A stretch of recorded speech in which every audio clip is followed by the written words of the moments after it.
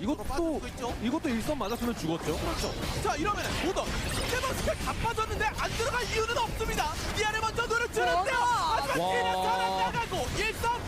이거 디나 선수가 잘한 게 뭐냐면 디나 선수가 잘했던 게 분명히 JCP 선수가 고리를 때리고 있는데 마무리, 디나 서밋. 선수는 자 이거를 오버프라이드가 다 틀어막고 싶어 하는 것 같습니다. 유라이즈 강원 일단 콘파츠까지 전술 아이템 스포 아이템 만들었기 때문에 들어가 보는데 자 알론소 빠졌고요. 자 이러면 알론소가 알론소가- 먼저 죽는지 마이가 먼저 죽는지의 싸움이었는데 마이가 먼저 다운됐죠. 그렇죠. 그리고 게더랑 필드로 딜러진을 전부 다 묶어내주면서 오히려 드레지 방어는 질감이 안 나왔어요. 잠시만요 이거 쫓아가는데요 피했습니다. 싶거든요. 그래도 자 하늘나리까지 그냥 또 가는데요. 가요. 체크메이트 떨어지고 맞진 않았지만. 하지만 로컨 와 로그콘도 그 와중에 이거 아델라도 위험했습니다 상당히. 분이고요. 그래서 카메라를 최소한으로 깔고 있죠. 지대가 이동합니다. 이 안에게 스택을 유지하게끔 시키면 안 되죠. 자, 그 걸었는데요. 나이 쪽으로 들어가 보는데요 오프라이트. 아, 근데 이거 두 명이 이렇게 맞아버리면. 그 다음에 키르메 선수를 물어주는데요. 와, 근데 원서클이. 자, 2대1 원서클. 이거 지금 체력 상황 괜찮아서 오히려 앞쪽으로 좀 파고들 수만 있으면 각이 나오기는 해요. 자, 아래쪽에서 휴식을 허용하게 되면 체력이 찼습니다. 이러면 어트랙션 슬램 한 방에 그렇죠. 거기 다음에 연계되는 것들 조심해야 되겠고요. 갑니다. 들어가면서 연계 깔끔하게. 체크메이트 오버 프라이드! 만들어냈습니다. 세 번째 라운드의 최종 생존자로 등극하면서 넓혀보자. 마커스가 다른 지역으로 루트를 탔고요. 자, 여기는 운석이 떨어지는 지역이기 때문에 교전이 좀 크게 열릴 것 같은데요. 자, 알론소를 지나치면서 뭔가 딜감을 봐주고 싶을 거예요. 그래서 알론소로 1점까지. 자, 그런데 이거 히스이가 터지면 안 돼요. 히스이가 살아야 되는데. 자, 얼마나 더 할수 있냐? 살았어요. 오히려 잡았어요. 자 이러면 오프라이트 한 적어줘야죠. 여기서 베어까지 내어주고 운석까지도 진짜 충분히 가져갈 수 있는 모던입니다. 오른쪽은 호텔 세분의 나무를 놓치지 않는 선수들만 모여있기 때문에 이렇게 한 자, 이거 태경 선수도 한번 들어가 보려고 했는데. 이러면 잠시만요, 이거 부활. 네, 이러면 급하게 해야 공격이 되고요. 저 들어가게 해주세요. 슛. 어림도 없지. 같이 가, 같이 가. 이러다가 균열 못 다치겠어. 아, 터졌어요. 한 명은 들어가지 않았나요? 한 명 들어갔어. 그렇군요.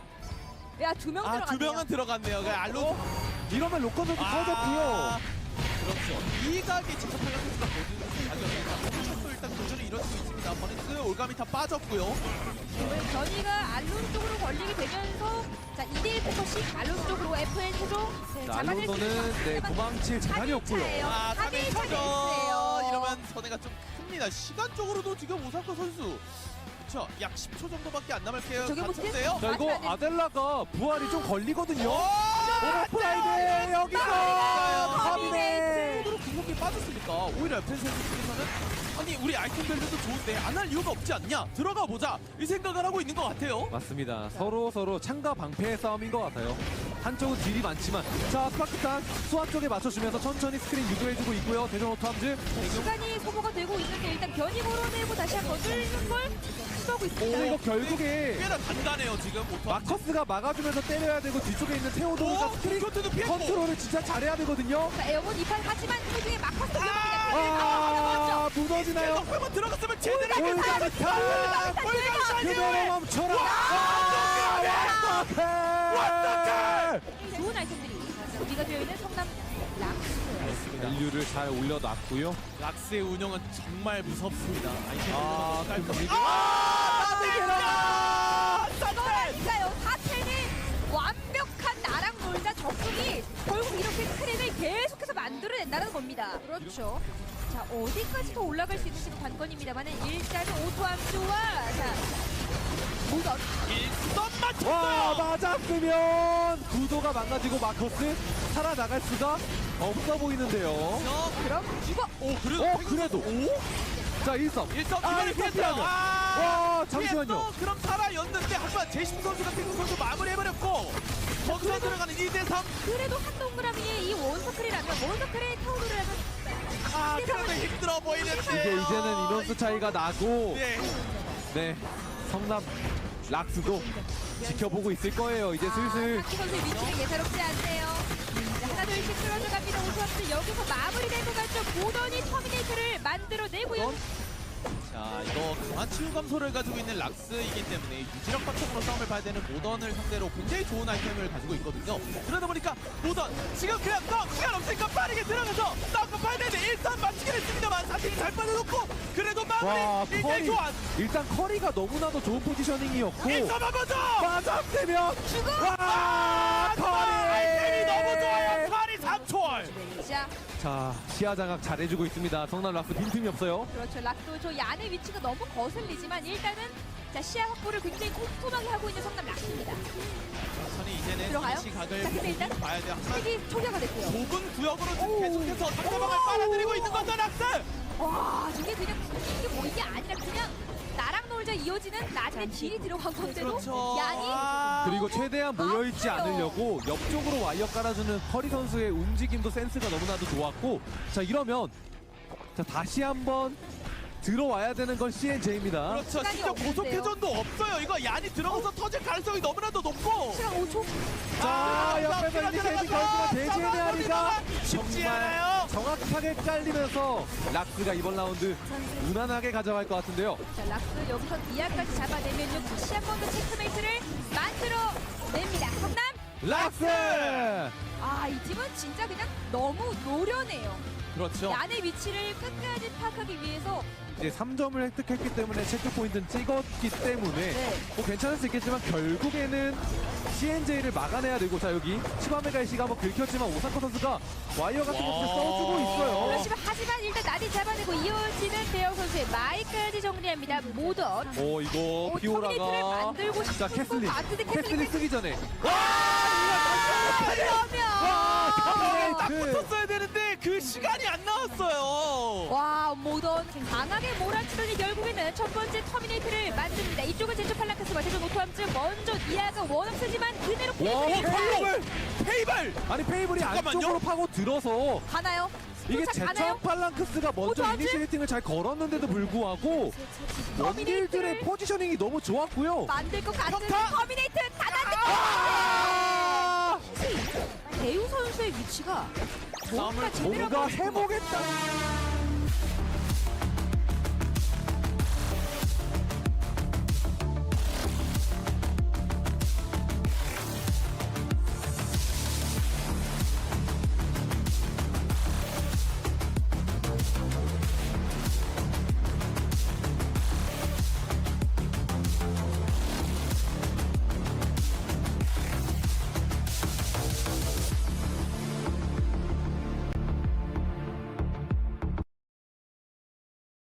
Good morning, everybody, and welcome back to the Eternal Return Masters. Welcome, everybody. It has been such a long time since the last one, such a long delay, but we are now right back here on the Eternal Return game channel to get some of that good old Eternal Return action. My name is Shuvi Senpai. I'm joined here once again by my lovely co-caster Superior today. How are you doing, my friend? It's been such a long time since we've been here. It has, and I'm excited once again, obviously, coming in for the new phase. Yeah, there's going to be a lot to go around here, and we're going to be able to see, how these teams, kind of adapt to the new metagame, since it's been about like a full month. Just about like a full month now, so. Yeah, I know it has been way too long for me to even predict what's going to happen here today. A lot of things to unpack, but let's get started from the basics. The overview, same thing as usual, just the dates have changed. Nothing really too crazy if you've been around here before, but if you haven't, Eternal Return Master Phase 2 is going to be split into 6 different days. We're going to go through group stages for A and B today. Tomorrow is going to be C, D. We have the knockout stages starting from Friday, and then it's going to feed into next week until next Sunday where the final stage is going to happen. Prize pool, this is a Korean event, so 10 million Korean won. Translates to roughly about like 8,000 USD if you want a good comparison there. Point matrix, same thing as usual. If you guys are confused about this, feel free to ask later down the road. We'll talk about it more as we go. You and I will need to do some calculations today because a lot of shenanigans is going to happen as well, man. Yeah, I mean, placements matter so much here for the group stage for these teams because it dictates on where they place in the knockout stages, right? So we got the format here for you guys. You guys can see at the left side is what we're going to go through today. Just 2 group stages, A and B, and then depending on where the team does end up placing. If they're 7th or 8th, they'll start all the way from knockout stage 1, and then each placement allows them to not have to play that extra 4 games. Yeah, it's going to be a rough road ahead. I just know off the top of my head because I was looking at the teams before we started over on the right side during the little time that we have before we get started to situate ourselves. Very difficult teams. We'll be talking about that in just a moment, but you are going to look for getting good results in the group stages for this phase. Otherwise, you're going to have a very, very rough time. Just because you do bad in group stages, of course, it's not over. We've seen some really good history of teams trying to make it all the way to the end of the final stages from knockout stage number 1. But of course, the road is difficult. We've seen so many good teams falling down early for some reason, right? Phase number 1 was full of KEL level teams, the top teams in KR, falling down at knockout stage 1 and 2 just because they got a little bit unlucky and they got unlucky again during the knockout stages. Yeah, I think the first phase, our Golden Run team actually ended up going out a little early. Usually, we have a team make it all the way to knockout stage 6, or even making it all the way to the finals. But it just didn't really happen in the last phase here. But yeah, as you can see, all the teams that we are going to be having in each group stage here. Group A and B are the 2 groups we're going to have today. We're going to have four games of each, and you guys can see, the teams coming up here in Group A and B. These lobbies look pretty stacked. Yeah, it is going to be a scary one. But for right now, we still have to talk about the knockout brackets that are going to be upcoming forward as well. Is this for phase 1? Yeah, this is for phase 1. There we go. Yeah, I was going to say, because I was like, wait, we haven't done the knockout stages already. Living in the past right now? No. This was the results for what ended up happening in phase number 1. Yeah, you could definitely tell. Yeah, very, very close. There was a team that almost made it all the way towards the end, but wasn't able to do it, with Daejeon Auto Arms taking it away in the end. Had a pretty rough ride. You can see the scores. Always Incheon actually going all the way in first place with the scores, but right at the end, a final battle, I think it was in Chapel or Cemetery, going in the way of Daejeon Auto Arms. Oh, yeah, I remember. That was just peak cinema. Auto Arms winning that 2v3, just straight 2v3. Down with 1 circle and Sad Hands, or not Sad Hands, but the new Fable. Just, yeah, I mean, it was just so well played from Team Auto Arms. Definitely a well-deserved first place. Always Incheon, they had the opportunity, right? So we saw it came down to a 3v3 in Pawn, but just weren't able to capitalize. So unfortunately, going down there in second place. Yeah, exactly. And rightfully so, because Daejeon Auto Arms with this new season's roster is looking for a victory in the end of the season. And you can tell right here, Fable, MVP of Season 9, Phase 1 for ERM, rightfully deserved once again, just because he is so good at playing his dang characters. Guys, Micro is absolutely bonkers on everything he plays. Yeah, I mean, if there's anyone that could pull off that stunt in Chapel, it would be Fable. Yeah, 100%. Well, let's see if he's able to provide us with some of those good old mechanics once again today, because we will be watching him, hopefully, right? Because we do have another player inside a team, Team Daejeon Auto Arms, that could be substituted out for any of the 3 players that we saw last time around. We could see Taegung actually making a little bit of a comeback onto the scene if they are practicing a comp setup with him. Going into the road to finals, obviously we have to actually think about this now that we are in phase number 2. It's the last phase for these teams to get circuit points going into the season finals. Daejeon Auto Arms in first place. I mean, this is a little bit obvious. We know what the top 8 is going to look like just because of the finals that we watched last time around for phase number 1. But the rest of the list is where it really starts to matter. All the way to 12th place is where we are looking at. If you are that 11th and 12th place spot, LCQ will be a little bit easier, but not by that much. Yeah, and you kind of see, how close the points are. But obviously after phase 2 here, phase 2 is going to be weighed slightly more as well. So your placement in this phase is going to matter a lot more. Yeah, luckily though, I think they changed it with the season where phase 1 actually it gets a little bit more importance than phase number 2. Yeah. So that's going to be a little bit nicer for the teams that did place well in phase number 1. But of course, that doesn't change anything when it comes to how well you have to place for phase number 2 either. Yeah, this is also with the Masters Cup as well, so it looks like there was some extra points provided for some of these teams.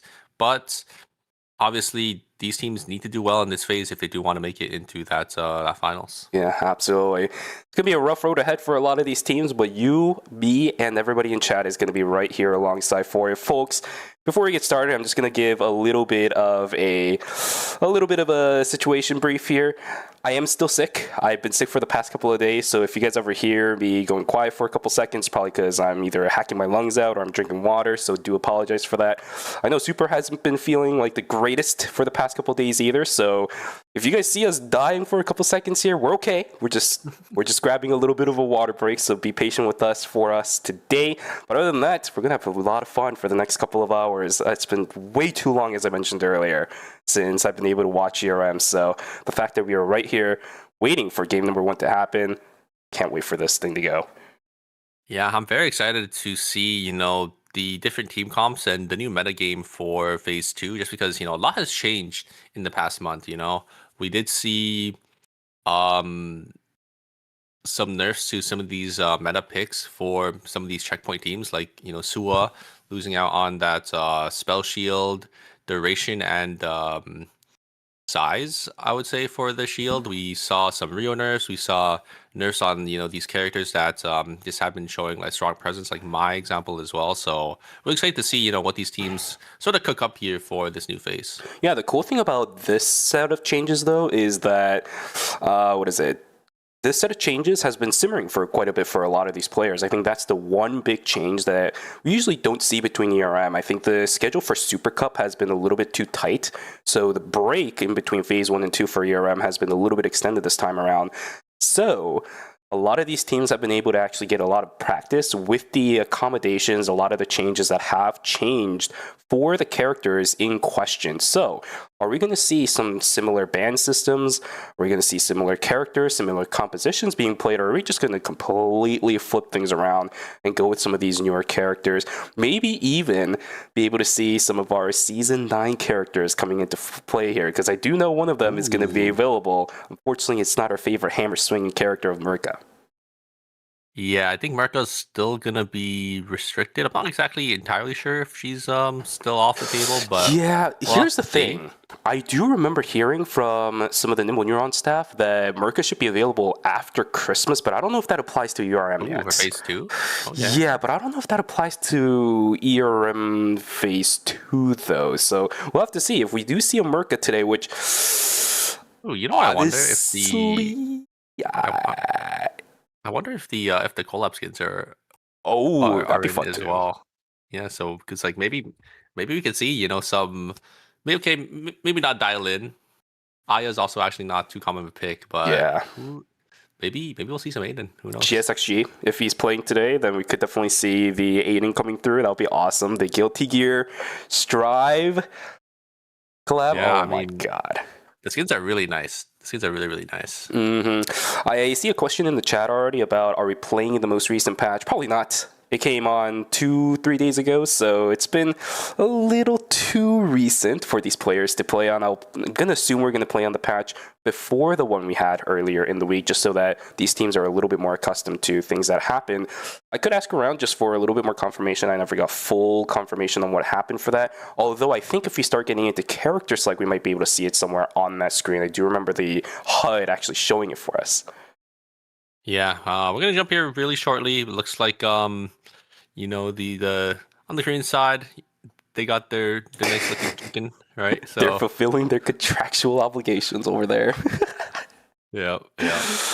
Always making me hungry every time we see it. It's 4 a.m. I woke up like an hour ago, and whenever I'm looking at the clean feed over here, looking at the Korean casters just eating chicken away, I'm like, goodness, I get hungry too.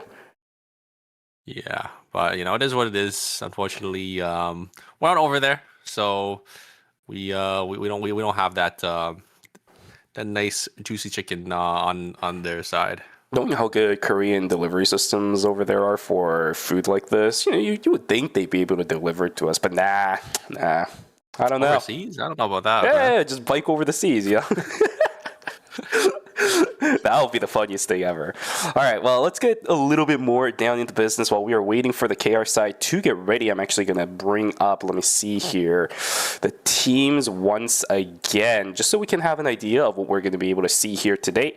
So once again, we're going to be talking about groups A and B for the day. Daejeon Auto Arms, TS Guardians, 9ㅅPhase, Unchained, Last Draw, New Rise Kangwon, Shadow Golden Light, and Endless to start us off. This one already looks stacked when it comes down to it, because Shadow Golden Light being in that 7th seed, what the hell happened? Yeah, I mean, we also have Auto Arms, our previous phase winner, Guardians. There are a couple of new teams in terms of their name, but a lot of familiar players. It looks like a lot of players just sort of swapped around to maybe try to figure some stuff together to maybe qualify for the season finals. Yeah, for sure. It's going to be a rough road, especially for Group A off the bat, but even looking at Group B, it's not going to be easy over there. Always Incheon, FN Sejong, Steel Cut, CDAC, New, Dragon Ball Z with Goku still in the fray, Windrunner, and Overdrive. Today is going to be a pretty fun set of games, but I believe we're about to get started right on in, so let's see what we have right up in our list, Super. As we go into character select, what patch are we on? It is 9.5C, so I don't think we're going to have the Guilty Gear skins for this event. Yeah, it looks like it is going to be one patch before here. We do have the Maizi being locked in here from Auto Arms and New Rise Gangwon, and we're gonna get the Theodore one circle or one circle is Theodore. Classic pick, always comes out and always actually ends up wrapping back into it, and it's gonna be the Rozzy gonna be locked in that. Oh my God, Fable Rozzy, one circle Theodore. This is going to be a treat to watch. Are we going all the way from game number 1? This is like all the characters that if these 3 players wanted to play serious, bring out into the fray. One circle, it is locked in. We're going to see Fable Sad Hands, one of the ye old classics of Eternal Return competitive. Oh my goodness, this is going to be a fun one. I just hope that Daejeon Auto Arms, I do know that with this new roster, they have made a little bit of oopsie mistakes during phase number 1. Hope they did clean all that up, because this roster is one you will not be able to see for quite a while, since these guys do play other things that meld pretty well with each other. Looking at some of the other comps, I'm even seeing something like an Isaac coming into the fray, so game 1 should be fun. Yeah, Isaac, Kenneth, and Lenny. So the two two bruisers with that Lenny backline team comp. We see it time and time again, but two characters that aren't usually paired with the Lenny most of the time. So very excited to see how this team does end up doing. We do also have, I think, a Mai band coming in. We do have 3 Mais, Endless, New Rise Gangwon, and Auto Arms, all going to be picking up, the premier tank. And it's no surprise, she's going to get banned out for game 1 here.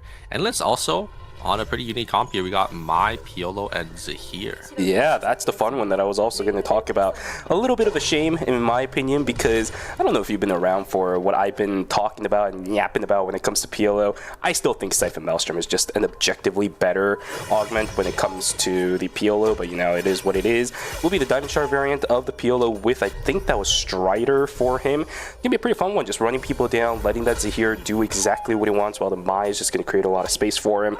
We'll see how that goes. But the other comp that I really wanted to talk about before we get started with the real meat of this game is actually going to be 9ㅅPhase, because that is a triple DPS comp with no heart in it. Yeah, but they do have the Henry, right? The Henry is still pretty good for, peeling off their double backliners. It is going to be that Bo Nadine as well on that accelerator. So just full long range, try to CC, and having that Henry there to maybe hold down the fort. But yeah, I mean, usually we always see the triple range being paired with a with that heart. Yeah, I don't know. We'll see how it goes. If it can survive of a long time, then we know what the damage output of this composition can look like, but it's already starting out a little bit iffy, as we are going to have the Henry falling down. In return, though, they do end up getting an extra kill for themselves, so it's not that bad. Yes, Guardians all grouped up with each other. Unfortunately, the Zahir a little bit too far away with the speed gate, so he's not going to be able to catch up to that. And it's a little too easy for Zahir to catch up a couple of those animals while he's running away in day 1. Yeah, looks like it is going to be the Zahir getting caught out as well. Fable going to try looking for something here, but there is a White Lily to get themselves to safety. Unchained looks like they're going to be okay here. Looks like we're going to have some TP cancels, and no, looks like both teams are just going to just let each other go here. We do have a nice combo onto the Demo. Demo's going to use their ultimate. Zhang is just going to get caught out, though. He's going to get focused down, and they're just going to go down here. Fighting the 2v3 is not going to work out in the side of team... I think that is team DS Guardian's favor. It's going to be Endless getting that extra kill. On the other side, it's going to be Last Straw picking up one as well. There's a full turnaround here and a great play coming out from the side of Team Unchained. Very nice to catch out Fable, as looks like Sigma is going to go down as well. A huge turn coming out from the Kenneth to get that Flame Crusher to lock down the Rozzy. Yeah, well, let's see how this fight goes as well, because there's another one going on in stream. Quite a lot of good damage output trade between these two teams, but unfortunately, Faith and Wavering not going to be enough to keep DS Guardians alive. Jenny is going to try his best to run away. The Debbie and Marlene doing what he can, but yeah, I don't think it's going to matter. She's just going to get taken down in just a couple of seconds, unless the Zahir misses some of these heat-seeking missiles. Oh no, wow. The beacon is there. Jenny will be able to get himself on out. By the way, I do notice that some people in chat are talking about some audio issues. If it's something with the in-game stuff, I can't really help with that, because that's probably the clean feed end of it. I'm trying to see if I have any other sources of audio coming through for the in-game stuff, but I don't think there is. So if there's something with the actual clean feed, do you hear anything on your end for your clean feed? It should be a clean feed. It should be a clean feed, yeah. Oh, okay, if that's the case, then I can't really do anything about it. It's something on the Korean side of things, so if they can get that fixed, then I'll let them know. I'll see if I can ping them. Maybe they can... maybe if they're aware of the issue, they can solve it a little bit quickly, but yeah, be patient. Once again, the Flame Crusher is able to catch out this Rozzy time and time again, and it's going to be another kill going to the side of Team Unchained there. Auto Arms just not able to find their footing right now, but, you know, these early game deaths don't matter as much. You know, you do lose a little bit of tempo, but as long as you're back up for the first objective, should be fine. Insane going to get caught out by the side of Team Last Straw, but using that catwalk is going to be able to get themselves to safety here. We do have two teams. Looks like they're going to be fighting over for this hotel tree on the next day cycle here. Insane is going to get poked out a little bit, and Team Last Straw is going to slowly start to set up with this triple range comp. It's going to be a little hard for Team New Rise to try to look for something here. Yep, for sure. Let's see, 10 seconds to go until day 2 is going to pop. New Rise Conwin, they do have the Tsubame pretty well set up. Insane hanging right around the outside. It's going to be the heart that gets caught up first, unfortunately. With the Flanger, Insane's not going to be able to catch up over onto Mini. It's going to reset as we go into day number 2. Emma actually throwing down a couple of really nice dove locations for themselves as well. We'll end up tagging the Mai, but it's not going to be the double tag, so not that much damage. Damage trade between these two teams looking pretty good, but you can see slowly but surely it's going to be the triple DPS comp that will push their way on in. Last Straw, good damage output. It will be the tree, I think, halfway stuck before the Celine. This should be in favor of Last Straw. I can't really see an in for Team New Rise Conwin unless Insane finds a way on in. No, he's going to miss once again, which means it's a full skill retreat for New Rise Conwin. This should be an easy tree unless they're still going to stick for it. Look at this damage output. Loken about to get taken down. Now all of a sudden these guys are in trouble. Damage output still looking good. Insane and Loken will get out. Yeah, Riori tried his best, but that tree's going to go in favor of the triple DPS. Yeah, it's so hard to push into a triple DPS team, especially when they have positioning over you, and it is going to be a free tree going over to Zhang Jota there. And on the other side, Guardians unfortunately going to lose out on their Dama there. Nice kill going on the side Team Endless. 2.5 points already for the side Team Endless there. A great start. Which is really good. I think this is a comp that loves to snowball early, right? I mean, we're looking at a Piolo, we're looking at a Zahir. These two, if they are ahead, they can kind of run over other teams. So if these guys are getting ahead early with these team fights, I can already tell how stable of a roster these guys are. Problem is, they're a little bit split apart. Piolo, he is pretty good, but this is a bit in the early game. Look at the Justina over on the side, trying to get himself over towards the catch out on this Piolo. Good blocks coming through from this guy as well. Blocking out a lot of damage. Wancho looking for the trade, but the Justina followed. Thank God. Yeah, if the Justina wasn't there, I'd say that's a pretty good risk. Yeah, I think he actually would have been able to definitely get the Kali for sure, but yeah, that Justina being there for backup is just going to be able to get them out there. We do have Team Unchained going to look for an angle once again. Can they look for an angle? There's the Flame Crush, but it's not going to be enough, or the Blink on forward. A great response there coming out from Fable, and they're going to be able to just instantly respond. There is the ultimate as well. Third party is going to be here. It's going to be New Rise going to be able to get one circle. A little unfortunate for the side of Team Auto Worms there. Just, you know, bad timing, as New Rise was going to be able to just instantly respond and catch them on that third party. But a great response from Auto Worms there. This side not getting hit by that Blink Kenneth, but it's not going to be enough, unfortunately, because a team was just right there at the perfect time. Even more so than that, I think it was perfect timing on the splits, right? Really good call from Auto Arms. Now it's going to be a fight over the objectives as we hit night number 2. Ooh. Oh, the heart just barely getting out. Fancy trying to follow through. There's the Astro Burst, but is it going to do anything? Yes, because Dozy is right there to follow through.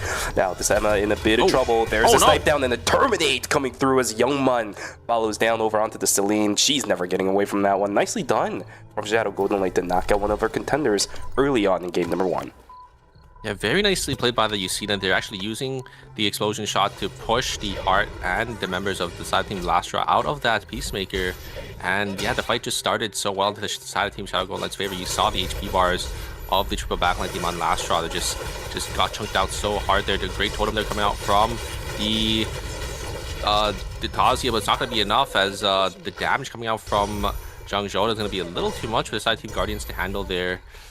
Yeah, looks like Guardians is going to be on the back foot now as Team Joda is going to be able to get another kill. Just very nicely played by the Emma to just force out the totem on that Tazia, and then the Henry ult perfectly timed to catch the Tazia coming out. That's exactly what we need to see from that roster, right? If we don't see plays like that, you know these guys are going to struggle staying alive. Here's the fight coming through Endless. We're going to be able to see them running over a team for the first time on screen. Unfortunately, Park of Astra is going to go completely wide, which means, at least for the time being, Endless should have control over archery range, but New Rise Conway didn't really lose that much. A couple of key cooldowns lost for Team Endless, like the Quake, as well as the Bark of Astra. This could be a theoretical way back in for Team New Rise Conway. Good White Lily angle. Oh, you're going to look for an angle and Insane trying to taunt the... So here, not going to be able to find anything though, but the damage from the side of Team New Rise is going to be there. Look at the Mize HP from the side of Loken here. We're already going to try getting some Molotov. Not going to be able to connect anything, but going to be able to get some damage. March going to be forced to use the blink, but the damage from Loken is going to be a little too much. There's the ultimate forward and a huge exclusive as well, and that's going to be it for the side of Team Endless. New Rise is playing that fight so well. Going to be able to get a clean Terminate on the side of Endless there, picking up a nice 3 kills. That's just positional, I think, disadvantage going through for that team. We'll talk about it in a second. As Soe just gets obliterated. Nice combo coming through from the Henry. That Chrono Field is just going to be the last salt in the wound for Soe, as minus 200 early on for Team DS Guardians. Now, I will say, I think there's a here walking towards that left exit down towards the bottom side of archery range. That's actually a mistake, because there is no way out from there other than walking back in towards the team you just ran away from. Tsubame can catch up to you very, very easily. You saw how gutsy she was running straight into the fight, but she didn't get punished for it because you just teleport back to your wooden pole. Yeah, I do think the Zahir was a little bit mispositioned, and Team New Rise were able to fully capitalize on that. Looks like Team New Rise are going to be in a little bit of trouble, but a great response using that speed gadget energy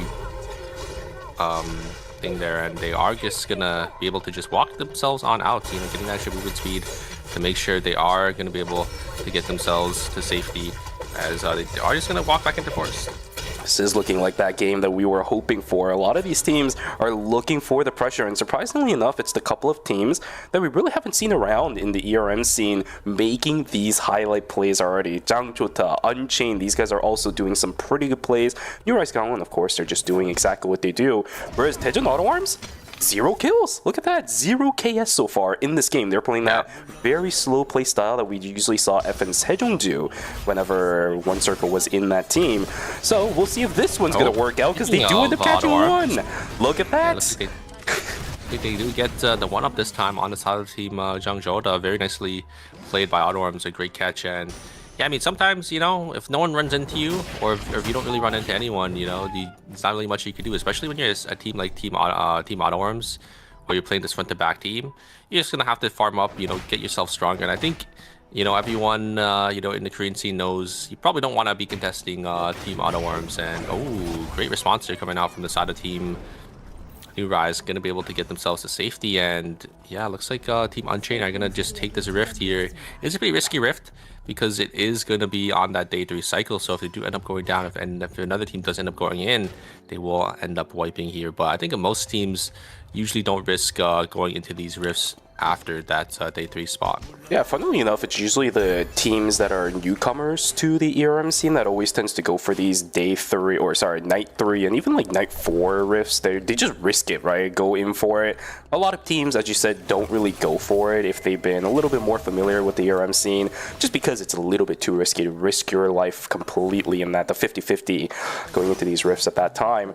Which means a lot of these guys who are newcomers to the scene don't really get punished for taking that risk at all. It's a pretty good investment for these guys. It seems like it worked out again for one of our newcomers, Team Unchained, getting that free rift at night number 3. Yeah, I feel like the teams you usually see going into these rifts are gonna be, you know, those like brawly fighting teams, just because you know, they benefit a lot more in the rift, just because the rift is a little harder to play, I would say, as a ranged character, just because, you know, it's nighttime vision. There's a lot of walls you have to play around, and you know, those white lilies as well, those pesky white lilies are gives an easy angle, I would say, for, you know, these like double melee teams to, you know, sort of capitalize and punish on your misposition in that rift. So yeah, I think that's mainly the reason why, because we do see, you know, some of these newcomer teams, you know, playing these other type of team comps. Oh, this could be a little bit finicky. They're going to land right on top of a team, straight on in towards the Debbie and Marlene, the triple twins rush, but the turn is there because the Henry completely counters the initiation. Oh no, so right there by himself, he doesn't get the cancel, he doesn't get the reset on his dash either. Oh my god, the hyperloop, the VLS of the century. How the heck did they make that work? Makotiel on that Henry with the chrono field is able to completely nullify the twins rush initiation from the Debbie and Marlene. Where was the parry? Where was the parry?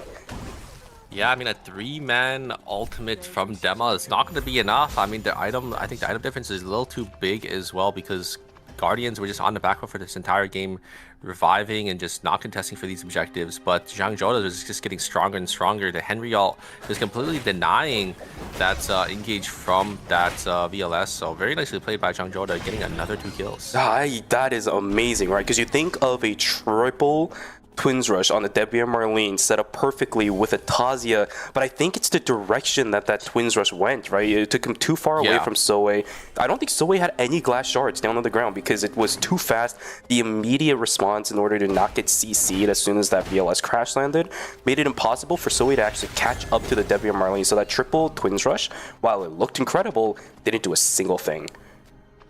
Yeah, the Tazia was a little too far away, so the follow-up wasn't there, right? And then, you know, they just were able to turn it, right? The ultimate coming out from Henry, you can't really follow up into the Henry ult, and then the demo just gonna get instantly bursted down because we have the double polymorph as well. So I think the demo just ended up getting CC chain and just wasn't able to respond. Well, DS Guardians is now all available once again, -400. Luckily, Min keeping himself intact allows this team to come back, thanks to the fact that there is that console, the kiosk inside of Research Center. I'm not exactly sure if that is the one that they use, but still good for these guys. The items aren't looking that bad either for them, but in comparison to some of the other teams, yeah, they are poor. Look at DS Guardians items compared to Dejan Auto Arms. We already have a high noon on the Rising. Auto Arms full gold, having that, even the tank as well, you know, Cinema full gold as well. They're gonna get another blood sample. Probably gonna go to one circle here, and they're so strong. You can see one circle also saving for another blood sample as well on the bottom left there, 430 credits. Yeah, I don't think there's going to be any team that's going to be able to contest them this game. We got the Silent Assassins, man. These guys are not the power level you would normally think for a team that has 1 kill going to night number 1. Look, 1 KS that came post phase number 2. These guys have 1 kill this entire game, but have items up the wazoo. Red Shoes now available for the Theo. Perfect transition for that team, as Deadeye should already be available for that Theo. They've got everything they need. If a team sees this, yeah, you are immediately running away. Youngman not even contesting for this, not even opting to think about it. Yellow-blue lands no damage coming through because Cinema is so darn tanky. Oh, there's the ultimate. Here comes Engage. Cinema is going to try looking for an angle. Oh, and I do get the taunt onto the Justina there. Justina's going to get chunked down, but it's going to have to actually slowly peel back. But look at the timers. Oh, there's the safety orb. Do they have enough timer to get to... Yeah, I don't know if they have enough time. There is 5, 4, 3... Okay, they do end up pulling back in, but just barely. Justina sitting on 1 HP there. They weren't able to finish the job. I thought they would have been able to knock down Justina, but having that ultimate Ana Justina is gonna be able to keep them alive just a little bit longer. We do have Unchained looking for the fight onto the side of Team New Rise here. It is going to be up to the Tsubame to not get caught, but oh, there's a blink forward. A great response coming out from Loken, instantly just jumping on back with a great flame crush. We're gonna try looking for this Tsubame, and they do end up getting it. A huge engage coming out from the Kenneth, getting that flame crush on the second turnaround. Very nicely played from Fuse, as they do end up picking up 2 kills. Huge flame crush coming out from that Kenneth on the side team Unchained, as they do end up picking up 2 kills. And now New Rise, unfortunately, it's day 5. They don't really have enough credits either, so I think this is gonna be it. This mine is gonna have to ride out for a couple extra placement points. Yeah, a couple of things went really wrong for that roster. Team Tejon Auto Arms trying to push their way on through once again, this time around onto Jang Chota, who will be able to get away. They have quite a lot of mobility to get themselves on out.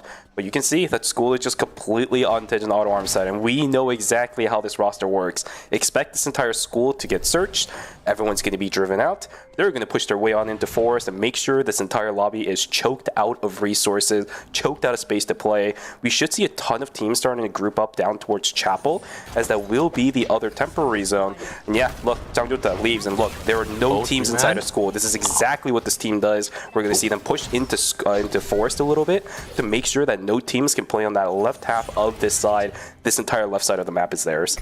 Oh, and they're dropping a VLS as well. They want to do nothing with the side of Team Auto Arms. I mean, you could see their items for the side of Team Auto Arms. I don't think any team really wants anything to do with this. And there's the ultimate. They're going to try to stop this solo kill here. Insane is going to be just a solo. And there's a blink on forward there. Everyone is investing everything. And that is going to be it, I think, for Insane. I don't think it's going to be able to get themselves on out here. And Auto Arms is going to be able to pick up another kill and get another placement. So very nice for the side of Team Auto Arms there. Unfortunately, Uri is going to go out in 6th place. We do have our final 3 zones. This is going to be Chapel, Forest, and School here.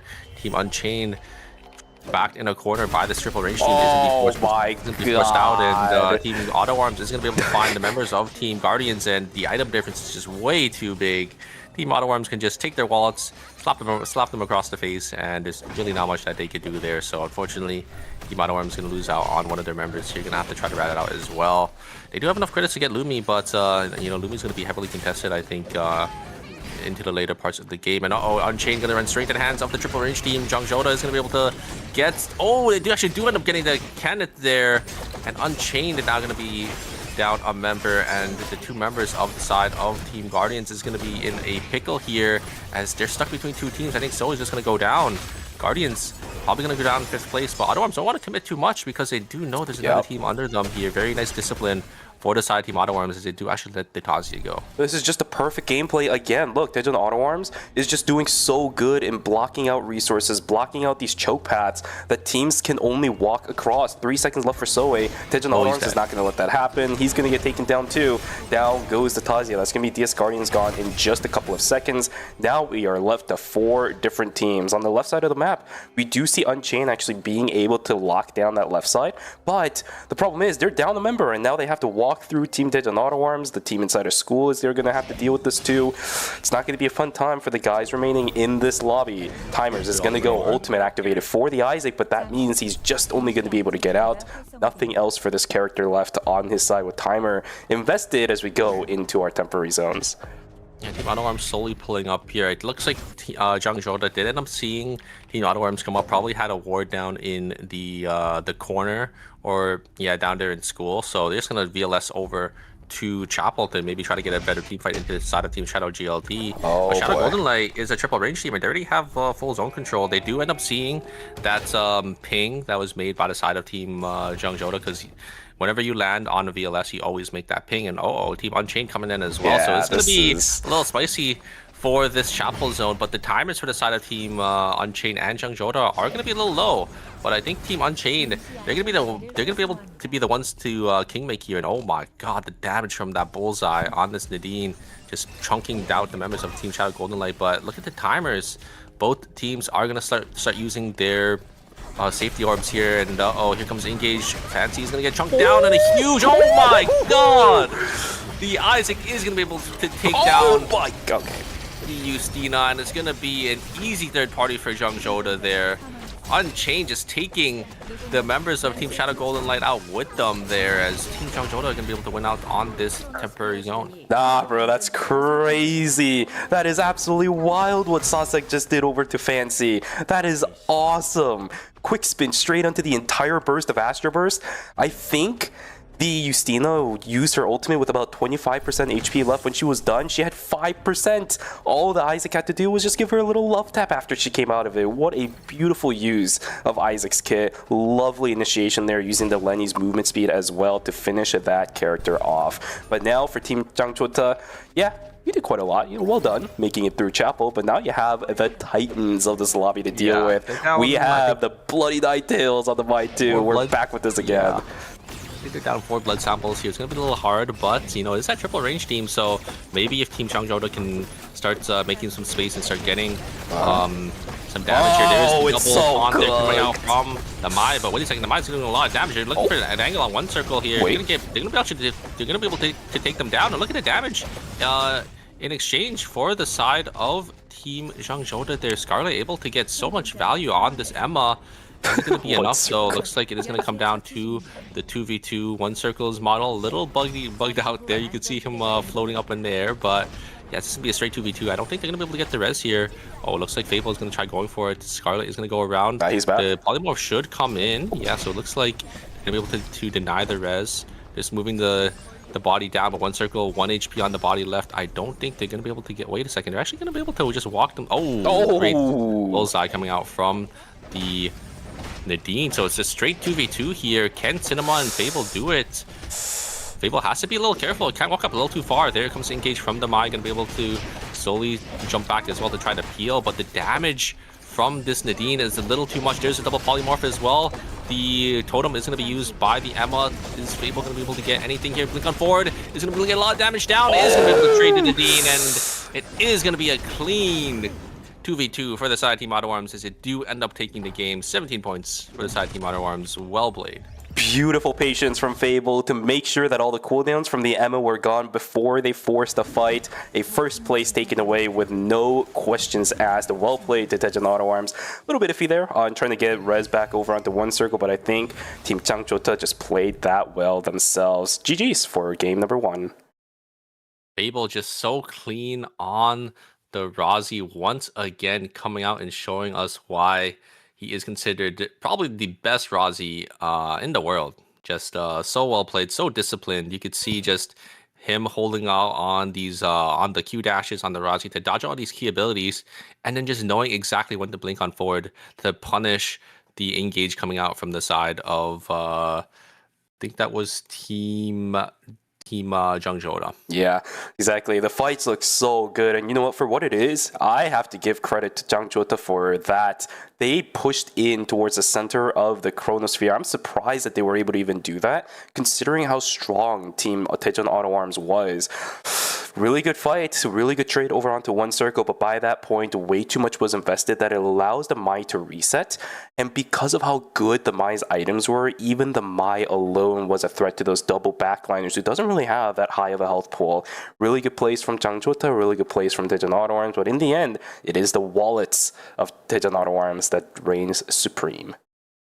Yeah, you know, it looked really close despite Team Auto Arms being up, I think, 4 blood samples there. So just very nicely played by the side Team Changjoda all around. Was able to get the pick onto one circle, making it trading and making it down into a 2v2, but unfortunately just wasn't able to fully capitalize at the very end there. Very nice game for Changjoda as well, though. I think they got about 16.5 points or 15.5 points, so they should be in a comfortable second place. But yeah, I mean, I didn't think it would be that close, right? They were just able to find one circle, and I think one circle unfortunately ended up walking a little too far forward. Theodore is really good into these triple range teams if they're able to stay alive, but yeah, just weren't able to there. And Mai as well, you know, Mai just another character that's really good into these triple backlines because you have that hard engage while also being really, really tanky. Yeah, usually when it comes to these triple DPS compositions, like the one that Changchota was running, you don't want to do that triangulation split because you want to be the one coordinating a lot of your attacks onto that one person. If you split up in a triangle, you aren't focusing the same person, but it actually works in favor of Changchota's composition because they cause so much chaos, right? the amount of crowd control, the amount of burst damage possibility with the Bo Nadine going into late game on the Wolf Assault is quite a bit that it actually throws off One Circle. I think this was probably the first time that I've ever seen One Circle under pressure, just smack dab in the middle of everybody, missing a lot of his skills, because we saw a laser missing, we saw I think it was the grenade whiffed as well. Exactly. So it's like, this is one of the very rare moments where he felt flustered on Theo under pressure. Yeah, I think he also blinked forward, but the engage from the Henry was a little too wide, so he still ended up getting stunned after the blink. So yeah, they just were able to capitalize on One Circle's misplay there, because I think he did end up using the ultimate and did end up trying to throw a grenade into the Henry ult, but Henry ult just blocks all projectiles, so you can't really get any damage when Henry is on, which is why I think Henry is so good into these triple range teams. Is because you press your ultimate button, you can't take any damage, or any projectiles can come into Henry's ult, and then it also just blocks anyone from walking forward because of that that's stun as well. Exactly. The fact that you're running a mid-range, very close to mid-range damage dealer like a Razi, and then the complete opposite end of the super far-range Theo, it also creates a bit of a disparity in who's able to help where in the middle of a fight. So I think the capitalization and the targeting from Jang Jota was incredible. If they had a little bit better of a wallet, maybe they could have taken down the Mai inside of that second fight as well, too. Yeah. It's just a couple I think of differences. I think if they had, the same amount of items as Auto Arms, they actually would have been able to win that game. But, sometimes that's just how the cookie crumbles, right? Yep. Auto Arms, where it's uncontested for the whole game, so they're going to have an advantage over the rest of the team. And Jung Joda, just not having those blood samples from themselves. But still, a nice second place performance from them, you could see there was 16.5 points. So you could see themselves in second and Auto Arms in first with 17. Exactly. This is a great result for a triple DPS team that isn't running the heart, right? I talked about this at the beginning of game number 1, but it's usually not going to be the case where triple DPSs are running it without the heart just because of that innate safety net. But in the end, I think you talked about it. A couple of people in chat were also talking about it. The Henry with the Chrono Field is just way too good of the reverse safety net. Instead, the offensive version instead of the defensive side of the heart, making a big difference in this game here, as we saw the fight inside of the research center, even up against the Guardians, going in their favor because of that Chrono Field. Yeah, I think Henry, definitely a really underrated character, just because, he has that ultimate, he has the engage as well. I think he also sort of start to, or he also does a decent amount of damage, and can zone off certain areas with his fields that he put down, that he is able to put down. So yeah, we do have the Mai going to be banned in for round 2 here, so we'll have to see what these teams do end up swapping to. If they just end up swapping up their tank, maybe going to that Estelle or that Alonso pick, or we'll just see a team cup swap up entirely in Team Auto Arms. Okay, is that going to be the Nathapon? Is that the One Circle Nathapon going to be coming out here with the Priya? I think it is. I think it's locked in. Oh my god, this is going to be Cinema Priya as well. I haven't seen this in a hot minute. That Nathapon, the ye old classic for this roster coming through. This is going to be an incredible one. What are we going to give Fable on this rotation though? Because this is already super mid-range enough as it is. If we start slapping the Razi on this character, yeah, it's not going to be a good one. I like this Nadine. It's probably going to be the crossbow just because that's what I see Fable running it quite often. You'll see One Circle is hovering that bow, but he's going to swap it around. Yeah, there it is. Yeah, so this makes a lot more sense, because if you go bow, I think the difference maker there is, yes, you do have a lot of poke, but that's not what the identity of this composition is. I like the crossbow on the setup. Very interesting comp. Triple DPS once again, because we are factoring the pre-in. Yeah, a lot of triple range teams here. I think we have 5 out of our 8 teams. 4, 5. If you do that, I think even 6. 1, 2, 3. 4, 5, 6. Yeah. I'd even factor in team. What is it? New Rise Kangwon's as triple DPS as well. New Rise Kangwon. I mean, we got Titan Auto Arms. We got Jang Chota, Unchained. Oh wait, no, not Unchained. Let's see. So Last Draw, New Rise Kangwon, Shadow Golden Light, and Endless. Yeah, that's all triple DPS. Same. I'm counting PLO a little bit because he's a bruiser. Oh yeah, I wasn't counting the PLOs because it's like a frontliner, but at least 5 triple backline teams, I would say. This is. So. And then Team Auto Arms, I think. I think the Natapon is actually a really good pick here for these triple battle teams, because if one circle catches any of them, they're just gonna instantly die, right? They don't have that safety net of the heart. I think only one team has a heart pick. So if one circle is able to just catch anyone in that Natapon combo, they're just gonna instantly explode. Yeah, I'm liking it. I'm liking it. It's all going to be a matter of who ends up catching out who, and I think the range advantage for this game is going to matter a lot, right? Because you think about the dynamics between a lot of how some of these mages are going to play. Like, think about how Nathapon versus Emma plays, right? You have the Nathapon. If he lands the F-stop onto an Emma, that's great. If he lands somehow, I don't know how this is going to be possible without any setup, but if he lands I love this because, I mean, it is the Natapon, right, from One Circle, you know, the classic, the original pick for One Circle. You know, this was his character that he played all the way back in EA, like season 4 or 5. It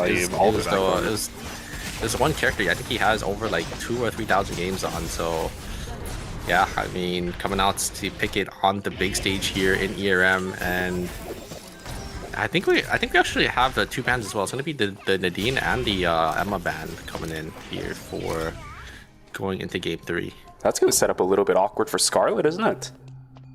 Oh yeah, you're right. Maybe they sub Scarlet out because, you know, there's going to be that break. Or maybe they decide that, you know, this team up is too good for them, that they do end up wanting to play it for game 4. We do have the Emma coming in. Scarlet is going to get some damage here, but Zoe is going to be able to get a lot of damage in response with that passive. But it looks like the Tazi is going to be on the back foot here. There comes the engage. The ultimate is going to be invested, but not going to be able to find anything here. Looks like God Arms are going to be able to find up a kill here in Beach, and they're gonna try to look for some more. The ultimate is going to be used from them all to get themselves to safety. Going to be able to get that extra movement speed with that Amtron, and yeah, they're just gonna be able to walk themselves on out. You could definitely see the difference. There is the combo landing over onto the Priya, pulled back, but not straight into the Panorama. A little bit unfortunate there. F-stop's gonna go wide a little bit as well, but you can see the damage difference. You can see the pressure difference, the aggression difference coming up from these teams. Double down for Tej and Auto Arms. Fable, he's gonna be left alone with a bear. Don't think that's gonna last too long. Heart in a little bit of trouble inside of Uptown. This is completely different from game number 1. Mini's gonna get taken down there too. Auto Arms, Fable just needs to live for a few extra seconds. Oh no! Riori. The Nadine and the Adriana. Classic, down goes Fable, but he lived long enough where the Nathapon comes back, so no extended death timers for Tej and Auto Arms. There's the new change with the season, right? You're able to blink on with your channel now. Unfortunately, it just wasn't gonna be enough for Riori there, as Junkie gonna get caught out by the side of Unchained. Unchained gonna be able to pick up another kill for themselves, and actually it's going to be the first kill for this game here. Looks like we do have a lot of teams just, you know, split farming. If you do end up going down a little early, want to TP to those free zones to try to look for some extra farm, but yeah, unfortunately they are going to get punished for that. A lot of teams are going to be thinking the exact same thing though, so you got to do it faster than all the other guys. Last draw, caught Jejung in a little bit of trouble himself. Scarlet is the one that is staring him straight down. One circle gets taken down too. Cinema caught out by himself as the Nadine is nowhere close to being around. Down goes 2. It's going to be a couple easy kills for Team Endless. Ooh, great combo they're coming out from Scarlet, and a huge find from the Henry. Going to be able to get this done, and the Roots and Lasher are going to be on the back foot here. Unfortunately, their timings are going to be really awkward now. I don't think they're going to be able to contest for any objectives. Jungi is going to be forced to use that Twin Rush to get themselves to safety, and Guardian's also a little split up here. I think Jungi is going to try teleporting on over to archery range, but Fable is going to be here to actually just deny the... yeah, going to be able to deny the demo from teleporting. He is going to be able to pick up a kill. Auto Arms, unfortunately, they're not in a good spot to contest for anything here, so they're just going to try to farm off. Do have the Isaac as well, just farming up Ali on the top side. As Auto Arms looks like they're going to try to just rip a TP. Maybe they saw something free. I don't know where they're going to be going here, but yeah, it looks like they went somewhere around the map. I think, I mean, One Circle is going to be TPing as well. We do have on the bottom, oh, it looks like they came down to the hospital here, but it's going to be contested as soon as they get here. The value of day number 2 has been very low for Team Tej and Auto Arms because archery range was taken by somebody else. The wolves inside of Alley was taken by somebody else. Wolves inside a gas station, not bad, but that's the only thing they really got. This is going to be a nice catch over onto the Emma. Nice explosion shot to catch that Emma out completely as well. Riori about to get taken down by himself, so he can land a couple of things, but now the blink is out there from the Adriana.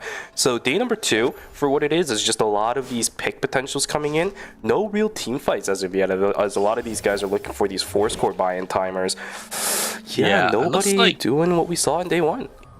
It looks like every objective was just free for every team that did end up going to it, because we did have a couple of stragglers that just weren't able to contest, like Team Autoworms, and I think the Sada team Last Straw just weren't able to contest for their first objective there. So a little unfortunate.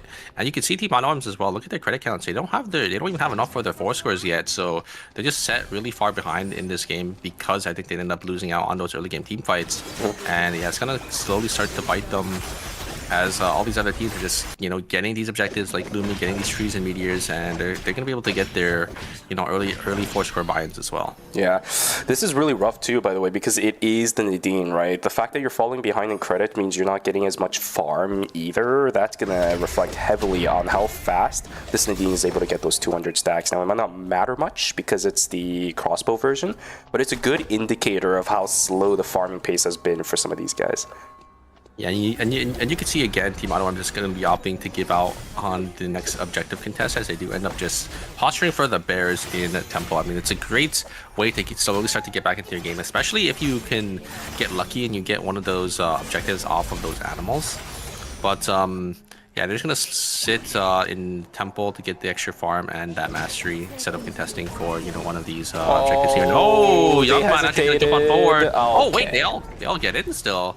Looks like the members of the side of Team Shadow Golden just weren't there to follow up. But oh my god, the bullseye just hitting these backline teams is just so much damage, and there's a lot of triple backline teams, so this Bonadine is going to be able to get so much value if they are going to be able to land their bullseyes. Yep, this is a fight that we're going to see whether or not Team Unchained can actually overcome these triple DPSs. They do have a heart, so it might be a little bit iffy, but Sasek has completely isolated the heart away from the rest of his team. What is the heart doing? She can't provide the safety net if she's too far away. And the Peacemaker comes down a little bit too late. Double Flame Crusher as well. Down goes the Celine, and this heart has nothing else to say. That's just a beautiful play from Sasek, right? Because this entire setup with this triple DPS comp is mainly set up so that the heart is there to provide the additional support of keeping yourself alive and then dishing out all the crowd control, all the damage that you can in that timer.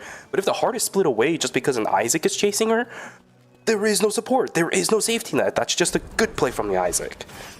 Yeah, and you can sort of see the advantage, right, that Team Unchained has in these rifts is just, there's so many walls that Team Lastra has to play around. The positioning for a triple range team isn't that great either because of how, the rift is made, where it's in like a circle. And then also just it being nighttime vision is just kind of hard for, a triple range team to, sort of play. Just Unchained was able to just capitalize on the mispositioning, but Unchained, they don't actually have the third member right here. There is the F-stop going to be used by one circle, but yeah, just going to be able to use the ultimate to get themselves to safety here. And it looks like they're going to be able to try to turn it here, but Fable just going to use the electric shift on forward there and is going to be able to just deny the spring trap from the Lenny. Lenny just is able to live on 1 HP though, and Unchained, they do want to try to turn this fight here. There's the engage coming out from the Kenneth. A great double flame crush here. Look at the damage coming out from the side of Team Unchained. It's not going to be enough though, as a great combo there coming out from one circle, and the shields coming out from the pre is going to be able to keep them alive. Although I was just playing that, I thought they were cooked there, but the pre-all coming down and the combo coming out from one circle, they just look so calm despite, everyone just kind of getting caught out there, just able to recognize that they were the ones in the driver's seat. I don't know how on earth that ended up happening, but it looked so cool because there is that little moment where Echoes of the Earth was starting to close in and nobody was doing a thing. But you saw one circle pumping out those auto attacks, you saw him pumping out those snapshots. Damage was enough to knock down the Kenneth. Oh, it was kind of bad for the side of Team Zhengzhou that they did end up calling an item here, and they are just going to get contested off the box, and they're just going to keep it up because I think they know there's another team under them. They don't want to be in that third-party situation. Endless going to be able to get it. It's going to be a attack skill. Very nice for the side of Team Endless, as they do have these priority attack skills like the Strider and the Totem that they can upgrade. Yeah, funnily enough, it's going to go over into Endless's Emma for the Totem, whereas here we go. Okay, let's see how this goes for Titan Autoworms. Is it going to be pulled back? Yeah. Yes, it is! Oh, wait. You hate to see it. The buffer is there, but the fight is too far gone. That's really unfortunate. You hate to see when that happens. Telasi's going to get punched out, but the auto attacks are there for Fable. Yeah, One Circle, I mean, he's played this character way too much. He's not going to let that Isaac get out for free there. I think Isaac does have CC immunity around the ultimate, so like if he buffered it on the pull, I think he would have been okay, but looks like he got pulled back and then used the ultimate. Just very unfortunate, wasn't able to get it off there, as they do end up going down. So very nicely played by the side of Team Auto Arms. Yeah, those are just situations where you have to bite the bullet early and use that CC immunity to get out as soon as possible. Because if you played ER enough, you know that the Nathapon pull timer is very iffy, even if you feel like you're out of the range. Like if a pixel of your toe is in there, like you're gonna get pulled back. yeah. So the second the Nathapon starts the animation of the ultimate or of the pull, you can't get out, right? So what happened was, even though Isaac got out of the circle, because the Nathapon was already used the auto attack while Isaac was in the circle, they were able to get the pullback. So yeah, that's why. And I mean, One Circle obviously knows the timings for this Nathapon, or for the Nathapon, so was able to just get the catch there. And yeah, it's gonna be Team Endless, or not Team Endless, but Unchained. They're going to be down 2 members here, so minus 400. Maybe going to try to look for a rift, but isn't going to be able to find anything here. We do have the white, or the red box coming out for the side of Team Zhang Jota, and we do have another team coming into the fray, and there's a third party. It looks like March is going to get caught out on the backside there. Team Shadow Golden is going to be able to pick up a kill, and Auto Arms, they're fighting a rift. Yeah, it is night 3, and they're down 2 members, and I think Team Auto Arms is going to wipe here. But are they, or is this just a solo send for One Circle in? It might be a solo. Let's see. Okay, yeah, because this is a risk. Okay, I got scared there for a second, because this is a risk that a few teams do end up taking during that night 3. It's been a while since we saw it last time, which is why I got freaked out for a second. But yeah, it's just a solo send. The risk, unfortunately, not going to work out in favor for Tejan Auto Arms, because in the end, I think it was New Rise Kawan that sent 2 in there instead of 1. Yeah, a lot of people just like to just send 1 or 2 people into the rift, just because a lot of people after day 3 don't send anyone into the rift, right? So it's a nice, kind of low risk. Not really low risk, because you still lose out on 220 credits if a team does end up contesting, but most of the time teams don't, and you're only losing out on 20 credits instead of actually wiping from the game. So sending out 1 isn't too bad, because if you do end up winning, you get that 4 score instead, right? So you actually end up profiting and kind of making double your money back by sending someone in. And here's the VLS. Can they get a catch here? There is the charge on Piolo, not going to get anything, but the re-engage here coming out from the Henry and the Emma once again, just able to turn her on the White Lily drop. Zhang Jota they could just VLS into any team that they want, and just they're gonna be able to turn it around. I'm so glad Makotia has finally found the composition he feels comfortable playing a mage in, because this player has been one of the most slept on initiating mages I've seen in quite a while. All the compositions that he's played on for the past couple of seasons has just felt so off for him, but now he's found his golden composition. This is lovely. I love the way that Zhang Jota is playing this. Even if they don't win these lobbies, I feel like all the fights that they're winning are just individually catastrophic for these other teams. Yeah, Zhang Jota is going to try, maybe looking for the Wick line coming. It has to be forced, so it looks like they're just going to rotate around. Auto Arms is going to be able to get their blood buy-in on this. Nadine and Fable is going to get that blood weapon. That crossbow weapon is going to be so strong for the side team Auto Arms here, and I think they're maybe also going to try contesting for the Wick line as well. Team Guardians is going to TP on forward. Look at how many teams are just going to slowly start to make their way over into Force here. 3 teams, 4 teams, Auto Arms on the top side as well coming in. Everyone wanting a piece of this Wick. Who's going to be able to get it here is a question. We do have is going to be Team Shadow Golden Light going to be able to lock down the console here, and having console is really important when you are contesting for these objectives. Can Team Tejan Auto Arms push in? Nah, they're just going to walk all the way back. But look at the minimap right now. The map just doesn't look like it's in favor of Team Tejan Auto Arms at all. If they take this jump pad over, we know that there's a team waiting, but nice hold on whether or not they decide to go on in, which means now TS Guardians might be the ones that are actually in a little bit of trouble if Tejan Auto Arms wants to walk their way in towards that Wick spawn, which maybe they want to do, looking for a little bit more of the back net. Yeah, I guess it is the rift, right? Yeah, they're slowly making their way over the hotel here. They're trying to make some space, I think they do want to play for the Rift here, but there's a little too many teams in the fray, so I think they're just gonna have to walk up. They're gonna have to give, maybe walk up into archery, get better positioning here, as there's a little too many teams, and there's gonna be Team Guardian's gonna be the one to steal it away. Team Shadow Golden Knight gonna be able to get the whip line completely contested. I think the other teams are just a little too scared with, you know, the amount of teams nearby, and especially, you know, if you don't have that console, it's a little too hard to fight for that objective with really no vision on hand. Absolutely. You can see the items on Digital Arms this time around being the one on the downside compared to DS Guardians. We do have the Fail Knot. Actually, no, that's not the Fail Knot. Sorry, that's the Blood Half Moon, I guess, set up for the Nadine this time around for Digital Arms. Very heavy investment over onto the Nadine because they need it at this point. You have the important items on the Nathapon already. Chest piece, not that big of a deal because you're probably missing out on maybe like the Inquisitor, maybe the Holy Orders, which is not bad. It's fine at this stage in the game as long as that Nadine is there to compensate for the damage, which is where that Blood Half Moon comes in.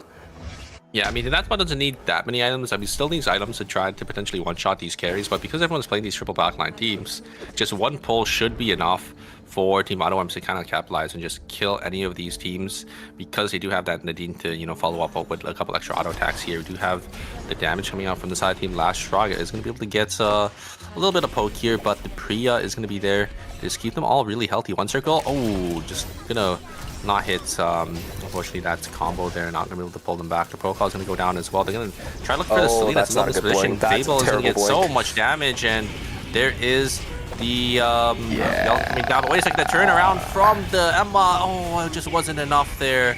Unfortunately, just whiffing on the hat trick and the dove. Would have been able to actually kill Fable there, but Fable just able to just dodge out on those skills. And yeah, Team Auto Arms is going to be the one to come out on top, getting those extra couple points, getting those credits that they desperately need to get these extra items here. I don't know if they actually have any safety gadget points here. Mini going to be forced to try to teleport. They do actually have the safety orb to get themselves to safety. They can't get Shlumi. You can see Lumi coming around here in Hotel. Not enough timer to get the res, and is going to be forced to blink out the archery right into the hands of Team Auto Arms. And oh, wait a second, the double fling. Oh, no way. Okay, yeah. Just barely, and Mini gonna go down. Team Auto Arms just completely wiping the floor off the side of Team Last Straw. Very nice. And they get a board for themselves as well. This is great. That's just fate, man. That is just destiny. God just said you don't belong in this game anymore. Digital Auto Arms invested quite a bit to try killing that the D wasn't, though. It was a heart. Oh, which means these guys are in a bit of trouble. No, they bought a blood box has already been invested. It's an Adriana. No. They lose out on a blood sample. That's so bad for Team Auto Arms. They desperately need this item. I mean, you can see the desperation on why they ended up calling it there because look at their items. And now they just lose out. And Loken getting that blood. And they're coming back. Maybe gonna try to get another box here. Are they gonna try to look for another one? Team Auto Arms.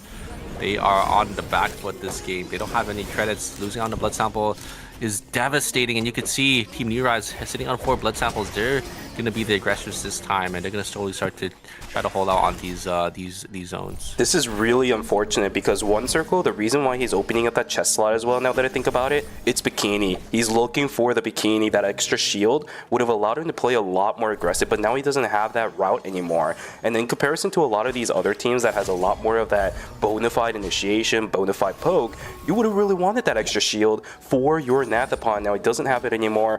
It's all going to be down to the Priya to keep this Nathapon's health stacked up and ready to go in the middle of the fight, which is going to be rough.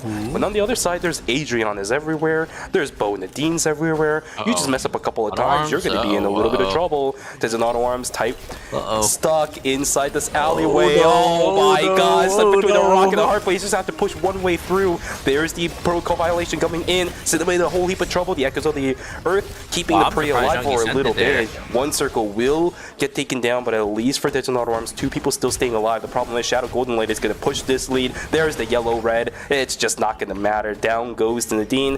Now this Priya has to live. Yeah, I'm really surprised Shang Zhou sent it there. They sent it a little too hard into the side Team Auto Arms and end up immediately paying the price for it, as they do end up losing out on one of their members there. Auto Arms is going to be on the back foot as they do end up going down, but I like that, you know. Team Auto Arms, they're going to punish Team Shang Zhou for sending it. They just immediately send it back and they get both of the teams killed there.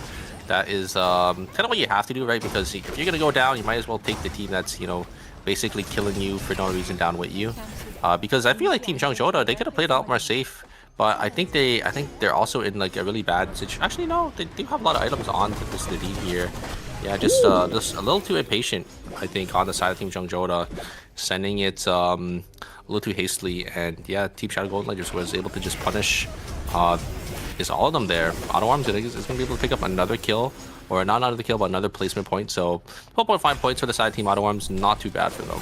DS Guardians, 0 kills. Oh god, they need to make up something inside of this temporary zone and then walk their way into final zone if they want to somehow salvage game number 2, because remember what happened to them in game number 1. It wasn't that great, sitting in 7th place right now. Needs to pick up some points going into the latter half of the series. Jengi still sitting on that Debbie or Marlene. Min this time around needs to sit closer to his Debbie if they want to do something, because it's Shadow Golden Light. These guys have ran this comp for ages, and there's a Kadi on the backside with so many items on them too. It's gonna be a rough one. Let's see if Soe, Jengi can somehow hold their own. Temporary zone does go in favor for Team DS Guardians for a little bit, but you can see the timer on Soe not looking that great. Twins Rush being invested, nothing really going in favor. Timer is looking so rough for these guys. Somebody has to send it. TTK is not that low for these players whatsoever. Youngman in a little bit of trouble on the backside, but Jengi just has to back away, and there's 3 seconds left. It's just not gonna work. No. Pop goes the Weasel. There is nothing left for Team DS Guardians. Pop goes the Weasel, pop goes the Weasel, pop, pop, pop, pop, pop. 0 kills for DS Guardians in game number 2. That is not the game that they're looking for. 5 placement points at least, but yeah, 0 points in kill score. It's not going to be able to get much. You can see, you know, these other teams just already outscoring them there. Shadow Golden Light is going to be able to get the one up there. Just very nicely played. Just able to space out the members of the side Team Guardians very nicely. And yeah, once the timer does end up ticking down, once you get that 1 kill, you get the execution bonus, it's really hard to get anymore for the side Team Guardians there. So Shadow Golden Light sitting with a really commanding you know, lead here with 18.5 points. Maybe even gonna jump themselves to first place depending on how this fight goes. Fancy is gonna get poked down though, chunked down by Riori, and the Priya shields is gonna be able to keep them themselves up on the side of Team New Rise Gangwon. Is a little hard to push in to this Adri, Nadine, Priya team, as the shield is just gonna be there to keep them all just really healthy.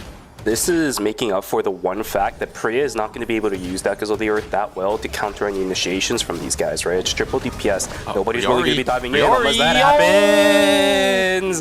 Youngman sets it up with the yellow-blue. Down goes the Adriana, and I think that might be it. Somehow Shadow Golden Light pushes their way on in. Insane is about to get taken down. There we go. Down goes Loken. Traded out in turn, but man, Youngman sets it up with beautiful yellow-blue to lock down game number 2. For Team Shadow Golden Light. GG's. Riori thinking he had some extra damage there, just walking a little too far forward with the Q to try to burn some of the HP bars down, but just a little too far up, and then just immediately gets punished there. Very nicely played by the side Team Shadow Golden Light, as Riori going down a little too early into that team fight. That is your artillery mage just down and out for the count. You know, you have to rely on this Adri to, you know, get that poke damage off, and it just wasn't really there. If anything, I think it was also a really good response from the Justina, right? Because they managed to thread in the damage exactly within the slotted amount of time they had before the Adri was out. That perfect amount of damage in that perfectly allotted amount of time. That is really hard to do in a given moment, because I don't think that team was ready to respond.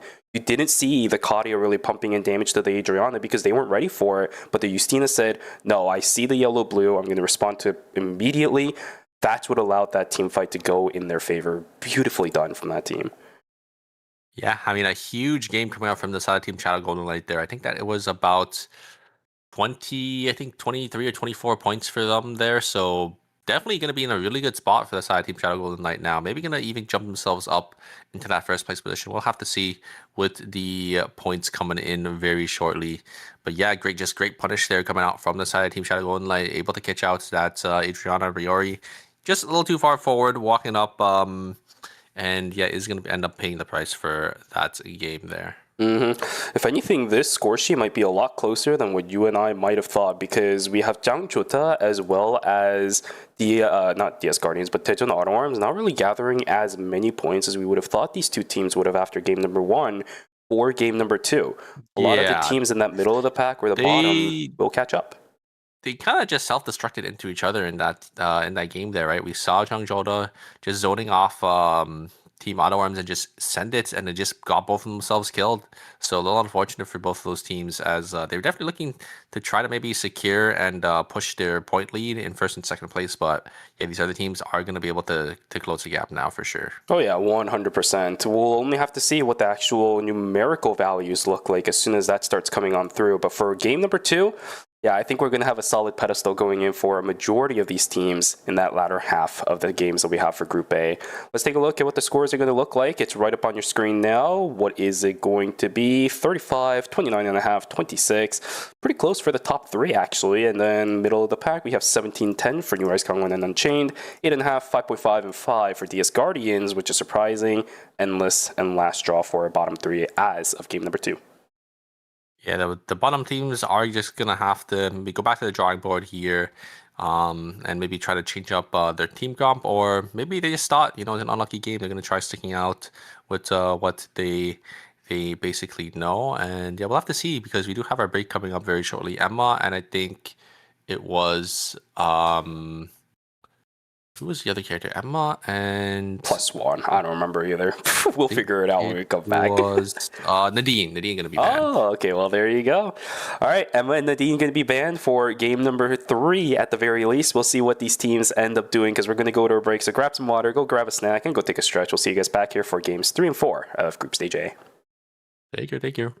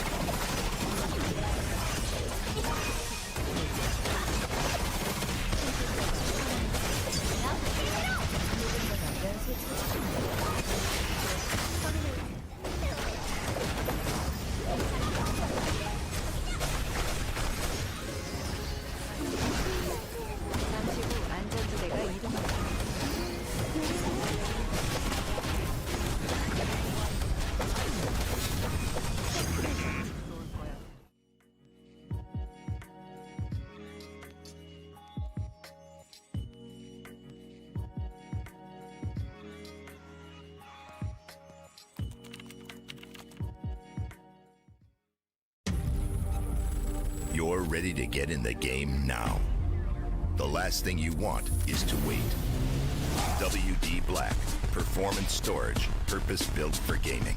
SSD speed that obliterates load times. Performance to transform your game. Expanded capacity to store more. Customizable RGB. WD Black. Because the game never waits. WD Black. Drive your game. 안녕하세요. 루미아섬의 생존자 여러분. 9.6 패치노트 다이제스트 진행을 맡은 천시아입니다. 길티기어 스트라이브와의 콜라보레이션 이벤트가 시작되는 9.6 업데이트가 여러분을 찾아갑니다. 과연 이번 9.6 업데이트에서는 어떠한 새로운 콘텐츠들이 여러분을 기다리고 있을지 지금부터 한번 만나보겠습니다. 많은 분들이 기다려주신 글로벌 IP 콜라보레이션 길티기어 스트라이브가 이터널 리턴과 함께합니다. 길티기어만의 스타일리시한 매력을 더해 새로운 모습으로 변신한 실험체들을 만나보세요. 콜라보 스킨으로는 영웅 등급의 제고 리다이린과 희귀 등급의 카이 에이든, 엘페르트 아야가 출시됩니다. 카이 에이든과 엘페르트 아야는 일부 음성 대사가 변경된 희귀 스킨입니다. 콜라보 스킨 3종은 콜라보 전용 GGST 토큰 교환소와 GGST 퀘스트북을 통해 획득하실 수 있습니다. 토큰 교환소에서는 재고 리다이린 스킨과 프로필 아이템, 이모티콘 등을 획득하실 수 있으며 퀘스트북에서는 카이 에이든 스킨, 엘페르트 아야 스킨을 비롯해 다양한 아이템을 획득하실 수 있습니다. 콜라보 상품으로 판매되는 상품은 NP가 아닌 스팀 지갑 자금 추가를 통해 구매가 가능합니다. 자세한 상품 구성은 별도의 공지를 통해 안내드린다고 하니 공지를 꼭 확인해주세요. 이터널 리턴의 이야기들이 기록된 스토리 컨텐츠, 아카이브의 문이 열립니다. 로비 우측 하단의 이미지 버튼을 클릭하여 접근 가능한 아카이브에서는 이번 콜라보 이벤트 스토리를 감상하실 수 있으며 추후 더 많은 스토리 컨텐츠가 추가될 예정이라고 하네요. 이번 변화로 우측에 고정되어 있던 1일 미션 리스트가 제거되고 별도의 미션 버튼으로 통합됩니다.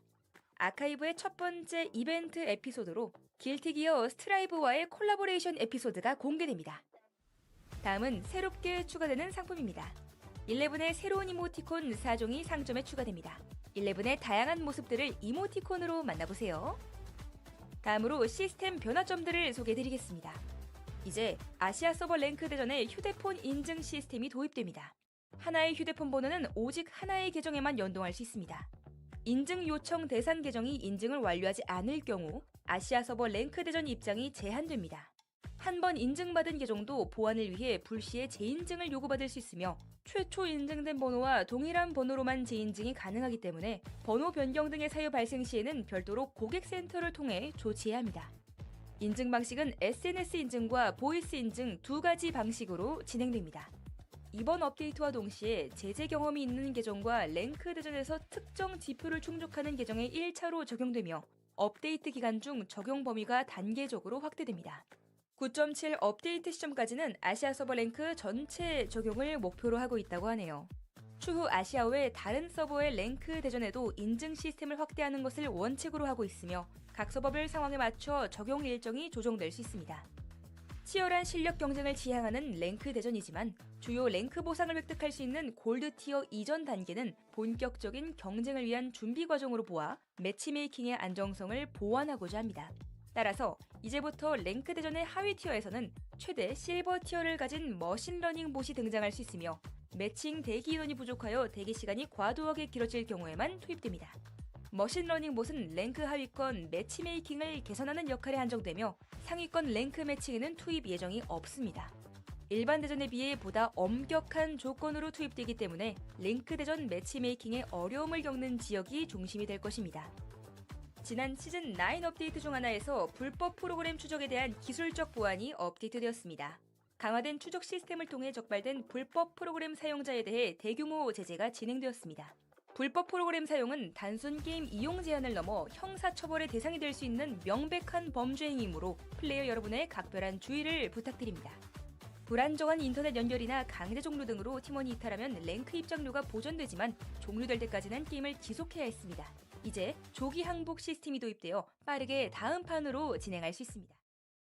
Ladies and gentlemen, welcome back from the break. Hope you guys had a good one. It is time for us to now start diving back into Tournament Return Masters 4, Games 3 and 4 of Group Stage A, which will be happening in just a couple of moments. But let's talk about what happened in Games 1 and 2. Super, what do you think about it? I mean, some great games from these teams here. Very excited to see, how these teams are going to slowly start to adapt to these bans, right? Because, we do have, for example, the Emma ban coming in, right? And, we have a couple Emma mains in this lobby, so we'll have to see what these teams would end up dropping to, and maybe we'll see Team Auto Arms maybe going back to their original team comp as well, as Mai's going to be back on the table too. Exactly. I think that Mai coming in is going to be a really big deal for a few of these teams. We did see it being a very high value pick during game number 1. In comparison to, I think, Nadine and Emma in game number 2. Nadine most definitely, but the Emma was just kind of, I think, middle of the pack for every single one of the teams just because of how competitive the lobby was. It wasn't even like she did bad or anything, but it does transfer over for us now because of that break. You talked about it in game number 2. I talked a little bit about why a player like Scarlet might be substituted out just because of this. we'll see what the decisions are going to be. As soon as we go into character select, we'll know what the final call was for a lot of these teams. Yeah, and just some very solid team fights, I think, from some of these teams. But also, a lot of mistakes, right? Like in that final game, we did end up seeing Riori just ended up mispositioning there on the Adriana, just ended up getting caught. But we also have just some really good team fighting from some of these teams as well, like in game one in that final fight. Yeah, I wonder if we're going to see a lot more of the triple DPS because these teams do seem pretty comfortable with it, even with the Nadine as well as the Emma gone.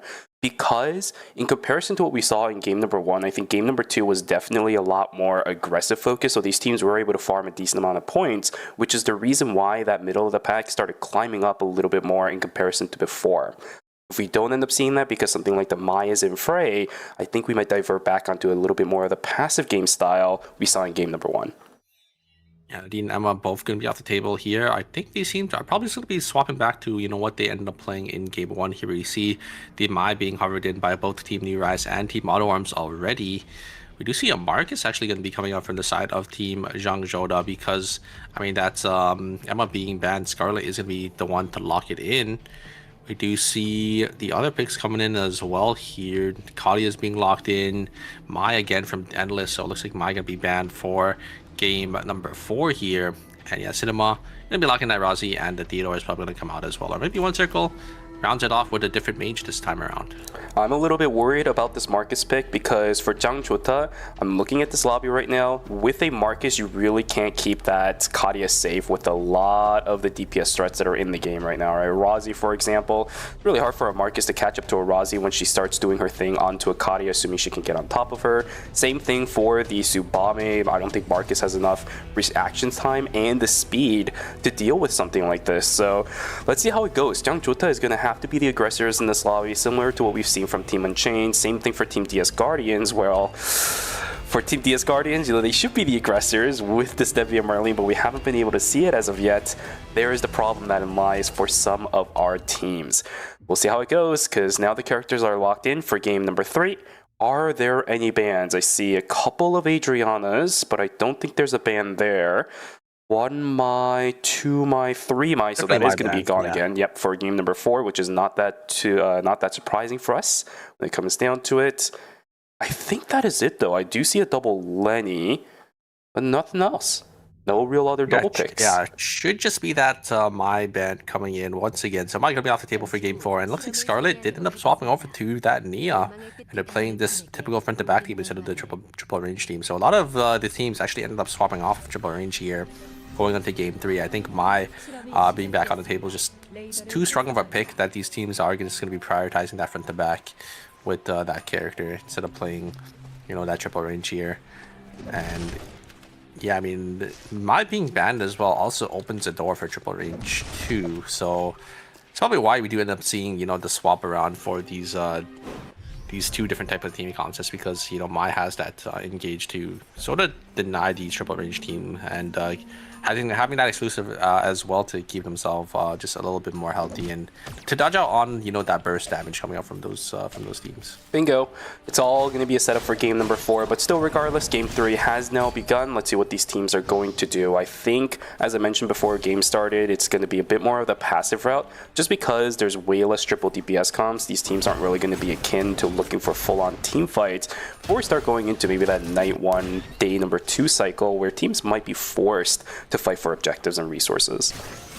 Comes Engage coming out from Fuse, a great exclusive, and a great double pullback though coming out from Isaac, just so well played, and a great combo there coming out from the side of Team Unchained. One Circle going to try to use that Sapphire Protocol, and that movement speed from the speed gauge is actually going to be able to get themselves to safety there. Is going to be able to deny and root them up and get another speed gauge once again. Demai will end up going down to the side of Team Auto Arms. Unchained is going to be able to pick up one, but One Circle going to get themselves to safety here. The Peacemaker is going to come down, as well as members of Team Shadow Golden Knight are going to be able to pick up a nice 2 kills. Bit of a rough one for the bottom side of the map. Kenji trying his best to run away. Same thing for Makutia. As Makutia, he's trying to support his team, but that's what I mentioned earlier. Marcus can't really keep the rest of his team alive, so it's all really down to the Kadia to keep herself alive from doing just that. +1 for Scarlet. Is that going to be enough to keep their lives intact? Absolutely not, as a laser just cuts through their health bar immediately, and now this Marcus is the one caught out.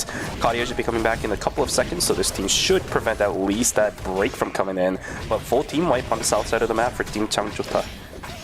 Yeah, huge amount of points for the side of Team Shadow Golden Knight though. 2.5 points already, 5 early game kills. You have to be feeling pretty good about that, especially as you know, the lobby leaders just cementing their lead a little bit more here. Unchained. Ooh, I don't think they're gonna. I think they're gonna run straight to the hands of Team Guardians here, but isn't actually gonna or is gonna show a little too early there. And there's the ultimate coming down, but it's not gonna be enough. Lenny just going to go down instantly there. Great focus targeting for the side team. Unchained is doing picking up a nice 2 kills. We do have, looks like Shadow Golden Knight is going to get caught out on this time. Looks like Changjuta is going to be able to 1-up. And, unfortunately, the point sinks aren't going to connect as, yeah, Young Man just going to live barely and escape with their lives. I guess what I predicted did end up coming true, though. Night number 1 is where a lot of these teams are going to be strapped for resources, trying to contest it over each other, which is where a lot of the fights are going to end up happening for this game. Not too surprising about that one.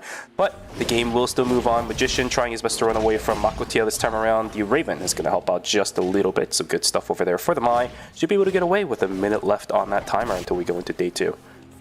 Yeah, and looks like Insane is going to get cut out by the side of Team Shadow Golden Knight, but I don't think they want to take the engage because they don't know where Loken is. They do actually end up spotting them. We're already getting chunked down here, but there is a huge taunt coming out from the Mai, and there's the follow-up from Loken. Is going to be able to pick up 2 and 3. All 3 members are going to go down as Team Neurize are going to get a clean break on the side of Team Shadow Golden Knight. Very nicely played. Yeah, even if you get that lead in day number 1, it doesn't translate to much during night 1 because you don't get any transitions out of it, and the value of weapon levels that you get out of day 1 fights, yeah, not that much. So unfortunate for Team Shadow Golden Knight. We'll see, though. They are going to have good positioning and also the satellite radar to keep track of where teams are going to be, so maybe a little bit of free objective contest in a couple of seconds as Team Last Draw going to get initiated on by Team Endless, but this Mai is just permanently slow, not going to be able to get out of there. This should be a free treat going in favor of Team Last Draw. Nice fight.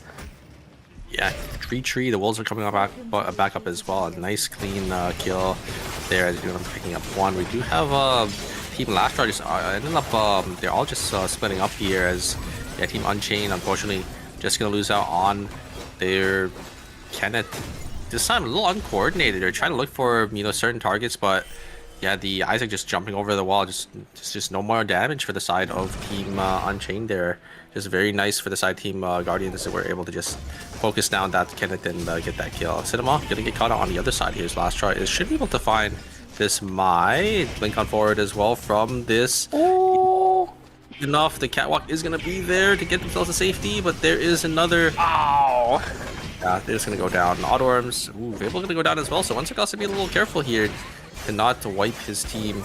Just gonna have to just play really safe. If anything, it might have been a good thing that Maya fell down that early, because if Theo walked down and revealed himself, that could have been a team wipe to Digit Auto Arms. Luckily, that's not going to be a thing. DS Guardians trying to get themselves away, as now we are starting to see a bit more focus on the split farming for a lot of these teams. 2-1 split, 1-1-1 split. I'm seeing a couple of those already, where some of these guys are going to be grouped up, but yeah, I mean, it's day number 2. You're looking for these 4-score buy-in timers, which is good for Team Last Draw. Unfortunately, we'll get interrupted by Team Unchained. This is a team that these guys do have to watch out for. We saw them getting a little bit screwed over inside of the, the Rift earlier today. Maybe a couple of fights earlier on as well. Can Team Last Draw turn their fates around? Because we do have the 4-score advantage going in for the Adriana in comparison to Team Unchained. Yeah, they have that item advantage right now, so I think they want to take the team fight, but you don't want to really push into that brawler double bruiser team, just because they could easily just turn on you and catch any of the members on the side of Team Last Draw there. So Last Draw is just gonna walk away. Maybe gonna try looking for that alpha, and here is the ultimate coming down. Mia's Game World actually isn't gonna really connect onto anyone there, and looks like both the teams are just gonna slowly back themselves on out. The exclusive was invested as well, I think, from the Mai. They try getting a lot of damage. Mission is going to get poked down here. March already down to half HP as well. Here comes the engage actually coming out from the but a great response from the members of the side of Team Zhangzhouda there. And the market is going to try looking for an angle back in. We're not going to be able to find anything here. So, Magician having another angle once again. Can they get... Oh, the catwalk actually wasn't invested there. I feel like they maybe could have caught the Kadia, but just wasn't going to be there. The damage is going to be there from the Nia, though, as Piolo is going to be getting chunked down to half. Not going to be able to find anything. They're going to try taunting out on this. Marcus going to kill him. Oh, no! The force field. Force field just barely able to keep them alive, and I think a couple of skills just end up going a little wide. There's just wasn't able to get that Marcus down, and the side of Team Zhangzhouda, they're just gonna be able to turn it around. Yeah, great responses from both of the teams inside of Cemetery, but now the rifts are going through. We're going to see the fight between Daejeon Auto Arms and Uri's Kawan. Loken just pumping damage over onto the Mai. Cinema somehow walks away from this alive. Loken's going to get taken down. It's a 1-for-1 trade between Fable and Loken. But look at the positional advantage now for Team Daejeon Auto Arms. One circle sitting on the Theo inside of the Chrono Field. This is going to be a little bit rough for Uri's Kawan. They're going to try to reset. 15 seconds on their timer to go. I don't think the availability of Energy Blast Field is there, but with that Spark Nade, it's going to put a little bit more pressure over onto the members of New Rise Kawan. 14 seconds, one circle has the Sapphire Protocol. He's waiting for Riori to walk away a little bit. Quake going on through. There's taunt over onto one circle, but the problem is Riori only has 1 second left. Pop goes the Weasel, and this should be that rift going in favor of Daejeon Auto Arms. Nice slow play from these two.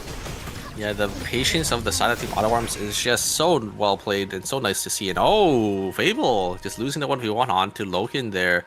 I mean, Tsubame just such a monster in these 1v1s. I mean, Razi as well, but it looks like Loken was able to get the 1-up onto them there. Just having that one extra item, I think, did end up actually mattering and actually sealing the deal, right? Loken having 3, now 4, and then Fable only having 2. So a little unfortunate, as looks like it did actually give access to the side of Team New Rise to just take all the Beach Bears and get themselves back into this game. Yeah, it's a little bit of a problem for Razi trying to do a 1v1 up against the Tsubame as well, because she's a little bit more reliant on actually landing a couple of her skills, right, like the Semtex as well as the Q, in order to get her full combo off. But Tsubame, she just stands there, starts dancing around. A lot of her skills don't actually take away from her autoing. That's probably also what ended up making a difference between these two. You guys got in a little bit of trouble. We just saw this fight inside of the Dimensional Rift, but this time around, catch out over onto Loken. The problem is nobody there to respond to this. That's the exclusive invested from Cinema, but he's a little bit too far away from the fight. This is not looking good. Double land with the cocktail party. It's looking bad for Daejeon Auto Arms. Look at that. Can one circle turn around? Absolutely not. Beautiful fight from Team Neuroi's going the revenge from what happened inside of the Dimensional Rift in a fight that actually matters. That's going to be an early terminate for Daejeon Auto Arms. Nicely done from Team Rise Kawan. Beautiful fights. Yeah, Cinema. Oh, a great pull there coming out for the Isaac, and they're just gonna should be able to just 100-0 this. Oh, the quick spin is gonna be able to kill Fancy. We saw this in the previous fight, I think, in one of the previous games. Just gonna be able to do damage and just immediately kill that Justina. Justina may be untargetable in the ultimate, but you still take damage while you're up in the air, so that quick spin just able to just reflect all the damage back on that Astral Barrage and just gonna be able to take them down. But yeah, I mean, I wanted to talk about the fight for you know, Team Auto Arms. I think Cinema just a little too far forward, right? Just ended up thinking maybe they had the advantage there, was able to get the taunt onto Loken, but just no follow-up for Team Auto Arms. So they're just gonna go down so early into the game. 8th place for Team Auto Arms. That's going to send them down a lot of placements there. So yeah, I don't think Team Auto Arms are actually going to end up on first place in this lobby unless they have a really good pop-off game in game number 4. I think they'll be able to maintain themselves at least in the top of the pack, but middle of the pack is going to catch up. Shadow Golden Light doesn't seem like they're going to be falling down anytime soon either. It's going to be a bit of a rough ride for game number 4 for these guys, but it really just goes to tell you how tight of a lobby this is going to be. We still have one more game after this, so you know how it's going to go, and that last game is most likely going to be full of those triple DPSs we saw in game number 2.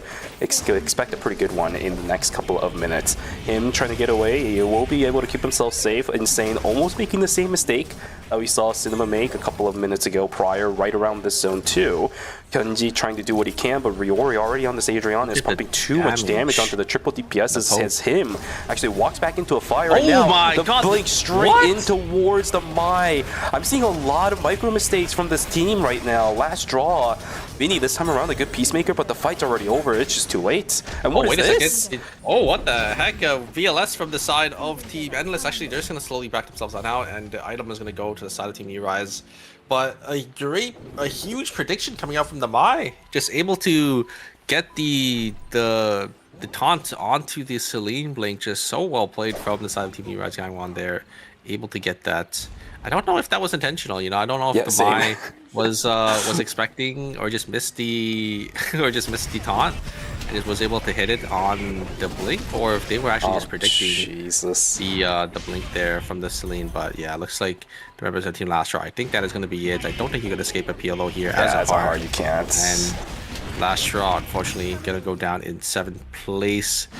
Not able to find their footing in this lobby. You could see them down on the scoreboard in 8th place there, and just only going to have 2.5 points to their name in game number 3. This is just really iffy, I think, for Last Draw. They're going to have a lot to improve on before we go into the knockout stages. I don't want to call anything yet, but this team is definitely on a struggle roll for this phase already.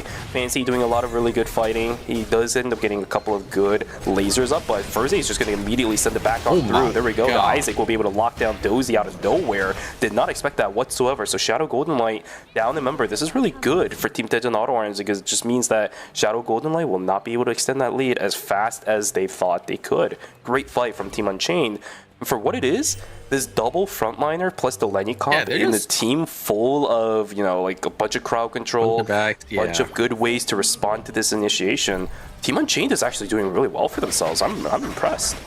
Yeah, I think it's just really well coordinated, right? You could see their targeting. They're just able to just follow up on each other's CC so well, and it's able to just find these priority targets. So they're just playing really, really well, and just able to punish, you know, some of these teams, you know, mispositioning. So very nicely played by Team Unchained, and yeah, I would agree. You know, I'm pretty impressed with the team so far.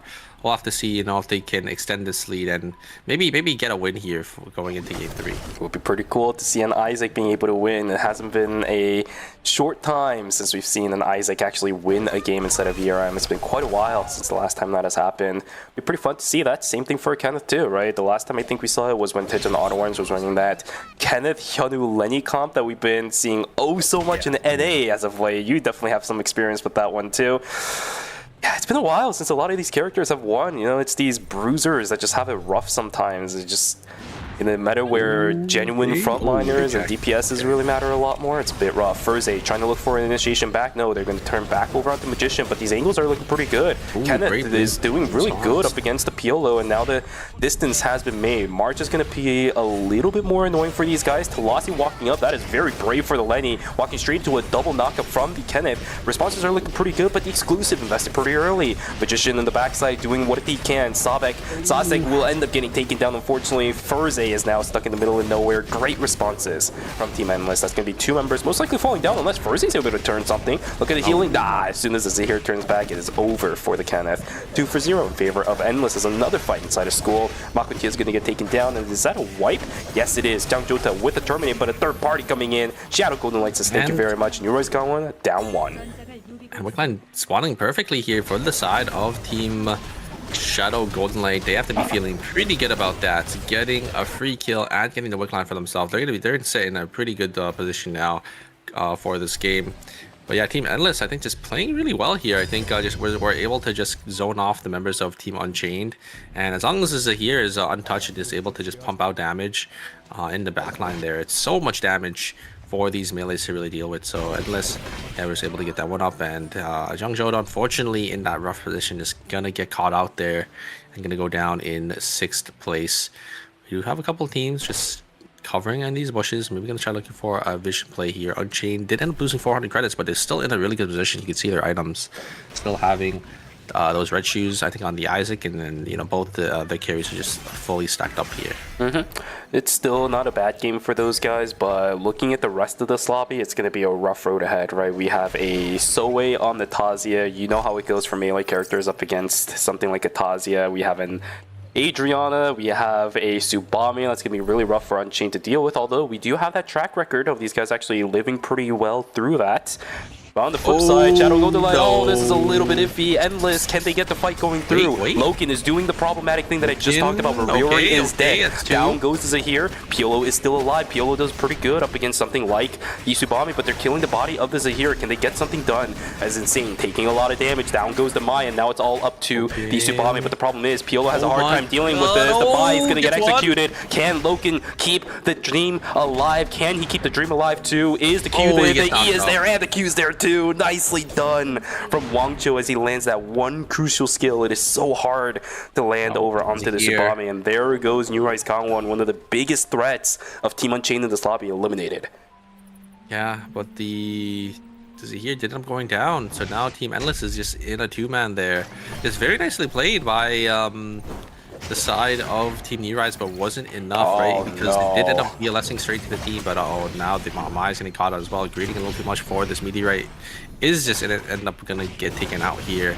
Piolo gonna be the last one alive. They do have enough credits to get their teammates back into this game. Is gonna use that VLS, maybe gonna try catching Lumi here. I don't know where Lumi is right now, but there's a lot of teams on the bottom side here.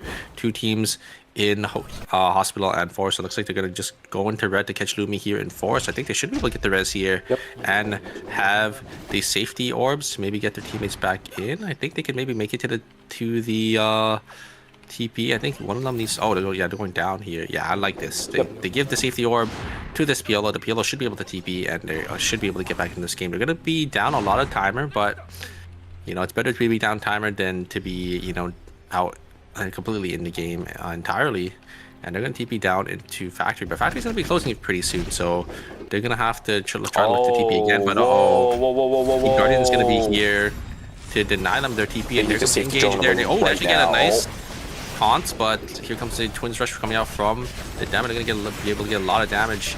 Demo's really good into these melee characters. Same thing with Tazia. Tazia finds an angle onto the backline here. There is the exclusive. Is going to be able to pull back to Zahir, but it's not going to be enough. A 1-for-1 trade. Look at the damage coming out from the Zahir. The totem. Another one. Oh no, the totem is going to be there to keep the Tazia alive, and that is going to be it. Team Guardian is going to be able to get a nice clean 3 kills. Great team fight coming out from Guardians, and yeah, very nicely played to capitalize. And Team Guardian's going to be in a rough spot right now. They're all teleporting on in as well, and no, Lenny's going to go down instantly. There's the ultimate coming down from the Demo, but it's not going to be enough. But the third party is going to be there, and now Team Shadow Golden Light going to be the only team that has 3 members fully alive. But wait a second, the Lenny. The Lumi was there at the perfect time. Guardians is going to be able to get one of their members back up, and now it's going to be Unchained going to be the ones that are punished for some reason. This was really weird, I think, from Team Shadow Golden, not Shadow Golden Light, sorry, from DS Guardians. I don't know why the Hyperloops are so delayed. I think the callouts were a little bit iffy because they saw the people around, but that is even more reason in that kind of situation to TP together. I don't know why the Lenny showed up before the Debbie and Marlene. It's interesting how that ended up going through, but you're right. With the Lumi placement, DS Guardians is not going to be punished as heavily, unfortunately, where Unchained does end up losing out on 1. Lumi is rotating to the north side down, but you can see the positioning of Team Unchained. They're not in position to intercept this. Day 6 will be popping in just a moment, so it's going to be a bit of a rough ride ahead for Team Unchained. Can they find that safety net of the open zone, or is it going to be a bit of an unfortunate situation where these guys are just going to have to make do with what they have and try to look for an initiation without that support of the Lenny? Or they're looking to escape? Oh my god. They could definitely just deny 2 points here. It's probably the best course of action, just because they should know that both these teams are full teams, right? They saw Lumi anything in this too. I like this idea actually. They saw Lumi being rezzed for the side Team Guardians, and they know Shadow Golden Knight is a full team as well. So I actually like that. Or I actually think they should just deny these points from the side of Team Guardians. And yes, it looks like they are going to be using the escape here to get themselves on out. It's either you deny 2 points or you try to focus down one person to get 1 point, right? You just all in and try to knock down 1. But it looks like they're going to opt to just escape here because yeah, I mean, it's pretty hard to fight 2v3s, especially, at this level of play. Yeah, all in is also really difficult without something like the Lenny because you're double melee into a lot of these triple DPSs. So that's a raw. Oh my god, that Twins Rush is really good for Jangy because now Dozy is just completely split away. Beautiful fight, and Jangy can rejoin the fact. the fight back as soon as he can just transfer over back onto the Marlene, but it doesn't even matter because the fight's already over. Jangy just sets that up beautifully. One of the fastest fights we've seen so far inside of this game before we even go into the Chronosphere. GG's called out to Team DS Guardians as a takeaway. How many is that? 20 points off of game number 3 will make up immediately for any of the previous ones, although this shouldn't, I think, put them up to the top of the leaderboard just yet, but it's a great pedestal for them in game number 4. Yeah, very, very well played by DS Guardians. Shaggy just able to just isolate the Kadia by themselves there, just dashing on forward, able to get the knock up, and then ulting them over the wall. And yeah, they're just going to be in that 1v1 position, and Kadia can't really fight that Dema in a 1v1, so yeah, he's able to take out such a priority target there in that team fight, and able to turn it around for their team. Great decisions across the board from all of these guys. I usually forget that Twins Rush can be used across the wall as well. Really good call from Jangy to isolate away that Kadia, because as soon as you do, a lot of the damage threat in this triple DPS comp just gets yoinked away. And we've seen what happens when triple DPS compositions split apart outside of Team Jangchota. Right? They just fall apart. All the damage isn't centralized into one specific player, which means the TTK is going to be extended, while the health bars of the triple DPS slowly but surely falls down. So great fight from Team DS Guardians. Again, a really good look for this team who's been struggling for the first 2 games of this phase so far. Yeah, I mean, a nice 20 points. They should skyrocket up into maybe 2nd or 3rd, maybe even 4th place. And these other teams are gonna have to worry, right? Like a team like Team Auto Arms did end up going down in 8th place, and it's been a while since we've seen players like One Circle and Fable and Cinema just not directly in the the finals for the phase. So seeing them in a knockout stage, these teams are gonna have to be a little scared, I would say, going forward, because most likely, I think as it stands right now with their points, it's going to be a little hard for them to get into that finals position. But you kind of see, right? Team Shadow Golden Light having another clean game. They didn't end up winning that game, but just a lot more points going into their hands here. 47.5. New Rise Gangwon with 33. Auto Arms with 31. Changzhouda with 30. DS Guardians with 28.5. Unchained with 23.5. Endless with 18.5. And Last Shot with 7.5. So you can see the middle of the pack is really, really close. So any of these teams can definitely swing up a couple more placements or swing down a couple. And depending on where you place here, matters a lot, right? So starting from 7th place, so 7 and 8 will be in knockout stage 1, and every placement above will be 4 less games you have to play in the knockout stages. Exactly, and it might seem like only 4 games if you guys are new to the scene, but knockout stages get really competitive in ERM because, remember, this is only Group A. We still have 3 more groups to go, and already we are seeing some very competitive games so far, and very tight fights, very close fights between these teams. It's only going to get worse and worse the more and more you have to play inside of these knockout stages. And as I said at the beginning of the stream, we've seen in Phase 1 and even previous seasons of ERM where really good teams, like the top level teams, KEL League teams, fall down in knockout stages 1, knockout stages 2, knockout stages 3, that it's not even a meme anymore. It's so difficult to walk through the knockout stages that your best bet is to just not play in them as much as possible. Yeah, and I mean, these teams definitely want to, have a couple of days to themselves, obviously as well, right? Just not playing in these extra knockout stages. So we'll have to see, where these teams do end up placing because it's gonna matter a lot, right? Having those extra rest days could definitely, help boost team morale to, perform in the later knockout stages because the amount of games you have to play, if you start from knockout stage 1, I think it's about like 20 plus games. At the same time, it could also be, kind of helpful for some teams that, need that extra practice. But, you don't want to be playing, that many amount of games. I think starting, all the way down in knockout stage 1 or 2. Yeah, numerically speaking, just from knockout stage 2, right? You have to play 16 games in 2 days, and assuming you make it to finals, then the added additional bonus of having to play the checkpoint system. So the number of games that you have to play if you start from knockout stage 2 is a lot. 16 games in 2 days is like the amount of games I've played of ranked in a week. That's a lot. It actually might be 20 games. It's 2, 3, 4, 5, 6. So that's 5, right? So 20 games. Or no, it'd be 16 because you have knockout stage 2. Oh wait, Yeah, 20 games. 2, 3. Oh wait, sorry, I meant knockout stage number 3 because I don't know why, but I meant week 2. If you start week 2, not knockout stage number 2. Oh, there you yeah, go. That's yeah, why I got mixed 16 up a little games. bit. There you go. But if it's knockout stage 1, that's 24 games. You have Yeah, to but at play least you get extra. that break. That's why I split it That's between true. weeks 1 and That's 2. true. Yeah. Okay.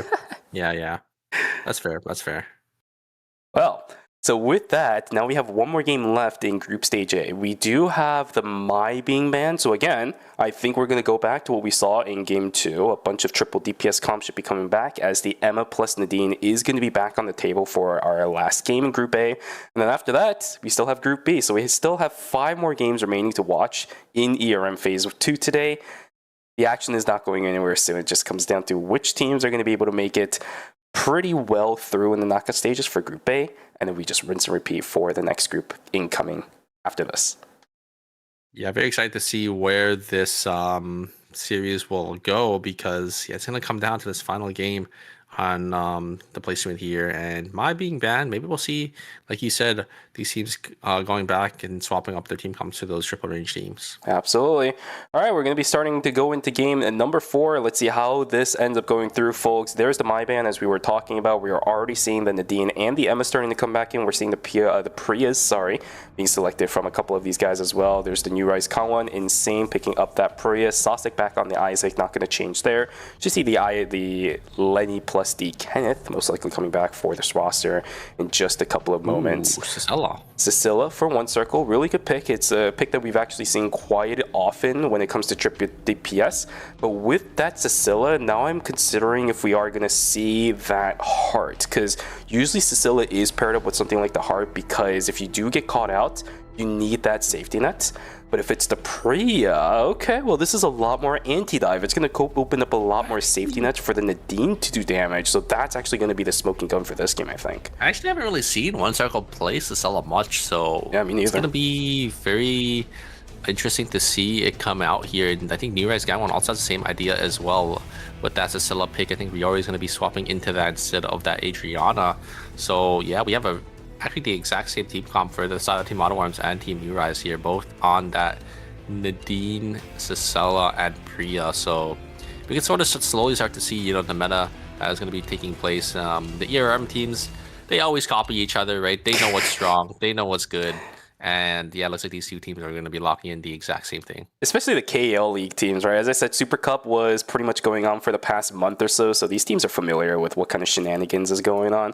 And funnily enough, too, even if we see these mirror matchups, a lot of times we at least see the difference in the operation of them, because we see something like maybe different weapons, something like different augments or something like that. But no, everything's the exact same between these two teams. So I wonder if we're going to see maybe the spawn spots being the exact same for these guys as well. You obviously won't be able to tell because they stopped showing the minimap at the beginning of the games, but if they do, it'll be really nice to keep track of that. Here we go, folks, the last game of Group Stage A. Of course, the minimap is not going to show, but it should be operating in the same idea as I just said for New Rise Kangwon and Daejeon Auto Arms. Yeah, final game here for Group A. Who's going to take it going straight into the finals, and who is going to get sent down to knockout stage 1 here. That we will actually see them back here on Sunday, but yeah, we'll have to see which bottom 2 teams we'll see on Sunday, and which team just makes it straight to the finals here. We do actually have Team Unchained. Looks like we do actually have a build that's where they trade items, and they're all gonna be able to get their build up here in Fire to try to, or it's not Fire, but Police Station to try to look for these kills. We do have the Haze already built up. Riori is gonna get chunked down here, and I think no, they're just gonna go down. As the Haze is going to be able to pick up a nice kill. Nice early kill for the side of team. Looks like it is going to be... Where is the Haze? I think that... Oh, Team Endless. Nice. Okay, well, a lot of picks as we would normally expect. Again, the aggression levels in day 1 very high now that everybody is playing very squishy characters.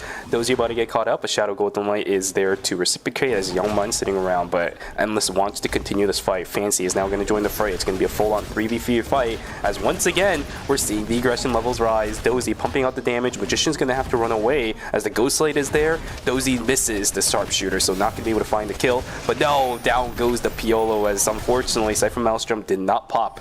If it did, I think he could have still stayed alive. That was a triple land on the Cypher Maelstrom.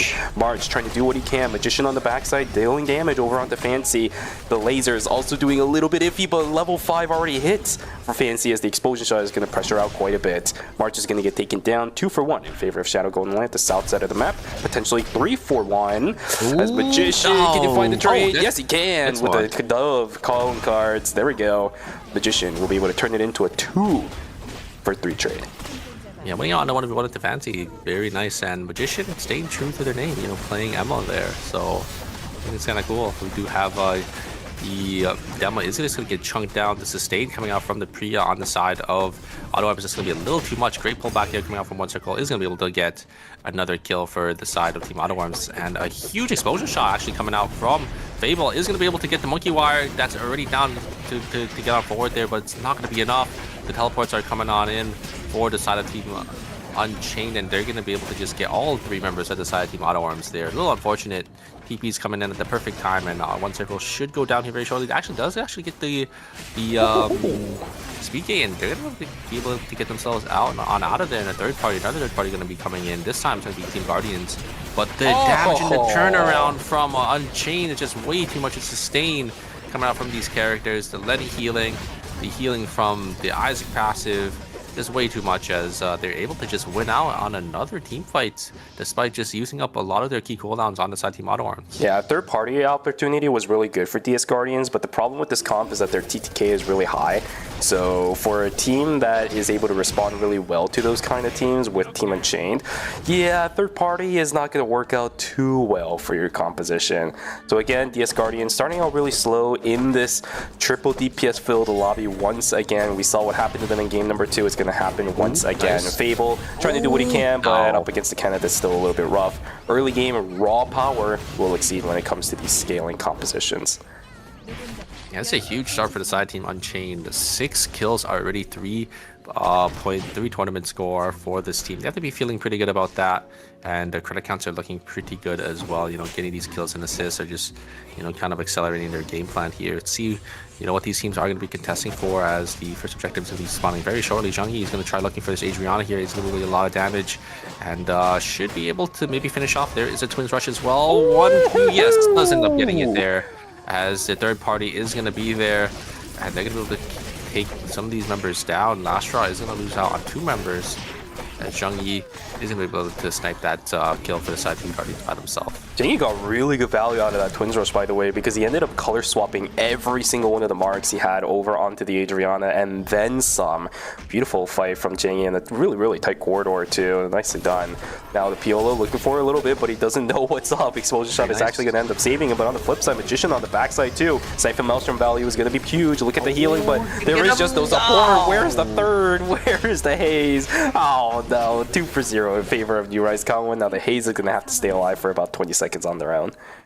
Yeah, the Haze just not there, unfortunately. The Piolo actually just playing really well, right? We saw the Piolo jump in, jumping out, dodging on an explosion shot, and then jumping back in, just able to get a lot of value, but I just wasn't able to finish off that Cicilla. It's very unfortunate, as I mean, not too bad of a 2v3, as it is still day 2, so you know, these deaths don't really matter as much, but they are going to lose a little bit of tempo for that. Yeah, aside from Maelstrom, I'm telling you, man, it's pretty good. You got double tag, got about, what, 300, 400 HP back from the fight, too. If the Haze was there, that Piolo would have been a real thorn on the side of team, what is that? I think last draw it was, maybe New Rise Con, I don't remember which one it was inside of archery range, but you get the points. Here we go, another fight. Shadow Golden Light feeling right at home on the south side of the map, right at the end of that parry animation. The explosion shot was going to land. 1 for 0, easily picked up for Golden Light.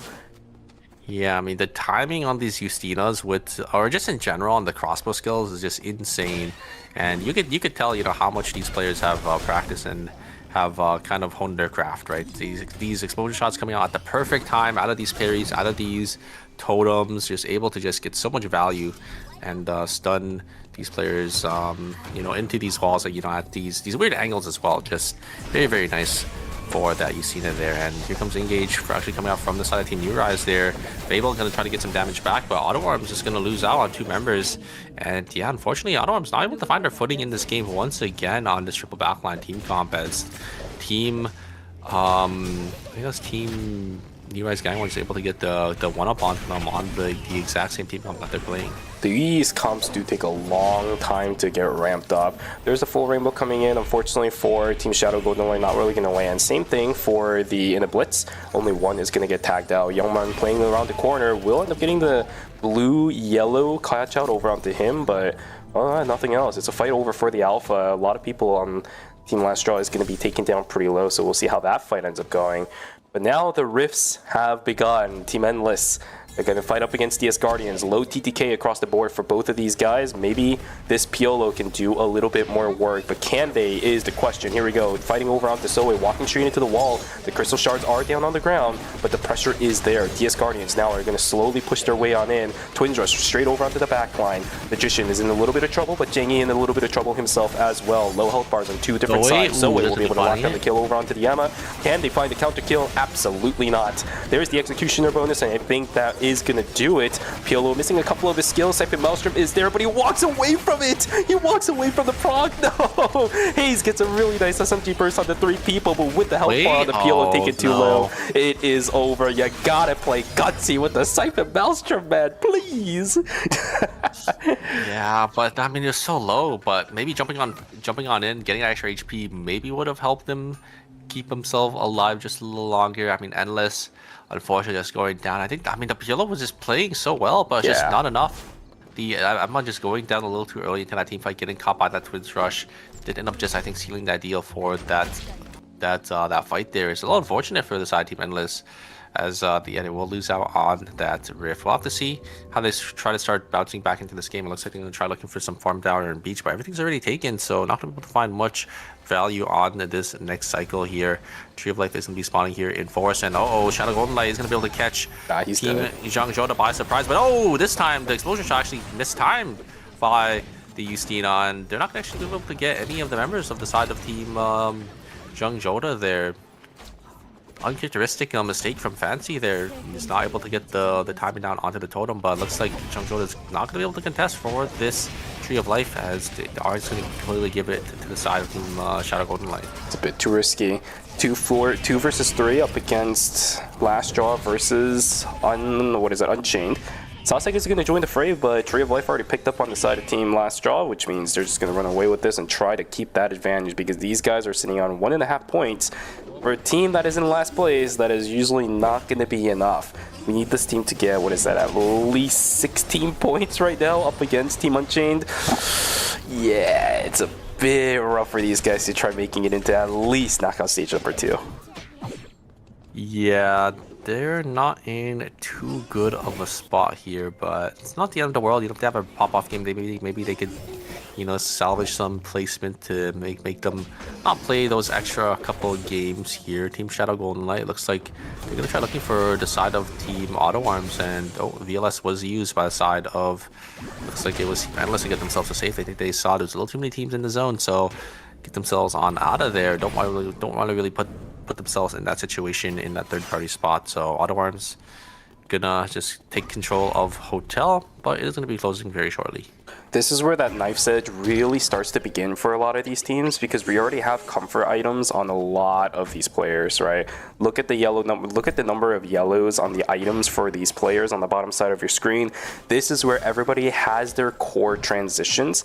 The other ones are just going to be that minor one, maybe the Tree of Life one, the Meteorite one, to just fill out the rest of the slots. Everybody is comfortable looking for fights now, and it's going to start exploding, just like this one. Unfortunately, Blast Wave a little bit slow, a little bit early from the side of the Celine, and now they're going to get jumped on by Team Endless. There's the instantaneous burst over onto him. Kyunji is going to get taken down too. The Celine has nowhere else to go. Down she goes. 2 kills over onto Team Last Straw, as they're going to struggle yet again. No. Credit counts looking bad on these guys as well. Should have enough to just eke out maybe the double res onto the rest of the members, but their wallets are looking pretty bad. Their items are looking pretty bad. Last Straw might be on its last legs. It is looking a little cooked for Last Straw here, out in 8th place as well. Yeah, it's just not really looking good. They weren't able to find their footing in this entire series, and there's the Henry ult to actually completely zone off the members of Team DS Guardians, as they are going to be able to just get the Omega completely uncontested, as you can't really walk up into that Henry into that triple range team in that small little corridor. So Guardians they are just gonna walk away. I don't know if they actually got the kill at least, so they get the actually. Don't know who the one, which team was the one who last hit it, but yeah, I'm gonna go over to the side of team Flash or Guardians there.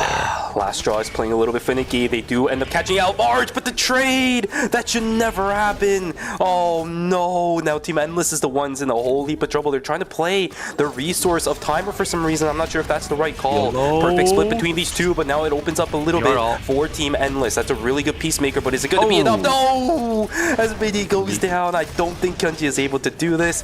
Timer is not going to be there. Again, the last straw for Team Last Straw is gonna be at its end, cut down to its end as well. The cup is empty. There is nothing to drink anymore for these players. Down they go in 8th place. Unfortunately for Last Straw, just not their day today. We'll see them not tomorrow, but on Sunday for knockout stage number 1. Yeah, 8th place is not where you want to be, but you know it's just gonna be how it is. Endless gonna be the ones to take them down as well. It's you know, in 7th place, some desperately needed points for them to try to, you know, crawl their way back up on this leaderboard. We'll have to see if Team Endless can you know, sort of capitalize the gift that was given to them here. Nice thing about this for Team Endless is that those were Night 3 Rift kills, so they are actually all full 1 point instead of the half that you usually see in the Night 2 Rift. It's really good for Team Endless. They get all the transitions, although the problem is that Rift took a very long time, right? And that means this team wasn't able to capitalize on the map. While you do get the benefits from the Rift, you usually want to get through that pretty quick so you can actually capitalize on the map as well.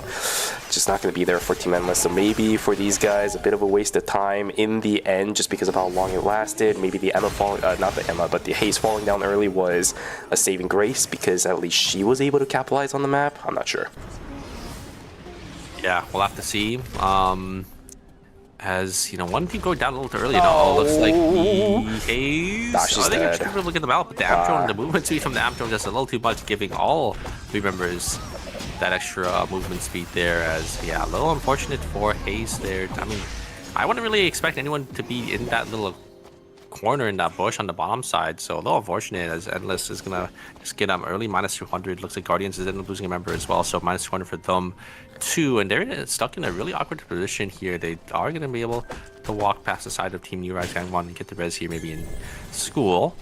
We do have the Wick Clan gonna be spawning down in the cemetery, and we do have a couple teams looking to contest. And look at how many teams are here in Forest. We have about 4 different teams here, one being a duo. Looks like Team DS Guardians don't have enough catch energy to get the Chaos down, but they are going to be able to catch Lumi and get the res there in Beach.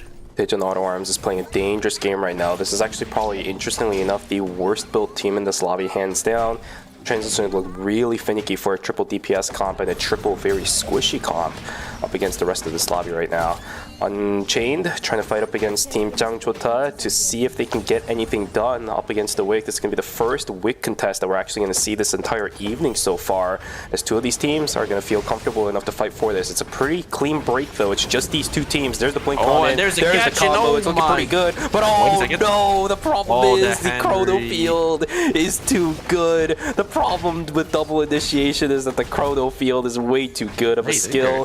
There's the pop, and actually wait, Scarlet's popping a little bit too late, so the counter kill is not going to be there. The third party, yes, it's there. The health bars are too low. Talasi will be able to lock down the kill. They do end up getting the Wick, and now everybody is too scared. You guys, Colin, what just happened? You couldn't let that happen for free. What the heck? Did they get the blood sample as well? Yeah, they did. Unchained just playing out of their mind. Wait, I don't think they got the blood sample actually. No, they didn't. Oh, they didn't. Okay, so at least they lost out on that, but you're right, come on. Yeah, Unchained. Oh, they did. Yeah. They did. It was Prominence actually being crafted for the Lenny. Wow. What was yours? Unchained just playing out of their mind. Just basically winning a 3v6, getting the Wick sample, getting the Wick, getting the blood sample, getting all the items. They just got every single thing that they wanted in that encounter there. Just able to, you know, find these picks as well. These flame crushers are just coming out huge from the side of the Unchained, but this time, looks like they're gonna be on the back foot here. A lot of damage is gonna be focused on Lenny, but look at the damage from this cannon. The cannon's not going down as well. The HP bar isn't moving. Isaac is gonna be able to dodge on that spring trap.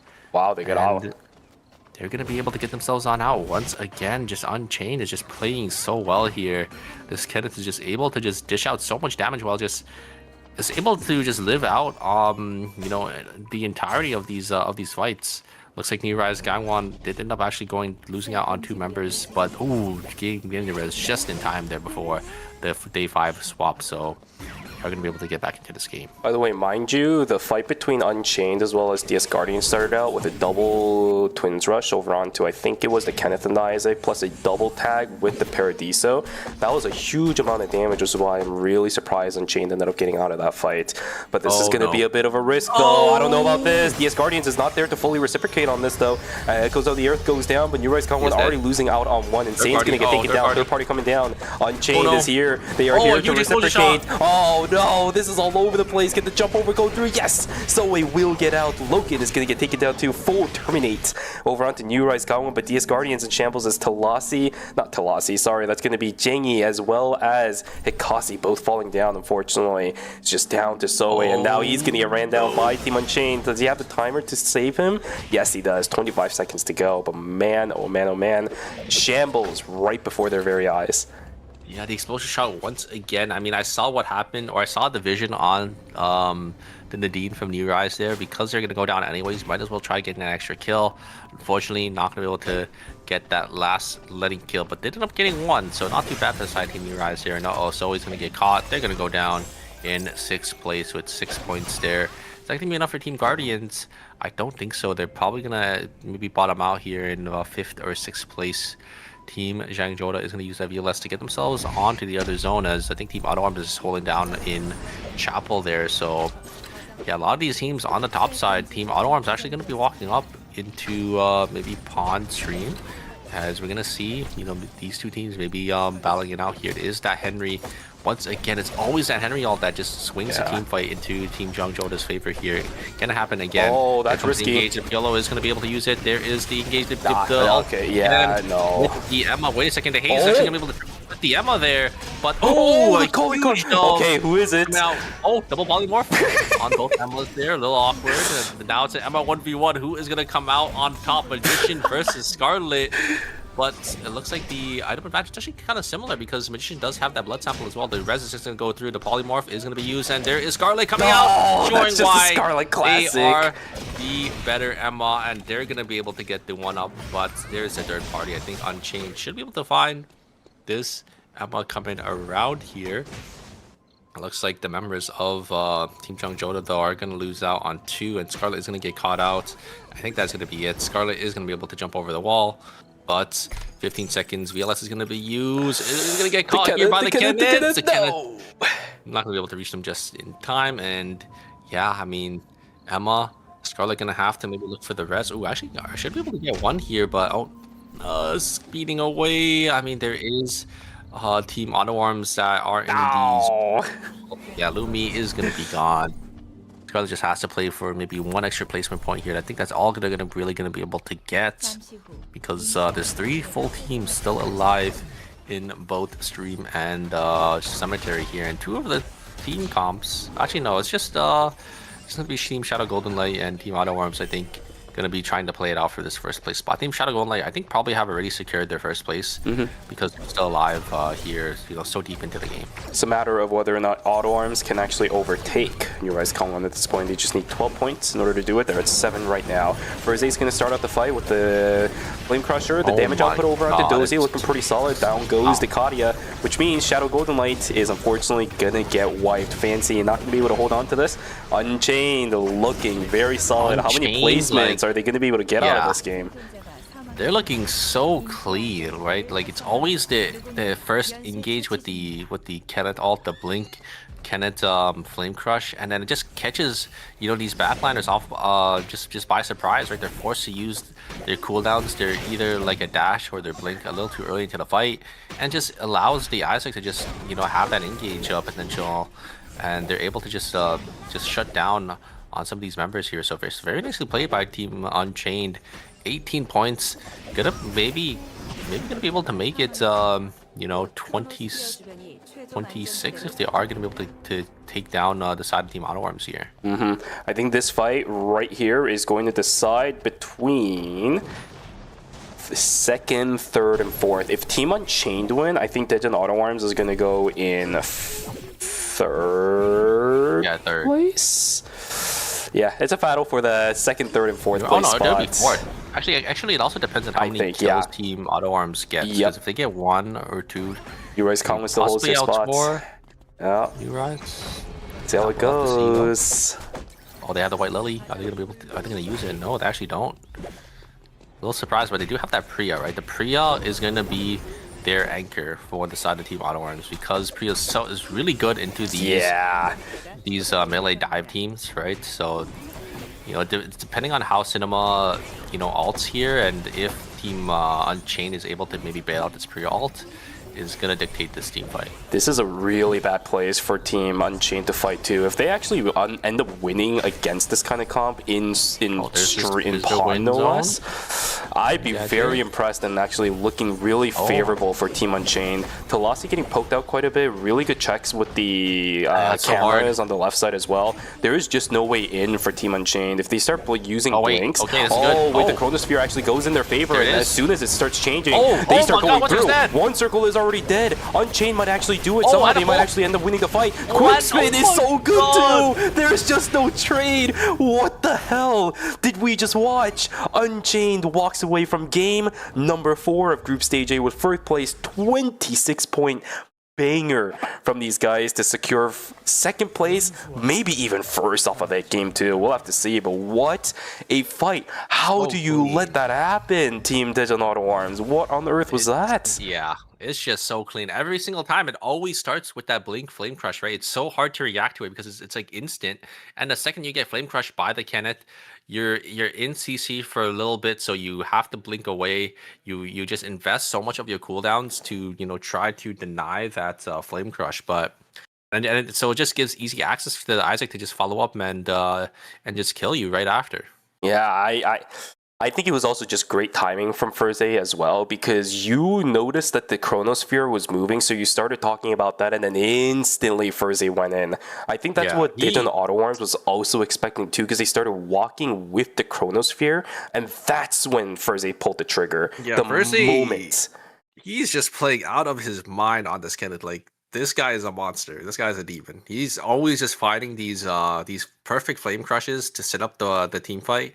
And even sometimes as well, like I'm watching him in these team fights, he blinks or he dashes forward and he baits out the enemy's cooldowns before even using the flame crush. It's just it's just such a masterclass on this Kenneth for Furze here. He's just kind of just set up his team so well and just able to just win out his team these team fights. Yep, I think it's all about timing and the mind games that Furze has been able to pull, because as soon as you and I think and all the teams that they've been fighting thinks all the members of Unchained is going to back away, Furze is still calling out to his team that, like, I'm going to go in the moment they think we're running away. And then instantly, even like the Isaac responds, the Lenny responds, they're all in sync too. It's great initiations from Furze, yes, but I think it's also the follow through from the Isaac, because if you think 100%. About it like this, the crowd control is there from the Kenneth, but the problem with Kenneth is that he's not burst, right? That's the big problem with the Kenneth.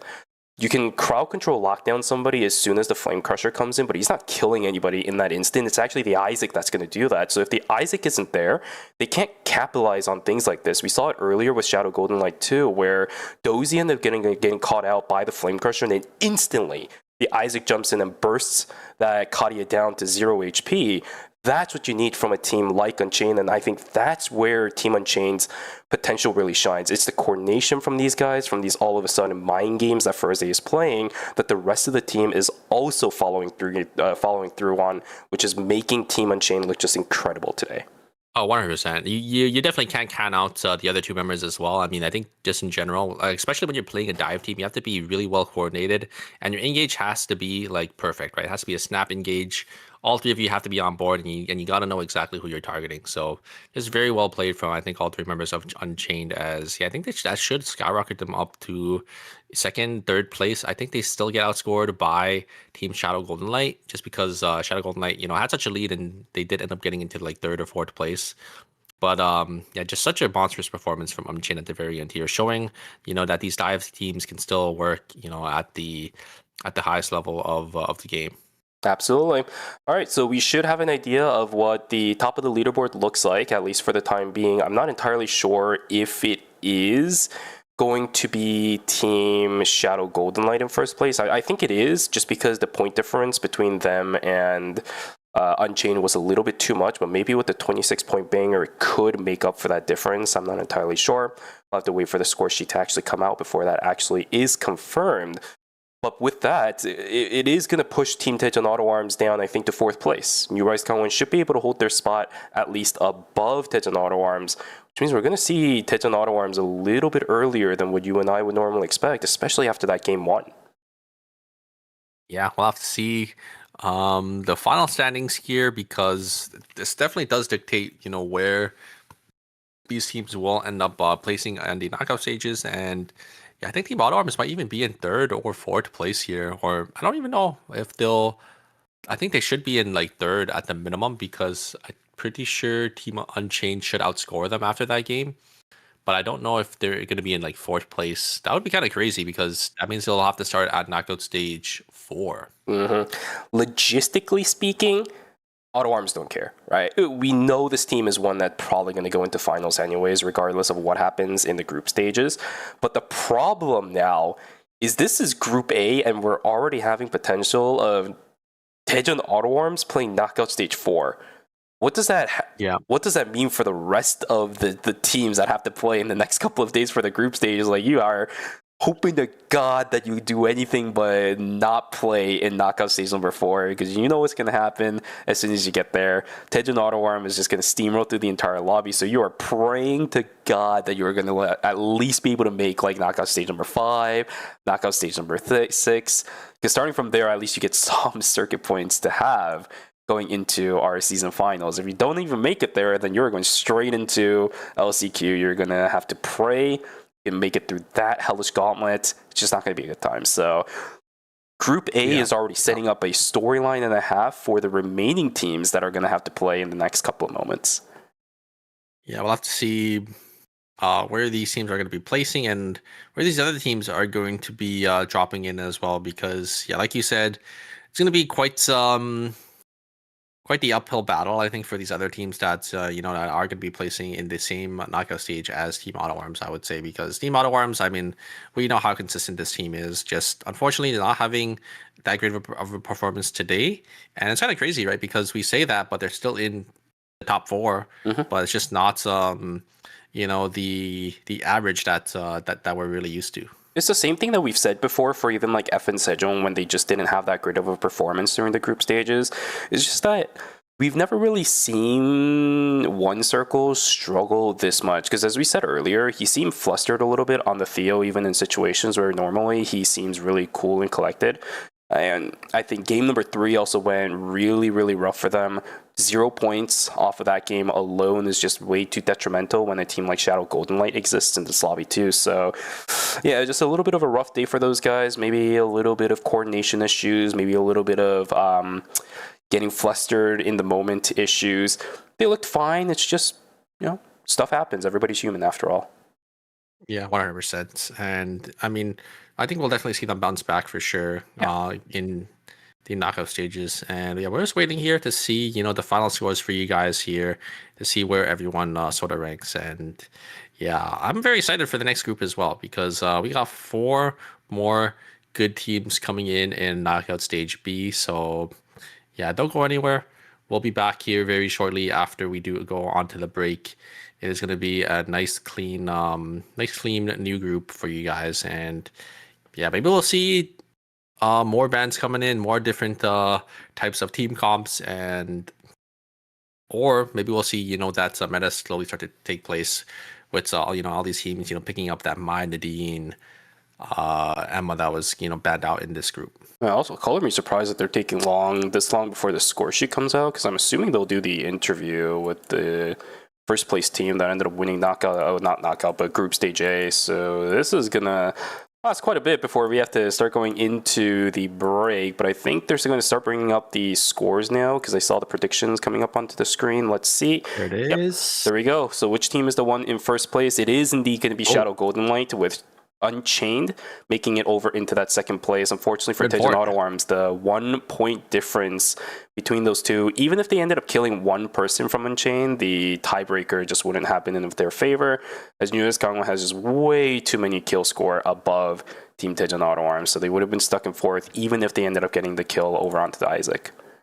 Yeah, Zhang Zhouda, 1 point behind Team Auto Arms, scoring 41, but still in 5th place. So unfortunate. It was just such a tight lobby here. 43, Auto Arms, 42, 41.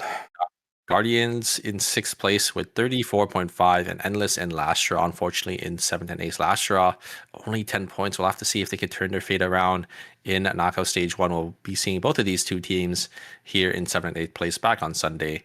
So if you guys want to see these teams, make sure you guys come out for that. Absolutely rough ride. So I'm seeing a question in the chat. Baka Bridget is going to ask whether or not 3rd and 4th place is not going to go into the same knockout stage. No. The only teams that do that are the 7th and 8th place teams, because we need to fill up the 8 slots for knockout stage number 1. Knockout stage number,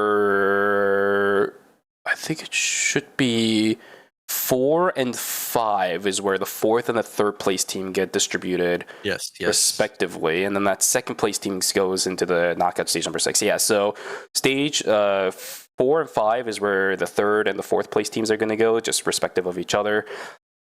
So yeah, they're not going to be placed in the same one. We'll see them actually on even 2 different days as well, right? Because knockout stage 4 is going to happen next Saturday. Next Friday. Whereas knockout stage 5 is going to start on Saturday. So yeah, we have even that 1 day difference between that. Just makes it a little bit more rough. It's going to be crazy to see how next week is going to go. Yeah, Auto Arms in knockout stage 4 is not where I expected them to be. Yeah. Right? Usually they're in knockout stage 1 or 2, or sorry, not 1 or 2, 5 or 6 minimum.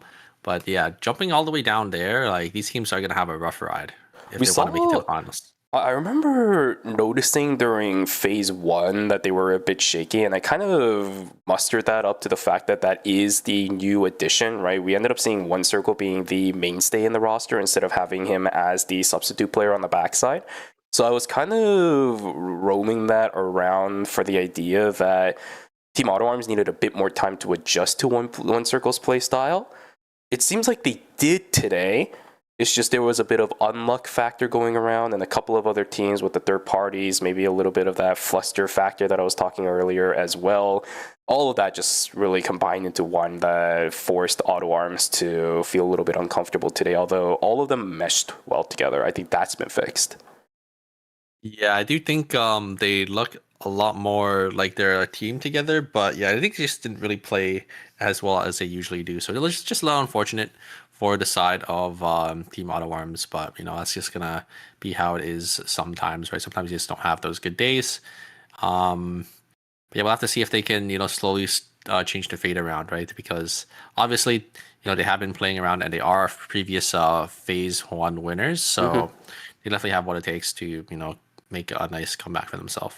If there's one thing, though, that I had to complain about when it comes to Team Tejan Auto Arms, though, you know me, when it comes to competitive, I like flair from some of these team rosters. Even if they're not going to be team delegates to win an entire thing, as long as they show me good games of VR, you know I'm going to be happy with the day's results.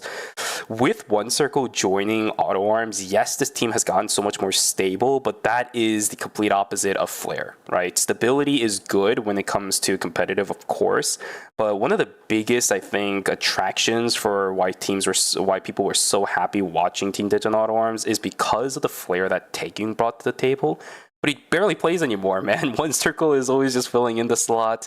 There is no big playmaker like Taekyung playing these games. I don't know. It just feels like one of those things where it just become neutralized in terms of what Team Tejan Auto Arms does, instead of always getting that, oh, it's going to happen, oh, it could turn at any moment kind of feeling that I used to see all the time on that team. Yeah, 100%. Right, they're not playing that Yan anymore because obviously Taehyung is not really there. But I mean, we'll have to see. Maybe they do end up swapping it around, right? If they're not really performing. But because these series are so short, with only it being 4 games, you know, it's a little hard to make those substitutions because you don't really know if it's your team comp not working or if it's just you're having these unlucky games. I think the last time they brought Taekyung in during phase 1, but they slapped him with one circle. That set of 2 games felt really awkward, and then they immediately subbed him back out for Fable coming in instead. So it's one of those things where I just feel if we're gonna play Taekyung again, it's gonna have to be with Fable. But you've already invested so much as a team into one circle that it just doesn't feel like it's gonna happen. So I don't know. It's a bit of a shame, if anything. It's not a problem, obviously. I'm still happy that Digital Auto Arms is doing good enough as it is, but I just love seeing the possibility of what Taking was able to bring to the table, and just not seeing that makes me so sad.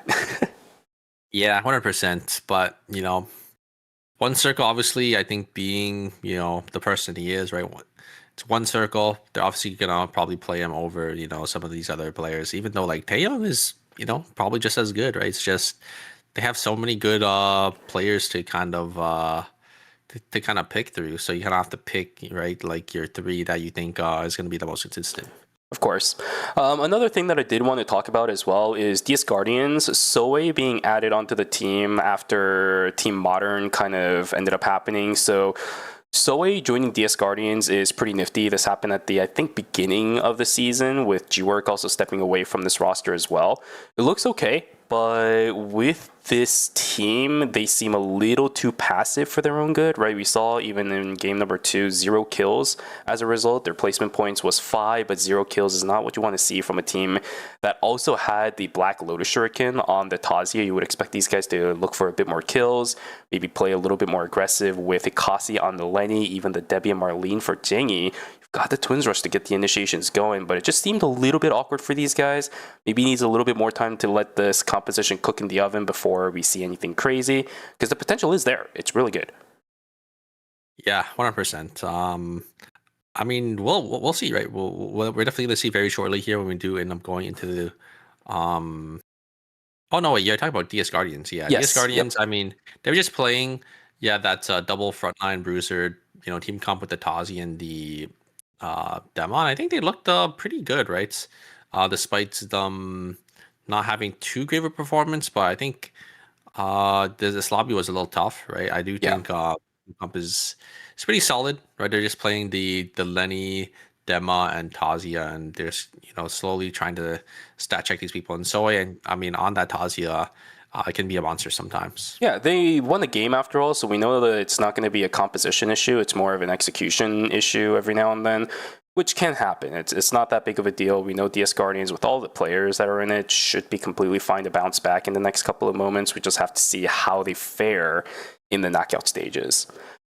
All right, so with that, I think we can kind of round out what ended up happening in Group A. We know where everyone is going to be placed in. If you watch the leaderboard after it showed, you can kind of place and piece where each teams are going to go. So let's actually start talking about the next group that we're going to be seeing for the next few hours. Let me bring up the team rosters up onto the screen here.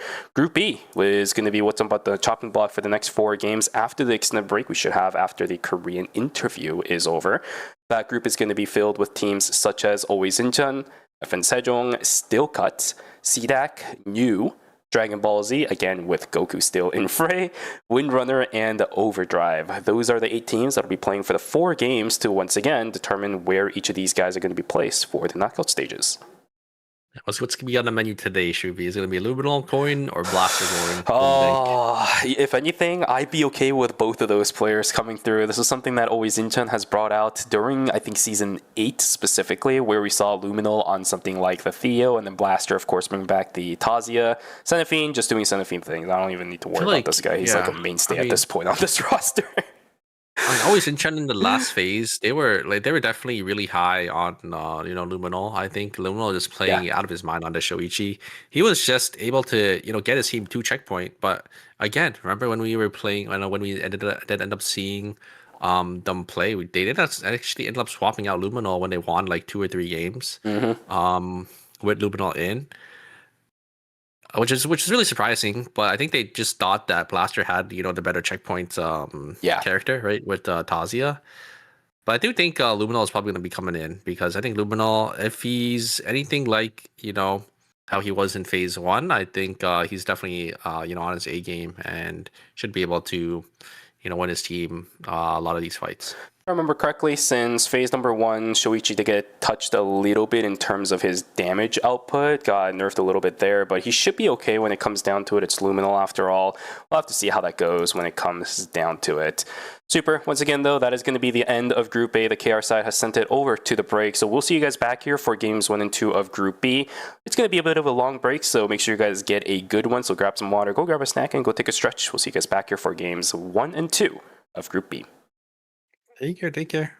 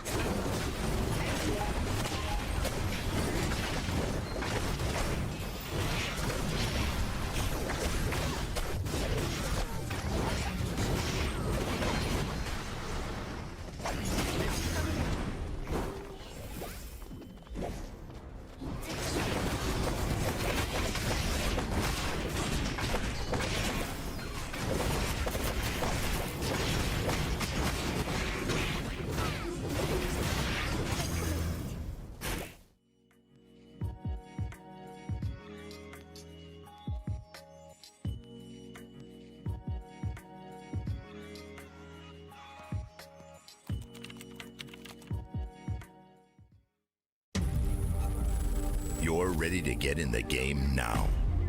The last thing you want is to wait. WD Black, performance storage, purpose-built for gaming. SSD speed that obliterates load times. Performance to transform your game. Expanded capacity to store more. Customizable RGB. WD Black. Because the game never waits. WD Black. Drive your game. 안녕하세요. 루미아 섬의 생존자 여러분. 9.6 패치노트 다이제스트 진행을 맡은 천시아입니다. 길티기어 스트라이브와의 콜라보레이션 이벤트가 시작되는 9.6 업데이트가 여러분을 찾아갑니다. 과연 이번 9.6 업데이트에서는 어떠한 새로운 콘텐츠들이 여러분을 기다리고 있을지 지금부터 한번 만나보겠습니다. 많은 분들이 기다려주신 글로벌 IP 콜라보레이션 길티기어 스트라이브가 이터널 리턴과 함께합니다. 길티기어만의 스타일리시한 매력을 더해 새로운 모습으로 변신한 실험체들을 만나보세요. 콜라보 스킨으로는 영웅 등급의 제고 리다이린과 희귀 등급의 카이 에이든, 엘페르트 아야가 출시됩니다. 카이 에이든과 엘페르트 아야는 일부 음성 대사가 변경된 희귀 스킨입니다. 콜라보 스킨 3종은 콜라보 전용 GGST 토큰 교환소와 GGST 퀘스트북을 통해 획득하실 수 있습니다. 토큰 교환소에서는 제고 리다이린 스킨과 프로필 아이템, 이모티콘 등을 획득하실 수 있으며 퀘스트북에서는 카이 에이든 스킨, 엘페르트 아야 스킨을 비롯해 다양한 아이템을 획득하실 수 있습니다.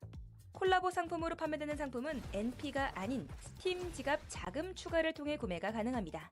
자세한 상품 구성은 별도의 공지를 통해 안내드린다고 하니 공지를 꼭 확인해주세요. 이터널 리턴의 이야기들이 기록된 스토리 컨텐츠 아카이브의 문이 열립니다.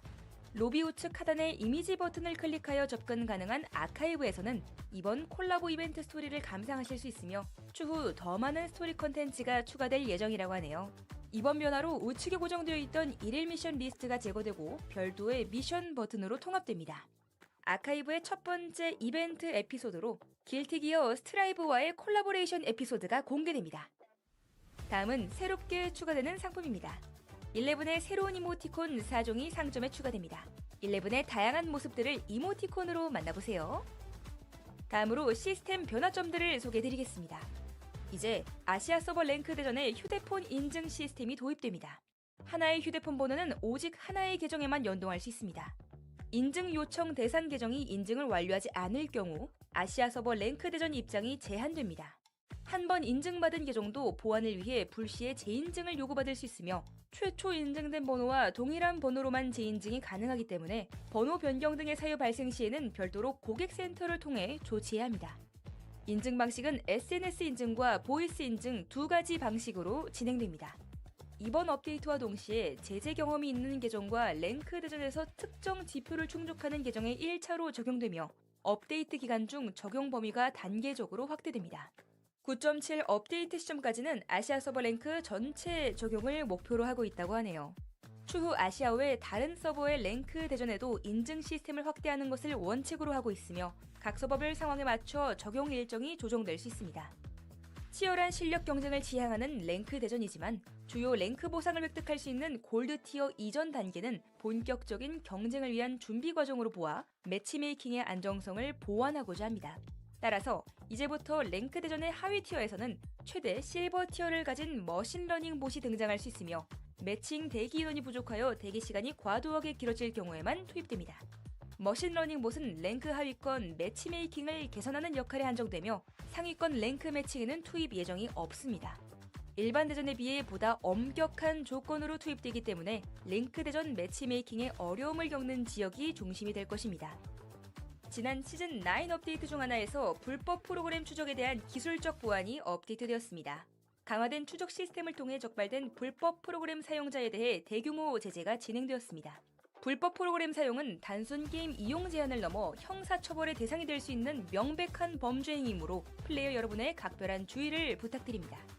불안정한 인터넷 연결이나 강제 종료 등으로 팀원이 이탈하면 랭크 입장료가 보전되지만 종료될 때까지는 게임을 지속해야 했습니다. 이제 조기 항복 시스템이 도입되어 빠르게 다음 판으로 진행할 수 있습니다. 하이퍼루프 사용 시 이제 키보드 단축키로 즉시 아군에게 합류할 수 있게 됩니다. 하이퍼루프를 조작하는 중 기존의 아군 카메라로 시점을 이동시켜주는 단축키인 F2 그리고 F3를 사용하면 바로 아군에게 합류할 수 있습니다. 로비 화면에 고정되어 노출되던 1일 미션 리스트 영역이 제거되고 별도의 메뉴 버튼으로 통합됩니다.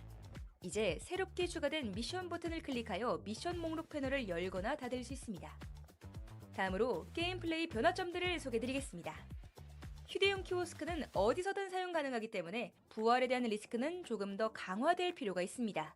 이에 휴대용 키오스크로 아군을 부활시킬 때의 시전 시간을 증가시켜 위치 선정과 사용 판단에 있어 더 신중함이 요구되도록 조정합니다. 파괴, 취약 특성의 방어력 감소량이 늘어납니다. 혼돈, 병력 특성의 피해량이 늘어납니다. 전술 스킬 스트라이더 A13의 사용 시 이동 속도 증가 지속 시간이 늘어납니다. 다음으로 실험체 변경점들을 소개해드리겠습니다. 지속적으로 좋은 성능을 유지하고 있는 나딘의 늑대 맹습의 피해량을 하향하여 순간적으로 높은 피해를 누적시키는 플레이가 어려워집니다. 지난 패치 이후 매우 높은 성능을 보여주고 있는 아드리아나의 불길 쇄도 피해량을 낮추고 무기 승률 효과를 낮춰 게임 후반부에서의 위력을 낮춥니다. 상위권 실력대 게임에서 뛰어난 성능을 보이는 이바는 자수정의 물결의 피해량을 하향하여 높은 피해 능력을 견지합니다. 게임 후반부에서 기대 이상으로 높은 내구도를 보여주고 있는 마이의 숄 장막 효과를 하향하여 후반부 내구도를 견지합니다. 부진한 성능을 보이고 있는 돌격 소총 아야의 무기 숙련도 효과를 상향합니다. 반면 하위권 구간에서 과도한 위력을 보이고 있는 스킬 증폭 계열 아야를 견제하기 위해 고정 사격의 피해량을 낮춥니다. 에이드는 뇌격이 단일 대상이 아닌 다수의 대상에게 적중합니다. 단, 적중 시 효과는 첫 대상에게만 적용됩니다. 연속된 하향으로 고전 중인 유스티나의 경우 연속 포격의 피해량을 높여 피해 능력을 보완합니다. 제키의 경우 연참의 피해량을 상향하여 평균 이하의 성과를 보이고 있는 도끼 제키의 경우 무기 숙련도 효과도 상향합니다. 현우의 무기 숙련도 효과를 강화하여 지속적인 피해 능력을 보완하고 허세의 방어력 증가량을 강화합니다. 이외에도 다양한 캐릭터 조정 사항들이 준비되어 있으니 패치노트에서 확인해주세요. 다음으로 아이템 변경점들을 소개드리겠습니다. 소수의 공격력이 62에서 59로 소폭 하향됩니다. 플랑베르주의 공격력이 55에서 57로 상향됩니다. 훅소드의 공격력이 50에서 52로 상향됩니다. 엘프드레스의 스킬 증폭 10이 추가되며 활용장의 공격 속도가 20%에서 25%로 상향됩니다. 카우보이 모자의 공격력이 상향됩니다. 빛의 증표의 공격 속도가 상향됩니다. 사이버 스토커, 예언자의 터번의 스킬 증폭이 상향됩니다. 트와일라잇의 공격력이 하향됩니다. 황야의 별의 공격력이 상향됩니다. 운명의 주사위의 공격 속도가 33%에서 35%로 소폭 상향됩니다. 큐브워치 공격 마지막으로 버그 수정 및 개선입니다. 이제 일반 대전에서 AI 플레이어 매칭 구간을 벗어난 이후 패배하더라도 다시 해당 구간에 진입되지 않습니다. 수직 발사장치 활강 중 밤낮 전환 시 아이템 스킬 마력의 씨앗이 중첩되지 않는 문제가 해결되었습니다. 이외에도 다양한 변경점들이 적용되었으니 패치노트에서 확인해보세요. 길티 기어 스트라이브 콜라보가 시작되는 이번 9.6 업데이트. 정말 많은 변화들이 여러분을 기다리고 있습니다.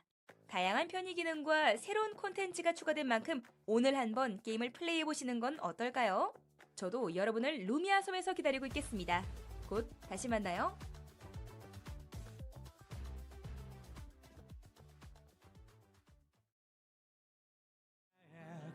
이제 진지하게 가보도록 하지. 온 힘을 다해 덤비도록. 탐색자는 이쯤 해둘까? 뻔한 기술은 안 통해. 카이키스크, 훌륭한 사역지. 올곧은 정의와 신념, 그리고 그것을 관찰할 신념.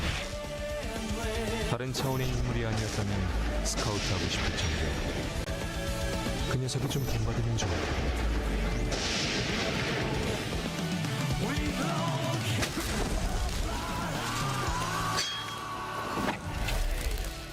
신뢰란 게 뭔지 보여주도록 하지.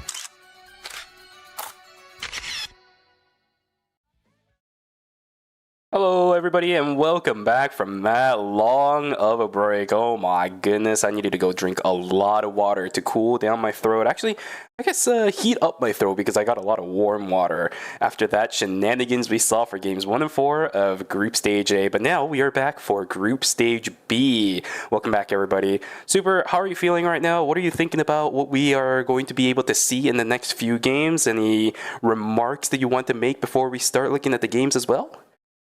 I'm very excited. I mean, it's like I asked you before, are we investing in the blaster coin or the luminal coin this time around? Who's it going to be? Who's going to come start out for the side of Team Always in Chun? But aside from that, it's going to be a clean, fresh 4 games for this group. Gonna have to see, what these teams are going to be locking in, and if we'll see, any, sort of meta taking place in this group as well. For sure, and we should be able to see all the teams once again that are going to be playing in just a moment here. But off the top of my head, we do have FN Sejong that is going to be playing in this group as well. That means it's going to be another group that will be pretty stacked when it comes to the teams that are going to be playing. It's not going to be an easy ride just because it's group stages once again. The KR side is going to be bringing up the list of teams here, and we'll talk about them in just a second because now we can really lock down and focus on the teams. Yeah, we got Team Always in Chan, FN Sejong, Team Stillcut, CDAC New, Dragon Ball Z, Wind Runner, and Overdrive. So a couple of these teams I'm actually not too familiar with, right? Like the side of Team Overdrive and I think Team New. You have a couple familiar faces, but you know, a lot of teams or a lot of these players are somewhat new to me. See, the same with Team CDAC as well. A couple of names that I do recognize on top of it, just like you said, but we'll have to figure out what ends up happening because here we go. Character selections are underway. It doesn't matter if we're uncomfortable with the players or not. We're just going straight on in. And Isaac again, and there's the Aiden we were talking about before we ended up starting, but of course, with no skin for Guilty Gear, unfortunately, without the patch going through. Goku on the Aiden, Dragon Ball Z coming up with a character slot that we actually did see, I think, in phase number 1. Not too surprised about this, but the Theo combination is where I'm a little bit interested on, as we do see multiple Theos being locked in. Blair, yeah, you're right. Chone locking that in, still cut. They are indeed cutting through what will be the last pick. It's a Suwa Hover at the moment. This actually does look like a very, very solid combo. If you start slamming the shield onto the Blair, she can be very, very good. Luminal on Kiara. It's Blaster Luminal. This could probably go over onto Blaster now that I think about it instead, because it's going to be Luminal on the Theo, right? We should see the swap coming in. There it is. Blaster Kiara. All right. Kiara Shukai Theodore is not what I had on my bingo card for Always in Chun, but wait a second. Look at the amount of Theodores in this lobby. There's going to be a Theodore ban actually coming in to game 2. Yeah, I was not expecting, you know, the Luminal on the Theodore, but it looks like maybe they have something figured out here. Shoichi, or not Shoichi, but Shukai, you know, one of those tanks that I think is really slept on right now, especially, you know, after all the buffs. I think he's pretty solid, but he's kind of hard to fit into some of these team comps, right? So we do have him coming around here, and we have you know, the support, or not really support, but like the damage healing of the Theodore, maybe to keep this Kiara alive for as long as possible. Yeah, for sure. I was also looking through the player roster in this lobby, and that's a name that I haven't seen for a very long time. Maybe you were around at the beginning, right around when this player started going away, but Unibel is going to be in this lobby. It's been very, very long since I've seen this player coming back into the ERM scene. A very avid Nathapon player turned into a Vanya player. We know what happens to Vanya players in ERM. It's going to be an unfortunate ride for that guy. A long time since we've seen him inside of the scene, but he is back, my friends. I do remember him just because Unibel is like a last name of a character, I think, from a different game, and I played that game, so... Oh, okay. Yeah, that's the reason why I remember specifically Unibel, because he also played, I think, Heart before, which was the guitar character of the other game as well, so that's why I specifically remember Unibel, and I'm excited to see them come back up here for, you know, ERM. I think they're the Heart player of the Heart Eva team that we saw like a while ago, that in the previous platform. Okay, you're thinking about like OUOB, those kind of rosters, right? I'm pretty sure. I'm pretty sure part of that. I'm pretty sure Unibel was the Heart player for that. Yeah, I don't remember. If it was, then maybe they played a little bit more recently than I thought.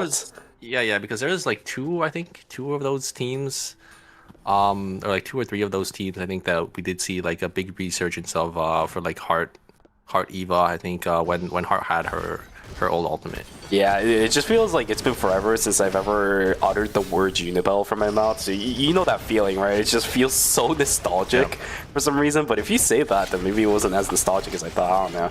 Chone getting caught out. That was still, you know, quite a while ago. Oh my God, Chone actually takes one with them there. Very well played on the Blair, as they do end up getting a nice kill. Trust is going down on the other side here.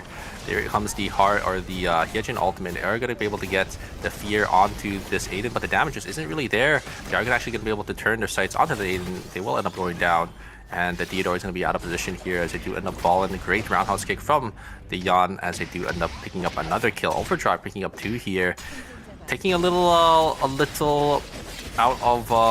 you know, my God. Oh my God, Sean just gets another kill on this Blair.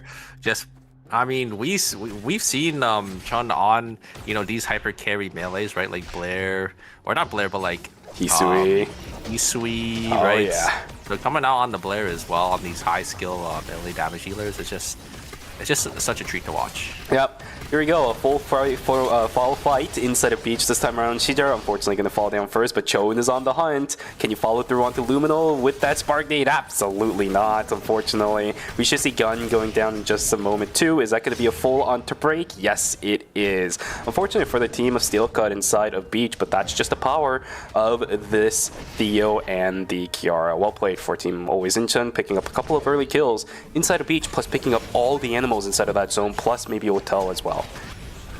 Yeah, looks like Trust is going to go down here. Great combo coming out from E8 on this IREM. I mean, E8, IREM, a classic until as well as time, you know, coming back to his main here. And they're going to be actually, you know, putting bomb on this Marcus as well. So they actually have a pretty, I would say a pretty clean team comp here, you know, having this range. And Bungo actually going to be able to blink on out to deny the combo from that Hyejin full engage there on that Trevor Nomads. And yeah, looks like the side of Team Overdrive is just going to slowly back themselves on out of there. FN Sejong going to be able to pick up a nice kill. We got ISO versus Theodore, but it's early game. Theodore not having enough damage just yet. And the ISO is just going to be able to gun them down. It's been a pretty hefty while since we've also seen something like the Assault Rifle ISO coming into the ERM scene. So if this ends up looking pretty good, then I'll be pretty happy to be able to see that. Because over on the North American side of things, I do know that the Assault Rifle ISO has been tearing up a bit of a storm lately. So if it works out in KR, I guess it's for all the right reasons at this point. 20 seconds to go until the first set of objectives are going to spawn for day number 2. We do have a couple of teams starting to file on in towards Factory, but again, all the wrong timings at the wrong time possible. He ends up getting parried on the Sapphire Protocol. Again, he's trying, but he's not, doesn't have it. No, not like this. The Virtuous Outlaw giving the bonus movement speed for Husky. Wait a second, it pulled everyone away from Overdrive, so I think Chode is going to be able to sneak these wolves in Factory. And the objective! Just craft it, just craft it! Oh, the yoink away! Oh my god. If Shikamori plays this wrong, Chone can still get the 1v1 fight on this. Let's see how it goes. There's a fear. Well, do we have the parry? Do we have the parry? The damage? Swing. Oh, just not the gauge. The resets aren't there. Down goes Chone, but worth. Yeah, you'll take that for a stealth cut there. Very, very nicely played. A heist of the century for Tron. You're gonna be able to get that tree of life for themselves from those wolves, so they get the all the credits from those animals, and they get an objective to themselves as well. They have to be feeling pretty good about that. Looks like Blaster might be caught on enforced here, but yeah, they're not gonna. Looks like CDAC is not gonna chase, as it is gonna be that Kiara just gonna be able to walk themselves on out, and there's gonna be the Tank Yan for the side of, I think that was Team Windrunner there. So there's going to be that Yan just going to try to hold down the fort on that Stellar Charge, and looks like Chon is going to get caught on the other side here. Bro, this. Okay. No. He's trying to turn it. He's trying to turn these 1v1s, but it's not going to be enough. The HP bar, I think the HP difference was just a little too big there. And yeah, he's going to go down once again. Chon just trying to get these 1v3s, but just not able to find really anything here. Yeah, it would have been pretty funny if they did end up getting the turn, but of course the EM filing on in. This is the problem that you do end up seeing for a lot of people fighting up against the Blair. It is so difficult to figure out when you can actually deal damage to it and when you can't. Her rotations are just way too fast sometimes, and by the time you realize, you're already dead. Yeah, and you don't really fight, good players often, right? It's really hard to get practice on this character. So I think a lot of people just probably aren't too well versed into fighting this player. So I wouldn't be surprised if Team Stillcut is going to be able to, take some of these games, because Blair is one of those characters that you just don't really see, at all. Color me surprised too, because when I was talking about the Merca not being available earlier, the character that I completely forgot was Blair. That's the name that I forgot. There's the kill over onto the Carla of Tuxar. Oh my god, he indeed did get Tuxar, which means obliterated in Korean, by the way. Yeah. There goes the Yan as well. Pansung getting taken down. Down goes 2 members of Windrunner in the blink of an eye. You know how we had the Nikki Adela, in the past. Now it's Nikki Nia, right? It's just Nikki all into the Nia ultimate, because Nia provides so much more range because of how long her Nia's game world is she's just able to just follow up on the Pure Uppercut, just able to get that lockdown one-shot potential. Stillcut getting taken down right in front of a Rift. I think Stillcut might be stuck in a 2v3 situation in one of theirs, so we'll have to see how that fight goes. In this one, though, it's going to be team, what is that, New versus team Overdrive, as the fight is going to begin with the Nia's game world going down. Down goes the Yan, and it's just way too difficult. Glove getting taken down first. Husky on the chase. There it is. No +1 for Unibel. Maybe it was used already. Hyde, I don't think has anything left to say on this, especially with the fear coming in. Jackie is just way too good. It's going to be Husky just running out the entire fight. Yeah, very nicely played by the side of Team Overdrive. They're able to get the one up onto the side of Team Neo. Neo was able to get the one-shot combo onto the Yan, but the Yan just was able to tank up enough damage, and that's exactly what, you know, Team Overdrive really needed for the Jackie to just jump on in and get all those resets there. So very nicely played by the side of Team Overdrive, as they do end up winning the Rift. So get that. Ooh, wait a second. Team Neo, though, gonna be able to get something, a nice consolation prize up here in the archery range, getting that Tree of Life from that animal. So not too bad for the side of Team New. You'll definitely take that, especially after losing that Rift. Again, trying to buy up an item. Are we looking for any buy timers right now? Because if you're buying at the moment, the timing feels really off. I don't really see anybody that is prepped to buy anything other than FN Sejong, maybe up to a Mithril. Yeah, I think it's pretty good to buy here, just because you're able to get, you know, trees and meteors before the next contest. You're able to just have 3 more items. But yeah, you have to be pretty far ahead on your farm here. And here comes the engage. There is a great fear coming out from the Yejin here. Chon is going to try to look for an angle in. They're able to get a lot of damage, but Jackie's going to be able to get the 1v1 in the backside. And now, oh the player's going to get caught, and that's going to be it. Stillcut's going to go down in 8th place. Just such unfortunate timing there. But here comes the engage coming out from the Yan, having that engage. Oh, the roundhouse is going to go wide. Great fear. OUO going to try jumping on out, and I think they will be able to get themselves to safety, but wow, a little scary for the side of Team Overdrive there. That's rough for Team Stillcut. In what world do you expect a team to start coming down from the north side when the zone that you're walking into is red? And plus, that White Lily was gone. That means that means Team Windrunner ended up taking it very recently. Yeah. Just a worst possible situation, because we saw Choen actually dashing right before, and because he's not getting the auto attack rotations off, he doesn't get the reset on it either, which is really, really bad. That gauge is so hard to maintain if you're not weaving in auto attacks and skills. This is really unlucky, I would say, for the side of Team Stillcut, but you know, sometimes that's just gonna how it's gonna be. I actually don't know who's favored here in this fight, because you know, it is gonna be a corridor for Nia, but it's also a corridor for Theodore. And here comes Engage actually coming out from Always Incheon. They are gonna split away. Unibell is gonna blink away. There comes the ball. Engage. Oh no, but the combo isn't gonna be there with that Pyrrhic uppercut, and look at the damage. Nia's game world is gonna be used, and that's gonna be the call for Team New to just fully retreat there.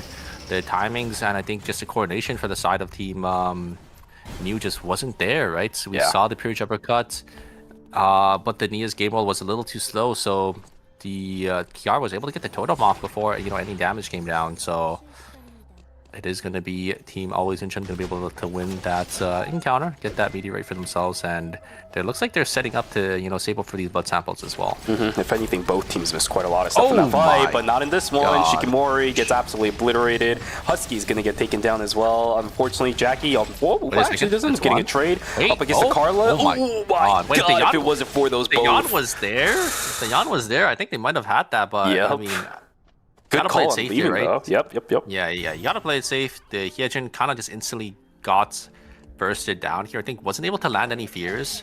Got a little too overzealous, and yeah, just got punished. Just really nicely played by Windrunner to immediately engage on the Hyejin's, dash on forward there. And now we're gonna have a team fight. I don't know if they see Hyde here in the corner, so they could maybe look for an angle on Luminal. If they get Luminal here, it's gonna be big. Oh, they can give away the positioning though, because camera is gonna be placed down. Good check by Always Incheon to spot out the Kathy. There's gonna be a box here, or not a box, but Omega that these teams are fighting for. Luminal or Always Incheon in a really good spot in terms of their items. There's the ultimate from Luminal there. They're gonna try to look for an angle, try to one shot, but the combo isn't there once again. There is the Totem Bottle Greats push into the wall, and oh, they actually are able to kill. But wait a second, the damage in return, the AoE damage from the Theodore is going to be a little too much for the side of Team New to handle, and both teams are going to lose a member. They do actually get the kiosk down, and they're going to be able to get the res first. Overdrive is going to be here now to contest for this Omega, so Always Incheon gonna have another fight or another team to fight. Oh, they looks like can't. they're actually just gonna give it here. They did end up using a lot of their cooldowns, not having the ultimates, can't really take this team fight. And the Omega gonna go into the side of Overdrive, who wasn't really part of the first encounter, but is gonna be able to just get it for free because of you know, the circumstances that both teams unfortunately just had to back themselves on out. I want your thought on this. I think New is actually picking their targets wrong. With this composition that they have, they can burst down that Shukai. I think they should be going for Shukai. The biggest thing here is that remember that Shukai's biggest advantage is just his massive health bar. There is no damage reduction on this character, and if you can kill him because of how far ahead he is of everyone else, you can kill him before he gets his W off either, so no defense additions. Oh no, we're face checking here, and looks like Marcus is going to get caught. Bomb going to go down. It's going to be a minus 200 for the side of Team FN. Sejong E8 not even in the picture of this fight, and yeah, it's going to be a nice clean pick for Dragon Ball Z. But yeah, I think they could burst down Shukai only after they get enough items. I think currently, you know, it's a little too early before they can, you know, burst down a tank. But looks like a nice clean kill for FN Sejong here, as they are just going to be able to get the Alex, who's a little too far forward. Dragon Ball Z going to be forced to scatter themselves on out and maybe get the Riz down there in the warehouse. Windrunner also getting a couple of blood items on their own. Look at this. Razi sitting on 2, High Noon available. Carla just ended up getting the the blood half moon as well. Windrunner, very, very strong composition. They might not have too many kills. Actually, they are the point leaders of this lobby after Overdrive, so never mind, they're doing pretty good for themselves. Very scary team comp, right? The Yan is tank, so he doesn't really need that many items. Those 2 items are kind of fake on him anyways at this point, just because of what his job is in the composition. Could be rough for a lot of these teams that need to initiate onto a Carla and a Razi. Ooh, a meteorite picked up by the side of Team Dragon Ball Z. And it looks like we're going to have another team fight. Dragon Ball Z actually going to try to... Oh, wait, are they... Oh, okay. They all get on the VLS and they do get themselves on out. FN Sejong almost catching 1 or 2 of them. And they're going to come down to warehouse with this red box. It's going to be completely uncontested. FN Sejong going to be able to grab theirs in factory. We are going to see the Omega, or not the Omega, but the Wick line spawning in Forest here. And Windrunner is the only team that is going to be set up for it. I don't think any team really wants to contest them, as all these other teams are, you know, sort of posturing on the top side of the map here, not even contesting for any of these boxes, because the boxes are on the bottom side. So these teams just maybe looking to try to take some team fights here. Can they find an angle though? That is the question, because New is also a team that is really relying on getting a fight that these guys want to fight with. Right? If you can't find a good angle on this, we've seen what happens to Team New, and now that there's another team joining the fray, yeah, they're just gonna leave. I like that idea. Your team is way too focused on getting a pick, and if you can't do that with multiple teams around, you're probably not going to be in a favorable position. Yeah, Wickline is going to be spawning in, and going to be completely for free for the side of Team Windrunner. Look how strong Windrunner is. Razi having 2 blood samples. This blood sample is going to go on to Yan for that Crimson Tonfa, and they're looking pretty good. I think the Carla also having a blood sample for themselves as well with that crossbow. And yeah, I don't think really any team can really fight Team Windrunner here with the amount of items they have. Trust, great buffer there coming out from that ultimate to get themselves over that wall. Great CC immunity, and CDAC, they're not looking too strong, but they're definitely looking strong enough to, you know, win out on some of these fights here. We do have Overdrive teleporting on in the top side of school. So these teams have to be a little careful, as there's going to be 3 teams in the zone here. Third party is pretty likely, but are they going to face check? Okay, they do use the recons. Spot out Team CDAC here, so they should know that there could be multiple teams here. I don't think these teams are going to take any team fights anytime soon. Okay, we'll see how it goes. Yu is also still sitting inside of Hotel, will reposition inside of the zone after leaving it alone for a bit after that rift was gone. Dragon Ball Z also hanging around. They're going to have to walk up towards the members of Team Windrunner. We'll just opt to take the timer instead. 7 teams still alive as we go into day number 5. Zones available are still pretty big though, right? School is available. What is that? Forest is still available. Hotel is still available. There's a lot of ground to work with, but with 7 teams alive, it's still going to feel a bit restricted in just a couple of moments. Yeah, there's a lot of zones, but because of how many teams there are, it's going to be a little tight because of how many teams are going to be in each zone. It is going to be School, Forest, and I think Chapel going to be our final three. I think we've seen this, or we usually see this zone quite a bit, or this combination here. It looks like Team Overdrive is gonna be just sitting in the top, and I think Team Always Incheon want to contest here because I think they know there's a little too many teams in the zone. We gotta push some of these teams out, or maybe try to get these extra points here. Looks like Overdrive is just gonna opt to use a VLS system to maybe jump on down into Chapel to find better positioning here, or maybe they're gonna come back. They're actually rotating around, and look at how many teams are coming up into the school zone. 1, 2, 3, 4, 5 teams, possibly even 6 teams in this one zone here. So timer is going to matter so much for these teams, and you know, getting these kills to maybe boost your timer to the max that it can be is going to matter quite a bit. Or even investing a couple of these gadget points is also going to be pretty detrimental for you when it comes to fighting prowess later down the road, even survivability levels down the road too. See that? Gonna opt to leave. Oh my god. Oh my Playing goodness. with fire here. Yeah. And it looks like, looks like a lot was invested by Team Overdrive, but I think Always Incheon don't want to really invest too much because they know there's a lot of teams that are kind of hovering around, right? You don't want to just send your Dio ultimate into like a zone you have no vision of, because you know, third party, or you don't really want to be putting in yourself in that third party position. Always Incheon has the best position right now because they are just holding down this school choke point, and you know, they're going to be able to have the temporary zone first, right?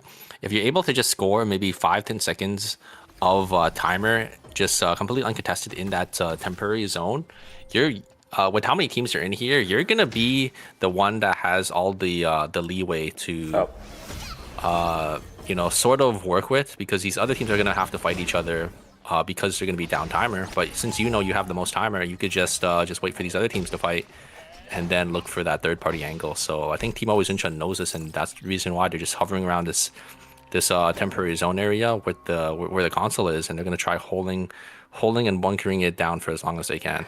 If you do that though, at the same time, because it's school, you have to watch out for every single entryway into that temporary zone, right? Because you can get surrounded very fast inside of that area if everybody on that zone decides to do the same thing. And from the looks of it right now, most of these teams inside of school are running on very similar timers. We're going to see the start of a fight on the north side, and the Marcus just pushes 2. Trust gets obliterated. Shauna's going to get obliterated too, right on top of each other. Trinity has to run away with the Ghost Light, procking on the Tia. That wasn't even close. Evan Sejong with the 2 for 0 up against CDAC.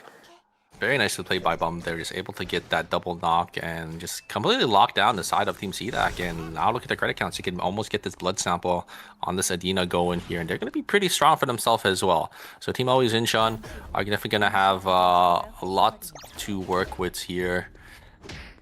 All these teams, there's so many teams in the zone. Team FN Sejong, they have to get this kill. They're investing a lot of timer here. So they're not going to have full timer if you don't get it, but they are going to be able to get it pretty cleanly.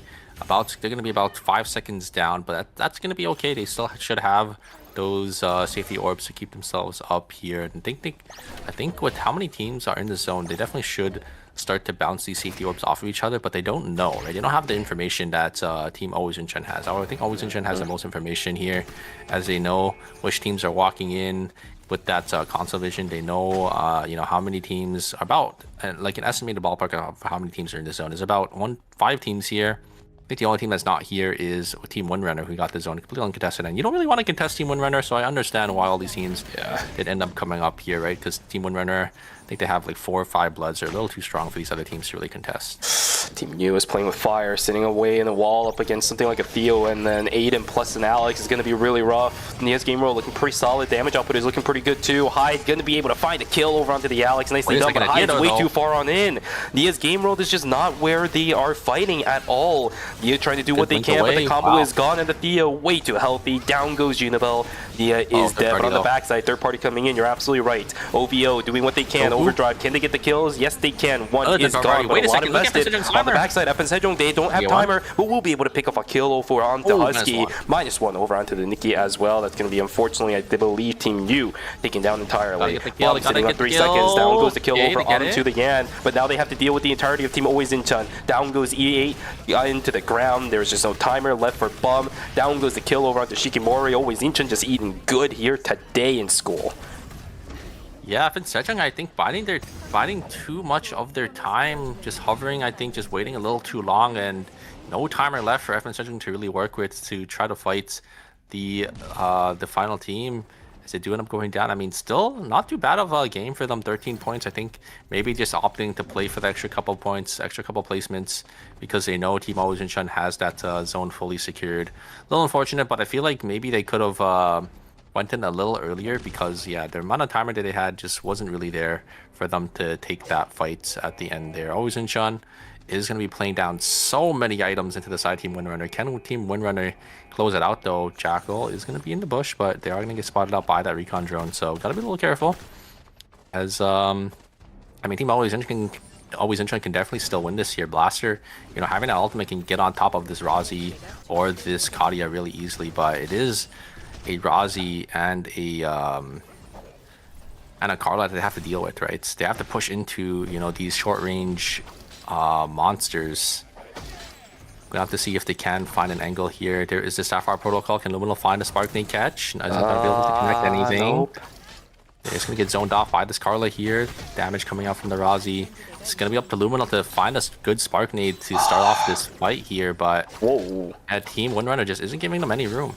Well, I'm surprised Windrunner is actually giving them space like this, because Chronosphere is going to start going down. I'm surprised. Here comes. Here's the Energy Blast Field. Is it going to trigger anything for these guys? Tetragon goes down on top of it. The Back on the backside, Tuxer trying to find a kill over onto Luminal. He's right on top, but that's the problem with Carla. You're never guaranteed damage on this character. Oh no, for God's sakes. Pamsung is going to be left to his own devices alongside Hyunji. It's the Razi as well as the Yan, but the biggest problem has already been solved for Team Always Incheon. Now they have the player advantage, and they got the Executioner bonus, and maybe not actually. Maybe it was a body pop.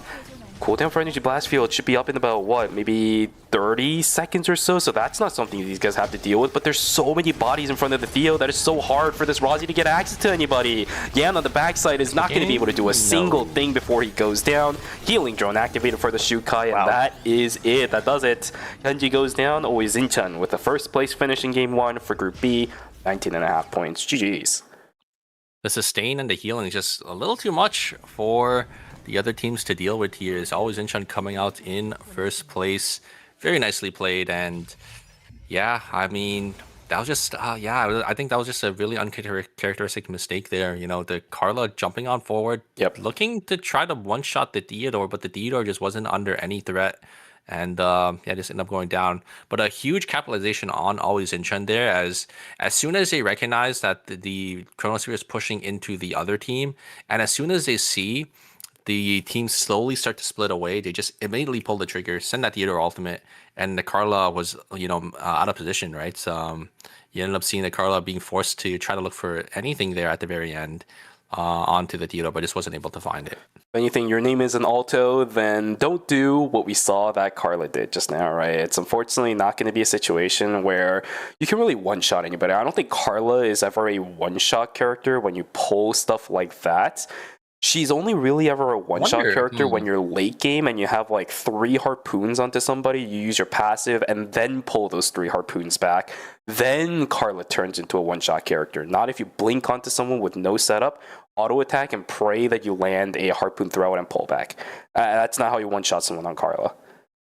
Yeah, I don't know even if they landed everything, if it would have killed. No, maybe not at it would all. have. Because, I mean, he did have like a blood weapon. Yeah, there's like 1Q. If a Carla blinks in onto somebody, then you don't have a single harpoon Yeah, set because up. they already used their passive and their QW already, so they already use a lot of their damage. And I think, yeah, I mean, blinking forward, I think they tried to look for something. Maybe they thought their team could follow up, but definitely should have maybe blinked back, or maybe tried to help their team instead of looking for the Theodore. I mean, it was, I guess it was also like just a lot of healing as well that coming out from the shoot guy, because the shoot guy did end up using like a W on top of them. But yeah, it's just not enough. Always Incheon though in first place with 19.5 points, Overdrive in second with 14, FN Sejong and Windrunner both tied with 13 respectively. So it's actually a pretty close lobby, at least for the top half and the bottom half as well. It's a perfect split. Yeah. All right, well, always Incheon doing pretty solid. It's exactly what we would normally expect. FN Sejong just kind of in the middle of the pack too. It's just what we would normally see in a lobby like this. No real big problem. And with that, did we have a ban for game number 2? Theodore ban. So I'm really curious to see That's right.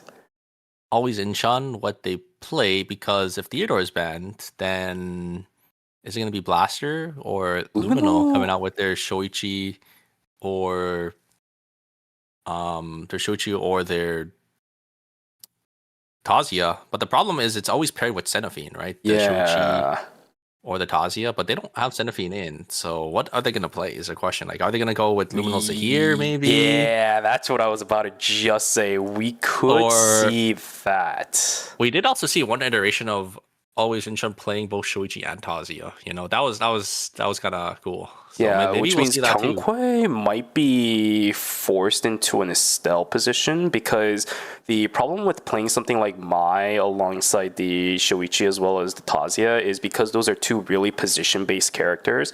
Mai actually sometimes screws with how they want to operate. Estelle is much better just because you get a shield on them and it doesn't interrupt their flow of the fights.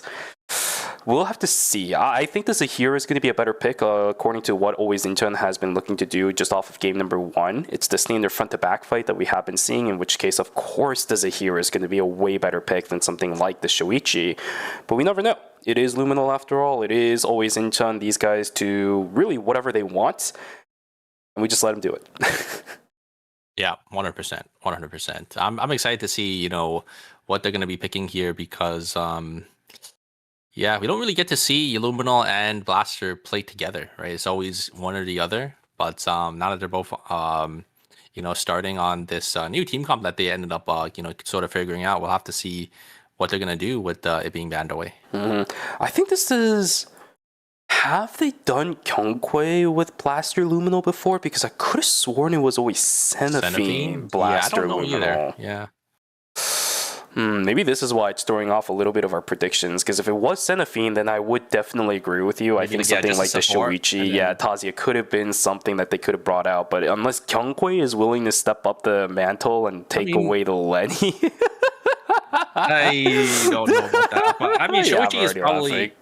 Shukai's probably fine too with those two, just because Shukai can still provide some healing and, you know, be that frontline tank. We'll see what they end up deciding to go with. And, you know, for these other teams as well, you know, they're gonna have to swap with this Theodore ban too. But I think we could we're gonna be able to jump straight into the second game here for you guys, and we'll be able to see what these teams are gonna be picking. Theodore are gonna be banned for one game, as is only picked 3 times, but okay. I'll have to see Kyungwei, okay. This is shaping up to be front to back, so I don't know if Shoichi is No, because they play Mai too with the Shoichi, right? So yeah, but I think that's with the Lenny though. Mai alone, I don't know if is usually enough to save the Shoichi. Ooh, There's the Tazia. I feel like the Shoichi's coming too. If this is Shoichi, we're literally seeing... coming as well. I think the Shoichi's coming. It has to be. Shoichi or like Zahir, but I would like Tazia, Zahir Tazia is iffy because you're really relying on a lot of skill shots, but obviously this is KR, so it doesn't matter. So let's see. Oh no, we don't get to see either of them. Oh no, that could be a -5 as well. So I don't know what happened there. I think it was Dragon Ball Z. God, how could you? Dude, we were really waiting for it. Oh man, it's either that or, you know, Mai Luminal, Tazia Luminal, surely. We just got hit with the anime cliffhanger. Yeah, absolute dodo wall. We don't get to see, you know, who it is. Jeez, man. Okay, well, I guess at least we could keep our curiosity going for a little bit longer, as Vsauce always says. Just keep thinking. You know what I'm saying? Just keep wondering. Make yourself a little bit more open for knowledge in the world. We can continue to guess a little bit more. But for the other teams, I did see the consistency with the Isaac coming in. I think I saw the Nia every now and then too. So nothing too crazy changing up just because of the Theo ban for everybody else. It's just going to be always Incheon. That's going to have a bit of a different identity on what they want to do for game number 2. Yeah, I'm very excited to see Ooh, that would be Tazia, Shoichi, Mai, and you have the Mai, kind of routing out the team comp. That's kind of exciting. That is exciting to see if it is going to be that Shoichi pick. That'll be But something else. there you go. We're going to be able to jump back straight into it. I wonder if it is going to be a -5 for Dragon Ball Z because he didn't end up locking in. If that's the case, that's going to be really unfortunate because I think they're not in a really good position to lose those 5 points. And 5 points is actually a lot in a 4-game series. Oh, yeah. Speaking from experience, because I was the one who did it, for my team in one of the qualifiers. 5 points is actually a lot. If you know, you know. Disparage. Yeah, no, the unfortunate things do happen. And we do know, if you watch Group A, then a team could always walk away with 5 placement points. So you know exactly that it's going to be a bit of a rough time if you don't grab those 5 points. So here you go. The moment we've all been waiting for. Lumino Yo, not hovering he anything doesn't even have covered. just yet. The heart. Heart. I mean, Okay. Okay, this could actually be a cook and a half because we know Luminol is always a flashy player, and I think we've seen this once before from Luminol where he was like forced onto a pick like this. He will end up locking it in, so it's going to be a William pick for Luminol. No change-ups going here for Always Inchem because they are each respectively playing these characters, which means a lot of lockdown for the Tazia. William on the backside will be just pumping out the damage, but the focus of what the other teams are going to be looking at is mainly going to be on the Tazia and the Mai because they're just going to be straight up in their faces. It should open up Luminol to just be pumping out those autos on those baseballs. Yeah, and we do have, I think, 3 Mai's being locked in here, so will be Mai going to be back off the table.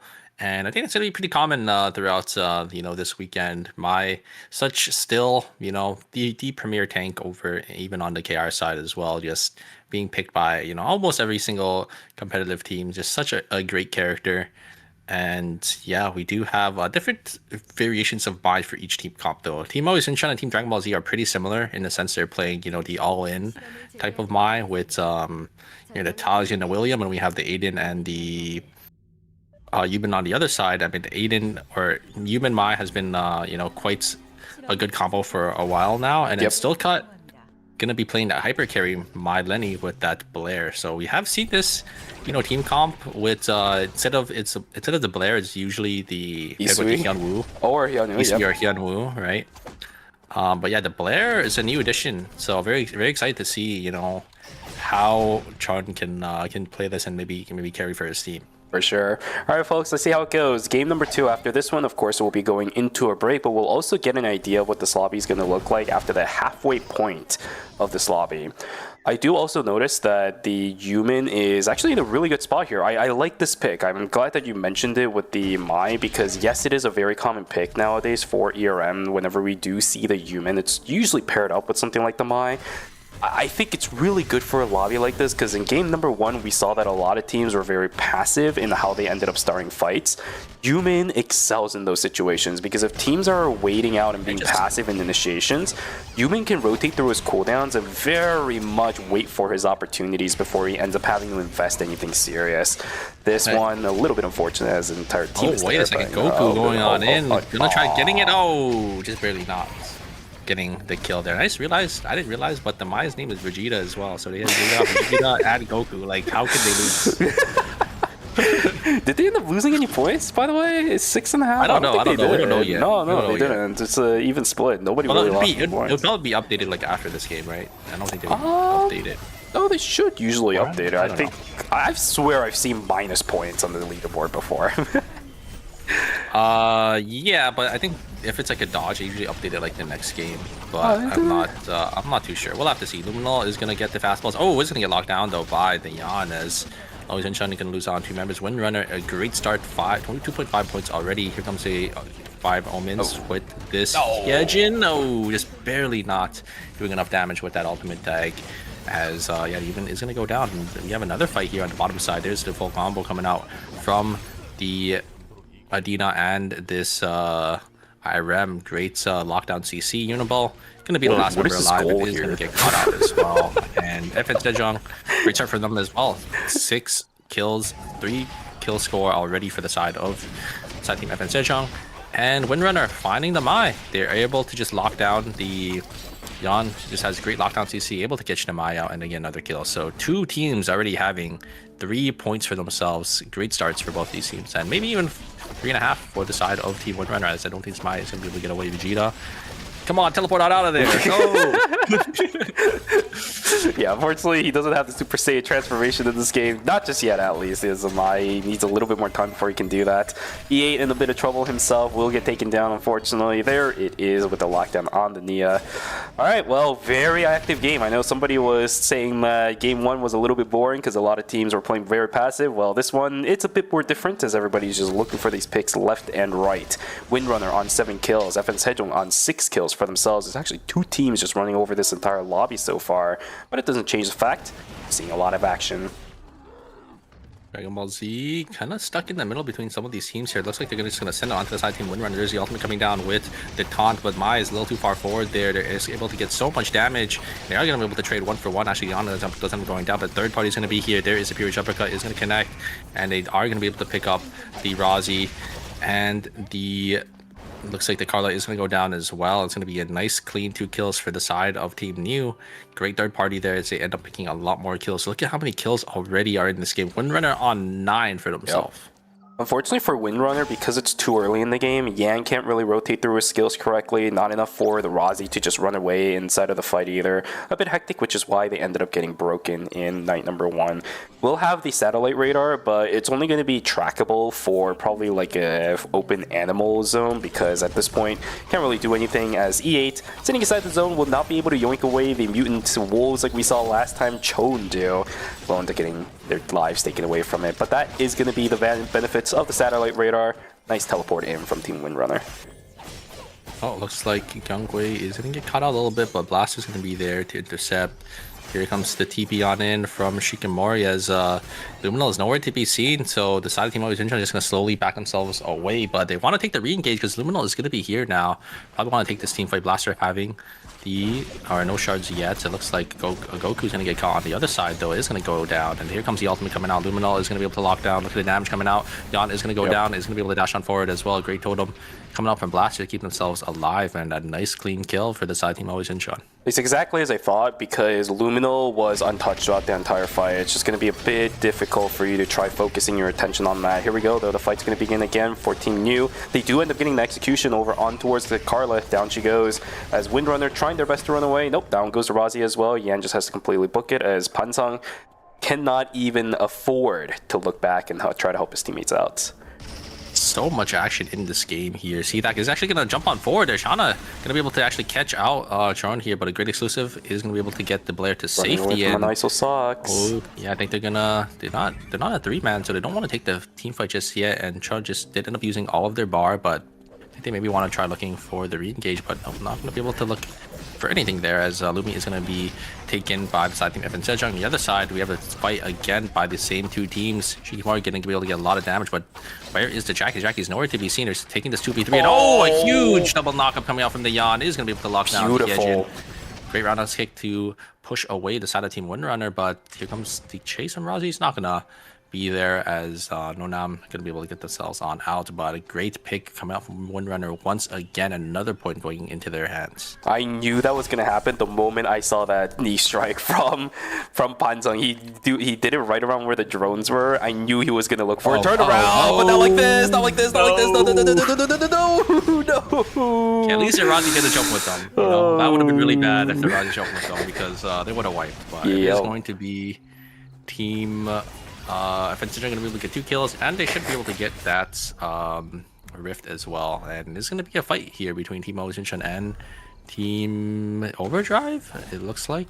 I don't think there's another 2 Rifts, Team New in this Rift versus Team FN Sejong. So we're going to have basically both the risks contested here, but yeah, the Catty is just going to get caught out. Teleported in last second to try to get a free one, but it's not going to be free. Blaster should be able to get a lot of damage here. Here comes the great taunt there coming out from Gyeongui. Luminal did end up using the fastballs already, but is going to be able to charge it back up to 2 here. So should be an easy win out for Always Incheon, I think, unless Team Overdrive can find an angle in. Here comes Engage. Oh, it's going to go completely wide by the Yan. And I think that should be it. Luminal should be able to just jump on in, get the damage here on this William, and yeah, there is. Wait a second, they're gonna try looking for an angle with they can't Jackie, touch but no. Luminal at all. Look at his health Yeah. bar. The damage is gonna be way too much for always in Chun there, as they do end up taking it away. You're so busy trying to deal with the Tazia that even if she's in totem, you can't even try an attempt on the William because you used everything already. That's the problem with fighting up against Team Always Engine. It's what I mentioned earlier, where with this kind of composition, Luminous should be able to, in theory, freely just do whatever he wants. Because by the time teams realize that the William is a threat, you have a Tazi already in your face. Team Windrunner trying to duke it out up against Choun. The damage output is good. Choun single-handedly alone just rips people to shreds. We're going to see Pansung falling down as well, as yeah, that's just not even a close fight whatsoever. Down goes the Yen in just a couple seconds. Hunam healing himself up pretty well. Shikimori joining the fray a little bit late. What are you guys looking for over here? Great charm pull in, but Husky looking for a bit more on the backside. They see a hungry Unibel, but Glove, oh, actually does a decent amount of damage himself. Never mind, Husky's gonna get taken down instead. Oh my goodness. Shikimori just has to completely book it. What a great turnaround there coming out actually from the side of Team... I think that was Team U, I think. Yeah, Team U there, yeah. Just very likely playing. Here comes the fight again. Tron just able to get so much value, but the Isol getting a lot of damage back in, having that overdrive up. Is able to get so much damage. Good jump away to dodge out on that spring trap. And it looks like it is going to be Team Stealth Cuts going to be on the back foot there, as Shauna is just going to be able to pump so much damage on this Isol. I mean, if the Isol is left unchecked, you know, there's not really much Team Stealth Cut can do. You know, these ADCs are just able to rip these melee brawly teams to shreds here. Here comes Engage. Oh, going wide once again. Gone. Maybe gonna try to look for an angle in. Is gonna use that White Lily. Is gonna be able to find an angle onto the back line here. But the oh my god, a triple knockback coming out from the roundhouse kick is gonna be able to get Team Windrunner out to safety. And looks like they're gonna actually full send it here with the Glare, but teammates are a little too far away, so not going to be able to follow up. Yeah, this is a place where Carla can definitely shine a little bit more, right? So Tuxar playing it correctly, waiting for the enemy to walk in. You saw pretty much 75% of HP on Choun getting obliterated. That's how you're supposed to play the Carla, right? Wait for them to walk into you. Make sure that the harpoons are going to land onto somebody, almost guaranteed. Perfectly played from Team Windrunner. Will be able to at least neutralize the threat, but now they might look for another fight. It's still the Think Corridor again. I just don't know what kind of cooldowns are available for both of the teams. That's actually going to be Team Steelcut that decides to walk away from it for now. Yeah, and you could see on the bottom side we do have two teams here down here in Warehouse. I think there's a box that both these teams are going to be contesting for here, so both teams are equally as strong as well, so they probably want to maybe look for this team fight. Will we see the combo of Vegeta and Goku coming out? Oh, blink away already by this Aiden. A little unfortunate. Vegeta getting chunked a little low as well, and looks like they're just going to be forced to back themselves on out, and it's going to be a free box going to the side of Team New. I like that. I like that from Unibel, because walking up, using the moving reload as well for the bonus movement speed, just to make sure they pressure out the rest of Dragon Ball Z for the box, I'd say it's pretty worth it, because they also pick up Bori on top of that as well. It might be a blue box, but that's still pretty worth it for the additional credits as well as the potion that you do end up getting, the drink. Oh, wait, this is a Knife 3 Rift. Oh, we do have a Knife 3 Rift here. Evan Sejong this is gonna be a fun one. Team Still Cut here. Is Sean going to be able to find an angle onto the backlines? Oh, we have traps being placed down as well. I don't think Team Still Cut is going to know this, and they're going to run straight into the hands of these guillotines, and if they do, I think it might spell the doom. But do they have enough damage to lock down this player is the question here, because it is two mages, and there's no ADC on the side. Fishing. Yeah, they're just going to try to look for some poke damage here. They're going to be able to get a lot onto the Mai here. There's a Ghost Light as well. Look at the HP bars. They are getting chunked down. They're going to have to full reset here. Evan Sejong is going to have so much extra timer over them here. Oh boy. Arn needs to look for something. They're getting down by these mages. They're going to try to look for an angle in. Here comes Engage. Bomb is going to get tagged up here. Chon is going to look for something. They don't control at least, but the guillotines are still there. I feel like they're going to run straight to the hands of those two. Chon is going to get chunked a little low, down to half HP. Evan Sejong is playing this perfectly here. Getting so much poke damage on the backside. Here comes Engage now. There's EMP as well. Oh, no! Down on a huge pushback from Bomb is going to be enough. Tron is getting so much damage. He's going to be able to actually take down E8. And I think that should let the side of Team Silcoat win this here, as I don't think they have enough damage to kill this player. And a huge exclusive coming out. Oh my god. As it's going to be Silcoat coming out on top. I'm going to swap off over here. Luminal is going to be able to get the members of CDAC off of this box here, and it's that Blair coming out. Oh my god. Finding these angles onto this backline, E just instantly getting exploded there. Very nicely played. I think if that moon landed, there was a chance FN Sejong could have turned it, because if you kill the Blair, what's left? It's just a Mai as well as a Lenny. Yeah, it might do a lot of damage when you're always in Chun, but usually that's because Luminal has done enough damage, or Blaster has done enough damage that Lenny and a Mai can finish off the health bars. You can't do that against an Adina, right? Because she's just going to start Conjuring and heal all that back up. But the exclusive pulls Chone out of it. What a play from Team Stillcut. They'll be able to terminate FN Sejong inside of the Rift, pick up 3 kills plus the additional box that they get. I think that should be a force core one, because it was the Night 3 fight. Really massive fight for Team Stillcut. Will keep themselves in this game as well. Fantastic communication and coordination from all 3. We might have a engage from Team Dragon Ball Z here, because there's the damage here and the lockdown on the Yan, but a great blink away to actually dodge on most of it there. Human is going to jump on forward, but a great roundhouse kick from the Yan is going to be able to lock down some of these members here, but they actually end up taking a Yan. The Carlos is going to blink on forward as well to get the trade back, but it's not going to be enough, as 2 members of Team Dragon Ball Z are still alive. Very nicely played, and a great engage coming out from them, as they do end up. Wait a second, the third party is going to be there, as I actually lose out on 2 members. So Jackie is going to try looking to run down the last member of Dragon Ball Z here. Are they able to get it here? Look at the extra healing and the damage, and the jump is going to be there. Human is going to be able to turn it with the... Oh my god, the Q and the W is just way too much damage there from the Jackie. The res is coming through as well, but they don't have enough to get the Mai back into this game. A little unfortunate, but a huge turnaround from the Human there. Very, very well played. Keeps their lives intact. Dragon Ball Z just at the edge of a hair, man. What a close fight. Both of the characters having their mobility skills, but of course for the Human, it was just higher value. Chaksar gets pulled back in. Really unfortunate. Now, Pansung in a little bit of trouble himself. He does have the reset thanks to those stacks. He's going to keep himself alive, but a -200 for Team Windrunner.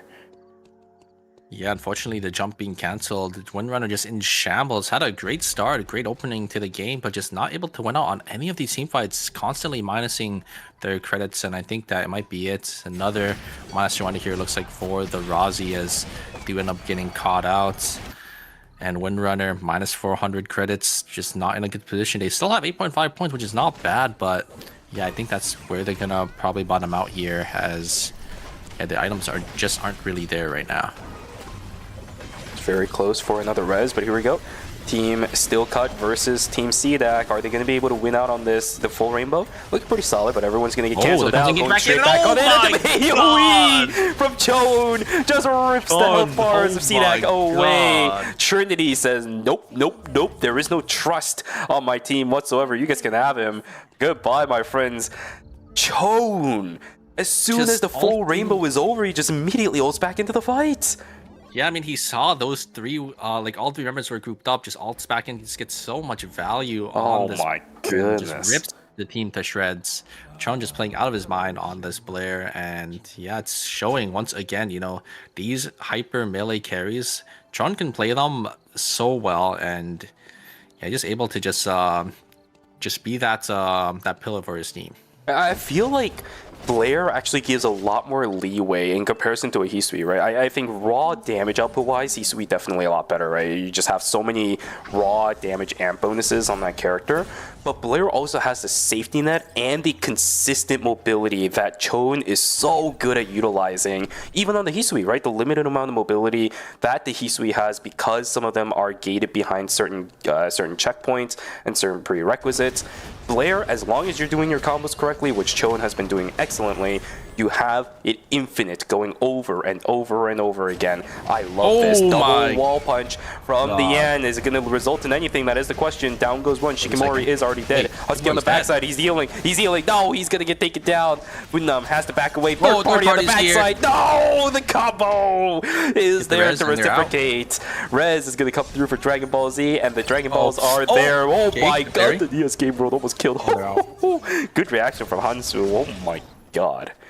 Yeah, very nicely played from the side team Dragon Ball Z. I thought with the double yawn kick, they would have had it, but Goku, I think just finding the angle onto the hedge and just one-shot in Shikimori. And that's a lot of Team Overdrive's damage gone. So very nicely played by the Aiden there as they're able to get the one-up. Overdrive, unfortunately, falling in 7th place.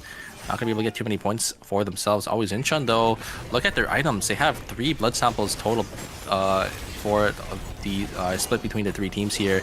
Luminal is going to try to find an angle in. It's going to be up to Chon to try to look for some damage back, but the William's going to be able to just pump out on these fastballs. This is going to be enough. Blaster going to get the 1v1 onto Chon. Is going to be able to push them back away, and the HP bar difference is just going to be a little too big here. They do have the speed gate to try to get themselves to safety. Oh! The passer does end up proccing and tagging the Lenny here, and oh no, the third party is going to be here. This is so unfortunate for the side team. Still cut. They lose out on another member. They have enough credits to get back into the game if they can find Lumi, but oh no, another third party. Dragon Ball Z going to be on the upside. And still going to go down in 6th place. We're not going to be able to see the Blair anymore in this game here. Here comes Engage coming out from New as they just instantly obliterate the Isaac there with the Nia's Game World, and Trinity going to be the last member alive. They actually weren't even able to trade the Kathy, and CDAC going to be forced in this corner here. They are going to be able to spot this Tia. They don't have enough timer maybe to get into. I think they're going to use a safety to try to TP on out. 5 seconds should be enough. They channel it on at the start, and yeah, TPing down into fire station here. Don't want a -1, but gonna have to rat it out here now. Jumping into the wolves, then the couple of teams hanging around inside a fire station. It's gonna be a bit rough for Trinity. It's a Tia as well. You can stay alive for a little bit. We've seen Passant and NA do some crazy stuff on this character in a 1v3 situation, but in KR, it's probably not gonna fly, unfortunately. We should see that Tia falling down in a few moments. We do have Team New going to be positioning on the bottom side of school. So there's only going to be one team that has control of Forest here. Team New is just on that choke point. No other team is in Forest, surprisingly, here. Is always Incheon. Probably the second strongest team outside of Team New, because Team New is also sitting on 3 blood samples. Once again, is going to take the contested zone, and they're going to maybe try hold zone priority first. If they could just hold this zone down, I think they'll be in a good spot. Team Windrunner looks like they don't want to fight Team Always Incheon, so they're going to go to the other zone. This time the situation's a little bit more different though, because Always Incheon, in comparison to the items that they had in game number 1, game number 2, their items are a lot more definitively better than almost everybody else in this game. So back in. Okay, yeah, we'll see. This is a very heavy investment. I did invest about like 10 to 20 seconds of their timer here, so but it's pretty good, because Team Always Incheon probably has no idea that Team Windrunner came back in. They probably thought they went to the other zone, so they think it's probably going to be just one team, but it's going to be 2 teams. So if they take a team fight here and then Team Windrunner come back, it's going to be good. And Trinity, it's got a lot of value. Is going to be able to get a double combo there. The ultimate is going to connect, but Trinity trying his best here to get anything, but it's not going to be enough. As wait a second, Team Windrunner just gonna. Where is the Yawn? The Yawn is nowhere to be seen here. I think looking for a different angle, and it's going to be Team Dragon Ball Z. Going to be the one to come out on top to get all of these kills, get so much timer refunded back to them, and they get the break as well. But there's the third party coming out from Team Always Incheon. They're going to be here. Look at the damage being exchanged. Illuminal is able to pump so much damage on this William with the fireballs, and I think that is going to be it. Goku going to try to find Lango back in. Going to try to find anything, but nothing really going to be there. Always Incheon going to be able to win the zone once again. Problem there was that Trinity was actually the calling card for the entirety of Dragon Ball Z being in that situation to begin with. Way too much value out of that yellow, blue, and the full rainbow, right? I think both the Mai as well as the Aiden ended up using both of their tactical skills. And of course, for the Aiden, it's a lot more worse because of the fact that he has Blink over the Quake on the Mai, a longer cooldown, plus Aiden really needs that Blink in order for him to be able to fight effectively, just to maintain his mobility if you're not being able to reset things long enough. And then on top of that, they had to fight another team right before too. You do get the Executioner bonus, but it doesn't fill up their HP to full. They still had cooldowns gone because of that fight, and then they had to fight Always Incheon. really rough. But now we do have our last fight. Always Intune versus Team New. We're going to see Hyde on the backside trying to fight over onto Luminal. He is dashing away. He is safe. And the fight is just over. It's not even close, man. The first time a team ever gets access to Luminal, he is just so far away. The pitcher's mound way too far away from the batting mound. It's just not even close, I man. I can see what Nia was going for. They're trying to get Luminal, right, with the Peerage Uppercut into the Nia's game world, but they have the exclusive, right? The exclusive just completely denies any combo there, and it's just easy for Luminal to just kite around, dashing to his balls, and it's just so much damage, right? William, I think, probably has like the highest DPS in the game if you leave him, you know, unchecked. Yeah. Again, it's the first time we've ever seen a team in this lobby actually try to execute Lumino before going over onto the Tazia. It was a great split, and I think Hyde is a perfect person to try getting the execute over onto the William. Combo looked pretty good, but exclusive. It's just exclusive. That's literally it. Oh, 100%. I mean, yeah. Like, we know the counter, right, to this, Nikki Adela Nia combo is you play that Mai, you have that exclusive, you pull them out as soon as the Pure Reach Uppercut comes in, and there's going to be no more follow-up, right? So, all the damage was already used. As long as you time the exclusive, on the combo of either the Adela or the Nikki, and it's just really easy to, sort of play around when you do have that Mai pick. But Mai, it's going to be banned for the next game. That is true, but that's also going to be after the break, so I don't know if the Mai ban really constitutes any players having to be substituted out. It usually doesn't ever be the case, since at this point, if you're coming into ERM and you don't expect that Mai to be banned, you're really not playing ERM, right? You need to have a substitute pick for that character. In KR, if you don't... you need a substitute tank that you can play if you're a Mai player. Yeah, and that means some of these teams are going to have to swap up their team comp. Always Incheon probably is going to go back to what they played in game 1. Still, I think, I feel like they looked a lot better with this My comp, but unfortunately not going to be able to play it in the next game. And I think Team Dragon Ball Z was the other team comp. Maybe they're going to have a nice good training arc with, Goku and Vegeta, training together or something. It would be pretty funny if they start coming back afterwards. What is it? The hyperbolic time chamber that they have? Is that from Dragon Ball Z? Actually, I didn't even know I could have sworn they had one at least at the very beginning. Sorry guys. I know. I haven't watched it. I'm not cultured. I haven't watched it either. It's been a very, very long time since I partook in any of the Dragon Ball Z culture. Say for I think Genshin Squad, was it? Circadia dragged me into it over the past couple of months, but outside of that, no real Dragon Ball Z experience for me. But here we go. Regardless, the leaderboard for Group B after game number 2, always Incheon with a dominatingly 13.5 point lead over Team Windrunner, who is going to be in second place. So we do have that definitive cut between first and the rest of the lobby, but everybody else is pretty middle of the pack. Yeah, even Stillcut and CDAC are not out of the woods just yet.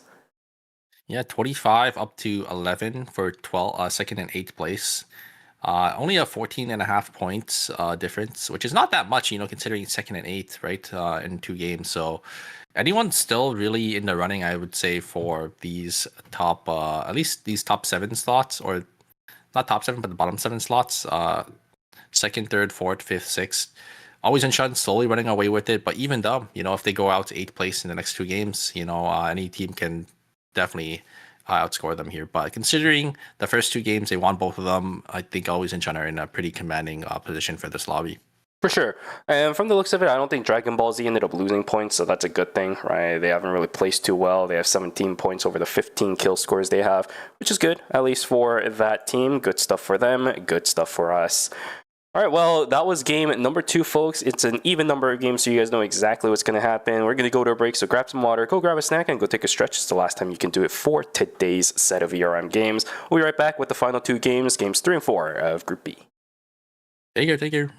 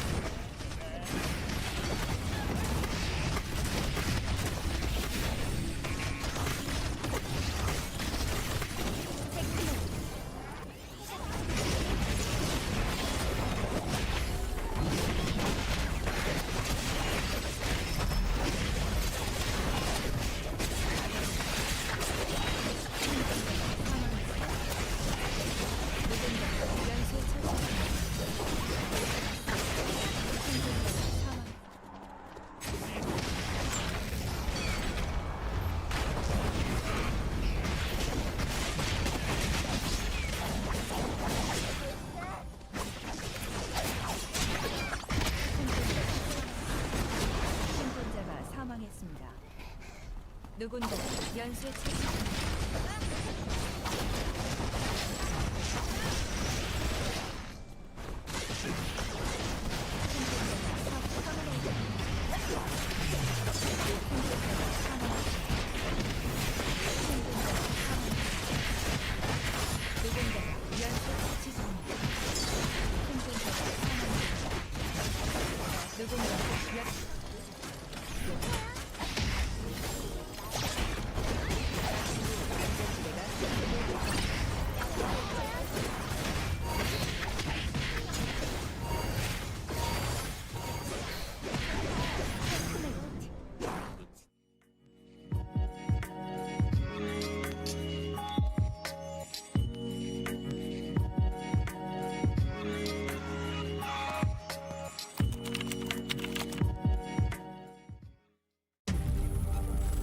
You're ready to get in the game now. The last thing you want is to wait. WD Black, performance storage, purpose-built for gaming. SSD speed that obliterates load times. Performance to transform your game. Expanded capacity to store more. Customizable RGB. WD Black. Because the game never waits. WD Black. Drive your game. 안녕하세요. 루미아 섬의 생존자 여러분. 9.6 패치노트 다이제스트 진행을 맡은 천시아입니다. 길티기어 스트라이브와의 콜라보레이션 이벤트가 시작되는 9.6 업데이트가 여러분을 찾아갑니다. 과연 이번 9.6 업데이트에서는 어떠한 새로운 콘텐츠들이 여러분을 기다리고 있을지 지금부터 한번 만나보겠습니다. 많은 분들이 기다려주신 글로벌 IP 콜라보레이션 길티기어 스트라이브가 이터널 리턴과 함께합니다. 길티기어만의 스타일리시한 매력을 더해 새로운 모습으로 변신한 실험체들을 만나보세요. 콜라보 스킨으로는 영웅 등급의 제고 리다이린과 희귀 등급의 카이 에이든, 엘페르트 아야가 출시됩니다. 카이 에이든과 엘페르트 아야는 일부 음성 대사가 변경된 희귀 스킨입니다. 콜라보 스킨 3종은 콜라보 전용 GGST 토큰 교환소와 GGST 퀘스트북을 통해 획득하실 수 있습니다. 토큰 교환소에서는 재고 리다이린 스킨과 프로필 아이템, 이모티콘 등을 획득하실 수 있으며 퀘스트북에서는 카이 에이든 스킨, 엘페르트 아야 스킨을 비롯해 다양한 아이템을 획득하실 수 있습니다. 콜라보 상품으로 판매되는 상품은 NP가 아닌 스팀 지갑 자금 추가를 통해 구매가 가능합니다. 자세한 상품 구성은 별도의 공지를 통해 안내드린다고 하니 공지를 꼭 확인해주세요. 이터널 리턴의 이야기들이 기록된 스토리 컨텐츠, 아카이브의 문이 열립니다. 로비 우측 하단의 이미지 버튼을 클릭하여 접근 가능한 아카이브에서는 이번 콜라보 이벤트 스토리를 감상하실 수 있으며 추후 더 많은 스토리 컨텐츠가 추가될 예정이라고 하네요. 이번 변화로 우측에 고정되어 있던 1일 미션 리스트가 제거되고 별도의 미션 버튼으로 통합됩니다. 아카이브의 첫 번째 이벤트 에피소드로 길티기어 스트라이브와의 콜라보레이션 에피소드가 공개됩니다. 다음은 새롭게 추가되는 상품입니다. 11의 새로운 이모티콘 4종이 상점에 추가됩니다. 11의 다양한 모습들을 이모티콘으로 만나보세요. 다음으로 시스템 변화점들을 소개해드리겠습니다. 이제 아시아 서버 랭크 대전에 휴대폰 인증 시스템이 도입됩니다. 하나의 휴대폰 번호는 오직 하나의 계정에만 연동할 수 있습니다. 인증 요청 대상 계정이 인증을 완료하지 않을 경우 아시아 서버 랭크 대전 입장이 제한됩니다. 한 번 인증받은 계정도 보안을 위해 불시에 재인증을 요구받을 수 있으며 최초 인증된 번호와 동일한 번호로만 재인증이 가능하기 때문에 번호 변경 등의 사유 발생 시에는 별도로 고객센터를 통해 조치해야 합니다. 인증 방식은 SNS 인증과 보이스 인증 두 가지 방식으로 진행됩니다. 이번 업데이트와 동시에 제재 경험이 있는 계정과 랭크 대전에서 특정 지표를 충족하는 계정에 1차로 적용되며 업데이트 기간 중 적용 범위가 단계적으로 확대됩니다. 9.7 업데이트 시점까지는 아시아 서버 랭크 전체 적용을 목표로 하고 있다고 하네요. 추후 아시아 외 다른 서버의 랭크 대전에도 인증 시스템을 확대하는 것을 원칙으로 하고 있으며 각 서버별 상황에 맞춰 적용 일정이 조정될 수 있습니다. 치열한 실력 경쟁을 지향하는 랭크 대전이지만 주요 랭크 보상을 획득할 수 있는 골드 티어 이전 단계는 본격적인 경쟁을 위한 준비 과정으로 보아 매치메이킹의 안정성을 보완하고자 합니다. 따라서 이제부터 랭크 대전의 하위 티어에서는 최대 실버 티어를 가진 머신러닝 봇이 등장할 수 있으며 매칭 대기 인원이 부족하여 대기 시간이 과도하게 길어질 경우에만 투입됩니다. 머신러닝 봇은 랭크 추적 시스템을 통해 적발된 불법 프로그램 사용자에 대해 대규모 제재가 진행되었습니다. 불법 프로그램 사용은 단순 게임 이용 제한을 넘어 형사처벌의 대상이 될 수 있는 명백한 범죄 행위이므로 플레이어 여러분의 각별한 주의를 부탁드립니다. 불안정한 인터넷 연결이나 강제 종료 등으로 팀원이 이탈하면 랭크 입장료가 보전되지만 종료될 때까지는 게임을 지속해야 했습니다. 이제 조기 항복 시스템이 도입되어 빠르게 다음 판으로 진행할 수 있습니다. Welcome back, everybody, to the stream. It's going to be a grandiose final couple of games that we have lined up for you guys. We are now back for games 3 and 4 of Group B, our last two games of the day. Super games 1 and 2 were pretty cool. What are your thoughts about it, and what are you expecting going forward for the rest of the games? I mean, it's just an always in Chen show. I wonder if we'll see some substitutions, if we'll see Cenifine come in, or if it's just going to be those three again. And it is just going to be those three. And yeah, it looks like they're probably just going to go back to the original team comp with the Shukai, Dio, Kiara that we did end up seeing in game 1. And when it does end up getting banned out again, if the dealer does end up getting banned out again, we'll probably see them swapping back. But yeah, I mean, always in Chen just dominating this lobby. We'll have to see if it will continue here. We do see the Dio being locked in from Still Cut. Theodore locking in from Always in Shun, and then it's probably going to come out for the side of Team Dragon Ball Z again as well. Unless they swap it up to something else, but I think the Theodore ban is pretty imminent here. I think all the other teams are just going to be playing what they are, or what they have been playing in the previous games here. It looks like here, no real changes at all. Let's see that actually Shauna going to be swapping over to that Lennox. I think it's going to be the change. Lennox and the Cicella going to be there as well. And yep, the Theodore going to be locked in. So Theodore will be off the table going into game number 4. Nothing too crazy, just a couple of simple change-ups going through. And realistically speaking, the only one that really did change anything is CDAC. So cool stuff going through. Trinity still on the Tia, not too surprising there, but Humanoid on the Cicilla as well. This is a pretty interesting setup for this team. Very skill shot reliant and almost really pick reliant as well. You can pair up the Cicilla as well as the Tia pretty well with each other, and then you can toss in the Lennox into the fray. But considering it's a mage composition, I'm getting a very eerie pick comp that I mentioned just now. So we'll see how this team decides to operate. I feel like the Cicella Lennox is pretty good if you can layer and if you're communicating well, because you can maybe pair the pull into the other pull from the Lennox, right? You pair the two pulls together and you're able to just have a lot more effective range because you're able to just one-shot someone that is mispositioned. But we'll have to see how it does end up working out for the side of Team CDAC, if they are going to be able to utilize this combo correctly here. But yeah, Theodore is going to be off the table. And I don't think we're going to have any other bans going into the next game. Everyone just playing their comfort picks here is usually what we see during the knockout stages. And, or not knockout stages, but the group stages and the early knockout stages is, you know, the teams just playing, you know, their team comp that they're familiar with. And then later on, you start to see like the high level ERM teams, you know, starting to play really similar teams because they know exactly, you know, what the best team is in the meta usually. Exactly. Nothing too surprising for both you or I, probably for anybody else in this in the stream as well, where comfort picks every now and then with the every other rotation of games.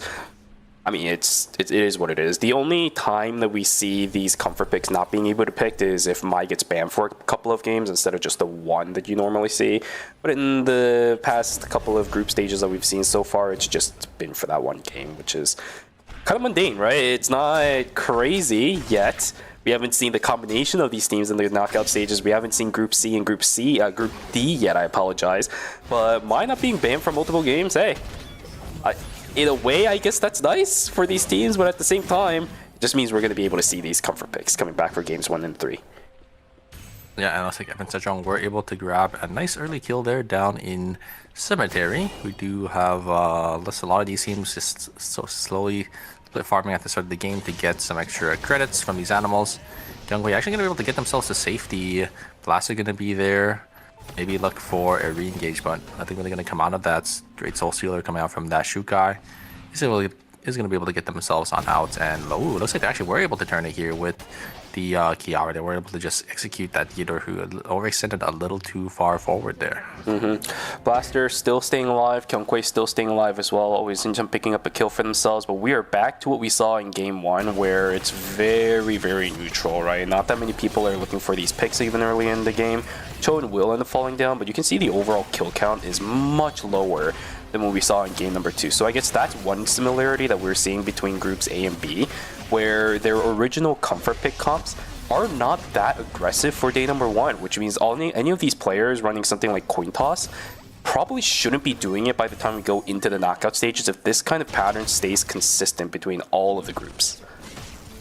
Yeah, I mean, I don't think coin toss is any better anymore because of the buff on Penny Pincher, right? They changed it to its 20 credits now, I think, reduced. So most people will probably just be here. If we see the level of aggression that we saw in like Group A, Game 2 and 4, coin toss still goes turbo, right? Because imagine if you were, what was it? Not Windrunner, I think, right? 9 kills by like night 1. Yeah, that's when coin toss goes turbo. That is true. But they have to average like a lot of kills, right? I think they need about maybe 5 kills to outvalue the Penny Pincher because it's like about 9 average, 7-12. Actually, I think it's about like it's like 9.5 average, and you wanna get more than at least like more than 40 because it would be basically 2 buy-ins. You wanna try to outvalue 2 buy-ins, but here comes Engage coming out.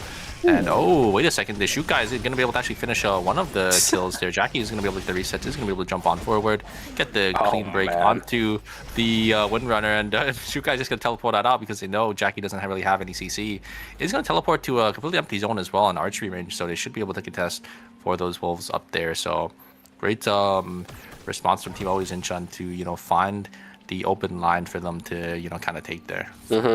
Really lucky, whereas a lot of AoE, I think, landed from the Theo as well. Here we go. Day 2 is going to begin. Pull on in goes towards the, what is that? I think that's the Aiden. No, never mind. That's the Alex.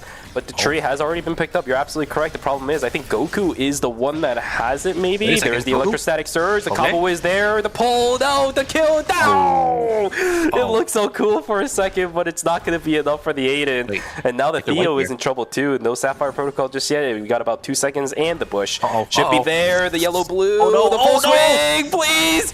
Please, for the love of God! No! The yellow-red. DPS is just way too much, even for the Sapphire Protocol this early on in the game, and that's going to do it. Dragon Ball Z with a very, very early terminating game number 3. Oh, what an unfortunate end to that team. Place, they got to go back into the time chamber, man. Like, it just didn't work out for them after the break here. Tron is going to get caught out here. He's going to try turning. Look at the damage coming out from this player. Can they find anything here? Oh my god, the shields! Oh my god, look at the 3 bars of Team Overdrive.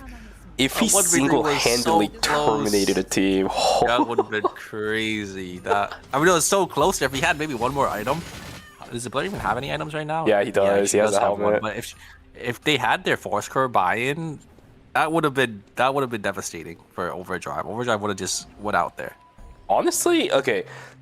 There is also a chance even without it, he could have done it if like 2 sources of damage missed from Overdrive, right? Because Overdrive outside of the Jackie is very skill shot reliant, right? So if they missed 1, maybe 2 skills, it would have been over.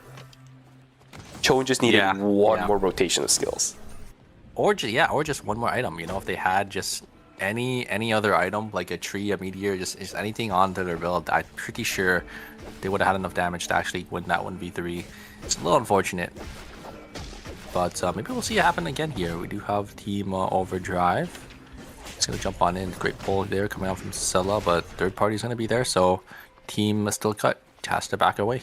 Way too many teams inside of Forest. Unfortunately, Value is just not going to be there. So number 2 is going to pop. Maybe there is a alpha there or something. Okay, I don't know what this Lennox is doing, just walking into an explosion shot like that. But Shauna is still making their way over to the left side, unfortunately.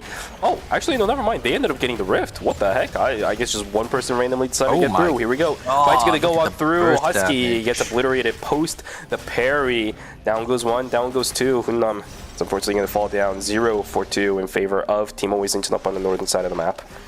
Yeah, Husky tried to find an angle in, but it was after the fear already already ended. So Jackie just getting bursted down by that Theodore and that Kiara there. Here comes the full engage. Oh my god. And he has Game World with the combo. It's going to be enough to kill the Tia, but both the members of the side of Team New are just going to go down, and that is going to be it, I think, for Team New. They're going to go down here in the Rift, and it's going to be a nice clean 3 kills for CDAC. Going to be able to pick up, they're going to be able to pick up and get that item as well for themselves. All right, here we go. Choen still on the backside. Shijiro is going to be taken down first, unfortunately, which forces Choen away. Remember, this is not a death ball with the Blair anymore. It's going to be a little bit more of that front to back. So without the Sua as well as the Curious Case shields, it'll be a bit more risky for Choen to play like this. Yeah, just have to back themselves on out of there. Always in Chun are going to be posturing on the top side in alley, as do have Team New coming down here in warehouse. Just getting these bears, going to be able to get a couple more buy-ins, going to get some more credits for themselves. And yeah, looks like the game's going to be slowing down a little bit here, as it is only 7 teams, right? We did end up losing Dragon Ball Z a little early on, so the map is a little more open for these teams to sort of work with. That makes it very good for these scaling compositions. So ones like Stillcut is going to be really happy about this. Always Incheon definitely going to be happy about this. I think even CDAC is going to be happy about this as well, because with the Cecilia and the Tia, you do want to get to the point where you should be able to even pressure the frontliner of any of these compositions. They're not there just yet, right? 3 items on the Cecilia plus 1 on the Tia. It's not going to be enough. You need a bit more than this in order to pressure frontliners that are going to get really tanky as the game goes on. But once they get there, CDAC is also going to be pretty happy. So these scaling compositions, again, 7 teams alive, it goes really well for them. With day 3 beginning, Overdrive in a little bit of trouble as FN Sejong smelling blood in the waters. F-Bomb playing a bit aggressive on the front side. Shikimori over on the side too. He is playing with fire. There's the Charm of the Nomad to get himself out, but could have been close. Yeah, looks like Overdrive is going to slowly back themselves on out. They don't want to do anything with the side of Team FN Sejong, as looks like they're going to be able to grab all these wolves, this wolf pack for themselves on the top side, and you can see the credit counts as well. All these teams want to look for their next couple of buy-ins here to, get that extra power spike in their build.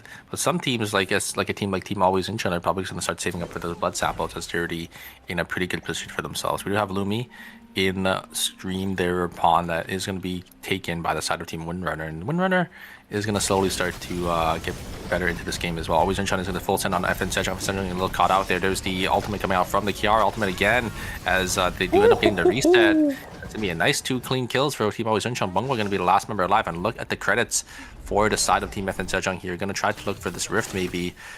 I would probably do that, as definitely don't have any credits to your name, and you want to try to get back into this game. And farming up and spending credits here is just going to take way too much of your time.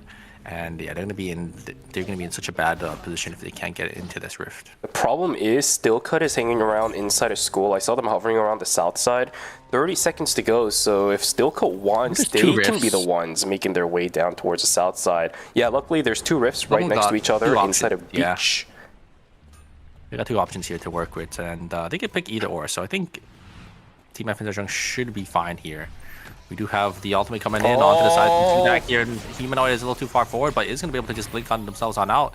And the damage coming out from this Theodore is just going to be a little too much in this corridor there. Wait a second, Tron is going to jump on forward, but the ultimate is just going to die. Just not enough damage, or not enough HP to really live through that. They do actually end up taking down the Tia there. Can Gem make it to just getting a little too hasty. I think that's what they're going to try doing. I think they can get in. So we're going to have probably 2 fights here. FN Sejong versus... Oh, wait. Oh, he can't, because we ended up seeing Bungo take the one in Hotel. Oh, no. That's a little unfortunate then. Yeah. So looks like FN Sejong are going to be able to get the rift and to get an item as well. And it's going to be a minus 200 for Stillcuts. It's not enough credits to get their Blair back up just yet, so eventually it's going to be that minus 400 for them. Yeah, unfortunately, the credit count is just a little bit iffy. Maybe they should have rezzed the Blair first. I'm not sure if the credit count was just that bad to the point where they had to res the Sua first or something like that. Now their credit calculations are a little bit off. There we go. Blair's going to be back alive inside of school. These guys are recovered, but as you said, minus 400 credits. It's going to be pretty rough for a team that needs to snowball at this point in the game. We're night number 3. Now we're starting to talk about these Wiccaline contests. Now we're starting to talk about some of these red box contests as well. Still cut in a little bit of trouble for night number 3.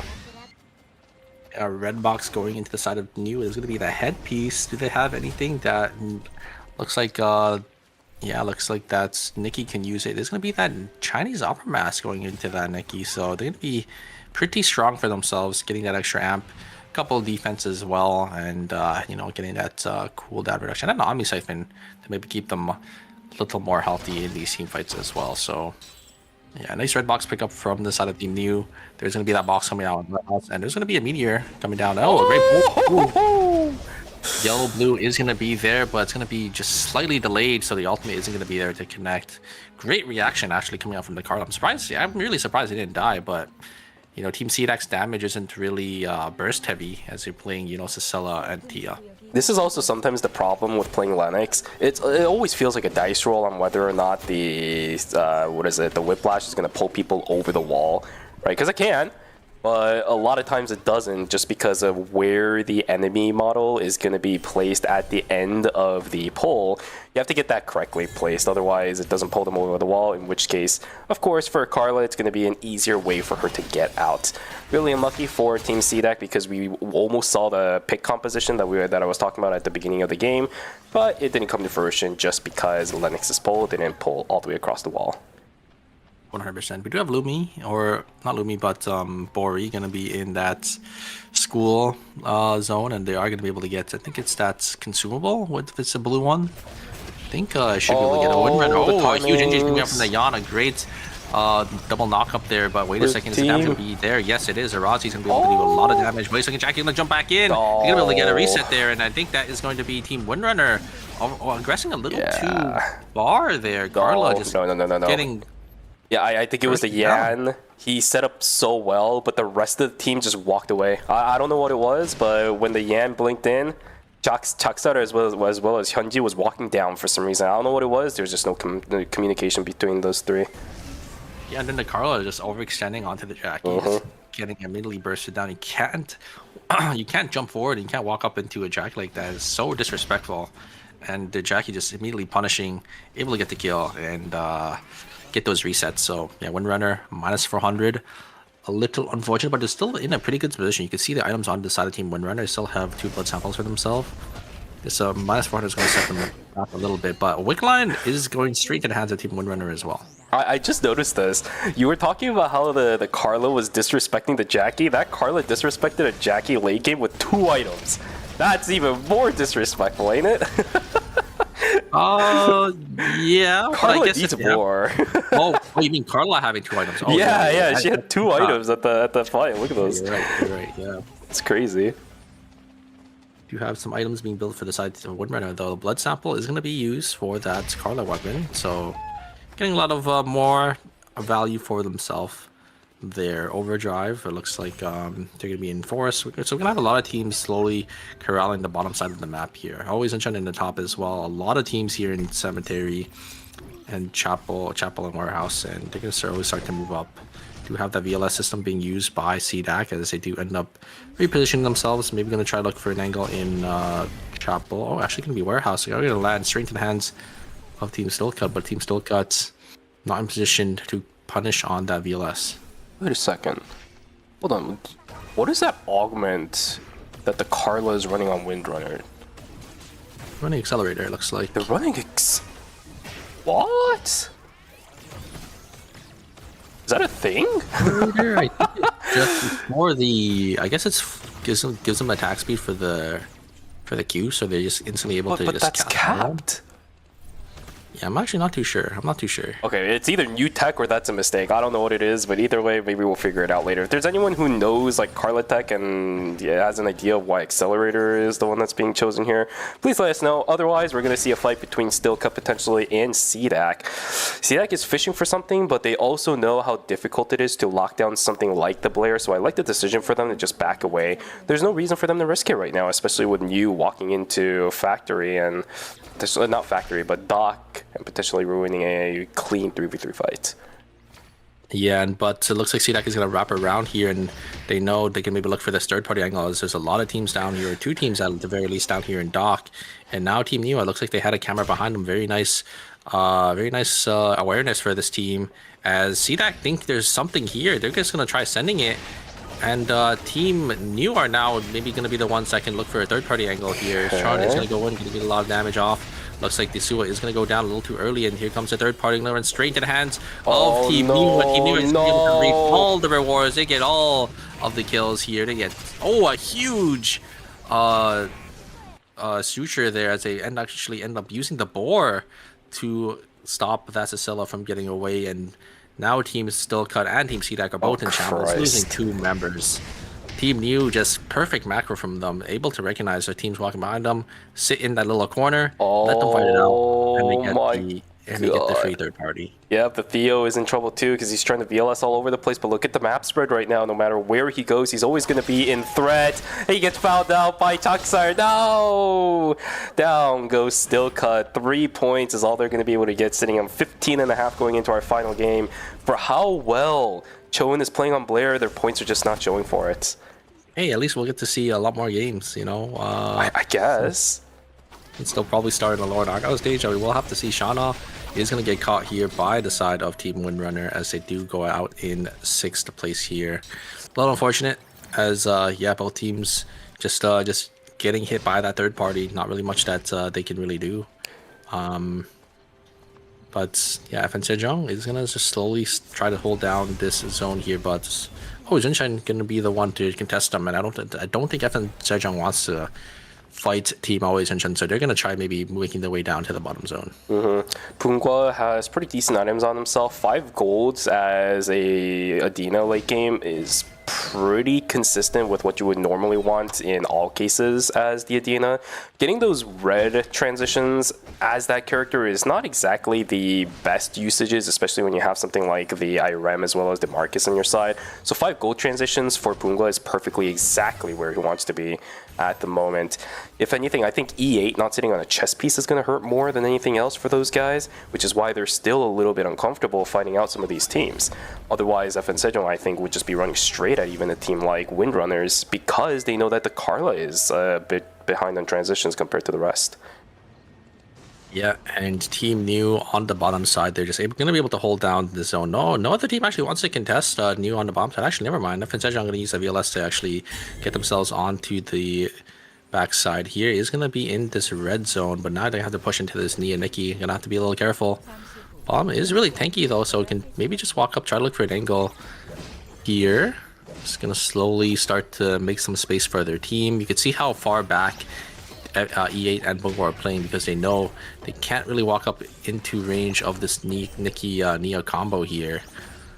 Look at how far back they're playing. Like they know that as soon as they get caught by it, they're gonna get one shot and they're gonna lose the fight. We have another team. This is gonna be really awkward for the side of Team FN Sejong. I think they should see that ping in warehouse, so they should position on the bottom side here, but this is really awkward for FN Sejong because they're in the middle now. They're in the middle, and I think Team New also know. I don't know if Team FN Sejong actually knows the other team is behind them here. And on the other side, it is going to be Team Always Inshan. Again, it's going to be able to win the 3v3. Razi going to be the last member alive, and FN Sejong actually taking zone control. This is really good for FN Sejong because they have a lot of extra timer for their hands. Overdrive, gonna try to contest, but I think FN Sejong just needs to go red now and just take this timer advantage. Oh yeah, but leave Bum in there, that's completely fine. Right, because this allows all the other people to start losing time, but now they're losing space inside. The fight might be a little bit awkward. Bum's going to back away. He has all the information in the world. Execution bonus is going to come on through, but Bungo is still 3/4 of his HP. Now they're trying to run away from this. Oh no, E8's going to get taken down. Udabel's still alive. +1 not going to factor in as Bum perfectly waiting out the timer. Now it's going to be a 2v2. Hyde on the backside. He's already used his entire combo. It's Bungo on the front side. On the backside, Bum is just beating the crap out of the Nikki. Down goes Hyde. It's just too easy for FN Sejong. We are down to the 2 titans of the Slavi. Both just winning their 1v1s. Both Bungwa and Bum just winning into the Cacti and the Nikki there. So just very nicely played by the side team FN Sejong. I was a little worried there, you know, because of the third party coming in and their positioning, but it looks like the Nikki was only really able to trade 1-for-1 onto the IRAM, which wasn't really enough. Once it goes down to the 2v2, Adina and Marcus are, kind of monsters when it goes down to 2v2 or 1v1 scenarios. I saw what the Nikki was trying, but Marcus' damage output is too consistent. What the heck is this? What the heck is this? That's a lot of investments. Always Incheon is down 2 crucial ultimates. This is the opportunity for FN Sejong to push their way on in, or at least force out a lot of investments and a lot of, resources from Team Always Incheon. You can really brute force this. I think FN Sejong should be really pressuring Always Incheon right now. All the way. Always Incheon needs a full reset here. They don't have cooldowns, They're doing especially it. because... not like that. Wait a second, they're able to get a lot of damage back though. This Theodore is able to pump so much damage, but yeah, Blaster not having the ultimate or the totem, Theodore not having ultimate as well, but they ended up just using the blink, which is a pretty pivotal cooldown, but you can see the cooldown on the Kiara in the top left there. It's coming back up very shortly, and once this Kiara ult is back up, I think they're going to be favored. As soon as Luminal is able to get any catch, any spark nade onto one of these backliners, the Kiara ultimate can come down as well. There is Sapphire Protocol. Look at the damage being pumped onto the tank here to sustain. The healing is going to be there, but it's getting out-healed by this Theodore. Donghua going to try maybe looking for a catch here with the Moon. They use a safety orb. Going to try looking to rotate around. Oh no. They stacked it. Safety orb stacked getting up. chunked down. They have to heal up. They have to reset one more time. Yeah, double safety orb is not what you want to see, especially for the side team Always Incheon when they're going to be low on time. There's the ultimate. They're going to still full send it here. But great response, so much damage and so much you see in exchange and in response. Here comes Engage and the Kiara goes in, just not going to be able to find anything. That's it. And Team FN Sejong is playing this perfectly here. Bomb is going to try looking for an angle in. There's a huge pullback in, and FN Sejong just masterfully played. Just able to just kite back, bait out everything, lock down the shoot guy when they're trying to full send it, and there's nothing Team Always Incheon can do. This is just a battle of resources, right? It's textbook Eternal Return in the final stages of its game. Really well done from FN Sejong. Patience really waits and gives the people with it a win in the end. Nicely done from FN Sejong to win it away from Team Always Incheon. Both teams, I think, played it really well, but FN Sejong just capitalizing on the fact that Always Incheon really is gated by their cooldowns. Everything being sent from both Blaster as well as Luminal was, I think, what ended up sealing the deal there. If at least one of those two were keeping ultimate cooldowns, like maybe the Theo was keeping the Energy Blast field while the Plague was down, or vice versa, maybe then there could be a chance. But every single time FN Sejong tried something, both of those ultimates were invested when FN Sejong wasn't investing all of their cooldowns so they could just get away from the fight. Yeah, I mean, it was just a great layered CC as well. And when they tried to look for an engage with the Theodore ultimate coming back in, the Shukai wasn't able to get their ult off in time. And because the Shukai was just running at them, they were able to just lock down the Shukai with, I think, double Moonstun from the Adina into the Irem charm as well. So the Shukai was basically just out of the fight at the very start, at the very end. So just very nicely played by FN Sejong, is able to kiting peel back so well. Yeah, great situation. This is where that stability of the Adina really starts to shine through.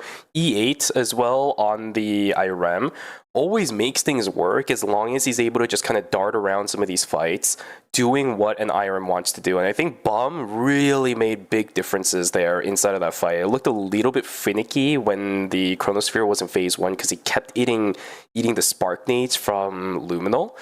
But when it was inside of the chapel building, he played everything perfectly, pushing away the Kiara, forcing away that plague-infested nun. That's how you win fights up against something like the composition of Always Incheon. Yeah, but it is going to be Always Incheon, still going to be in first place because it did end up ending second place there with still a lot of points for themselves. So 55 points. FN Sejong in second with 38. Windrunner in third with 36. Neo in fourth with 35 or 33.5. Overdrive in fifth with 30.5. CDAC 21.5, Dragon Ball Z 17.5, and Still Cut with 15.5. So it's still pretty close between, the middle of the pack teams, but the bottom and our top are slowly pulling away from each other. So we'll have to see if Team Dragon Ball Z and Still Cut can have anything to say about not starting Knockout Stage 1, or if Team Always Incheon can hold strong and get a bunch of tickets straight into the finals. I will mention again, it's very surprising that a team like Stillcut is in 8th place, considering how well Choen is operating and executing this Blair character. It would very much feel like they have a lot more points than 15.5, but because they haven't been able to round out a lot of high placement finishes, the amount of actual time they're able to play in the game is not that much. So we see a lot of good crucial moments, but because there isn't enough of those going around due to their short gameplay span, 15.5 is all they're walking away with in some of these games. And now for you and I, technically it's good because we do get to see more games of Blair, most likely in knockout stages, assuming Stillcut can make their way through with this Choen performance.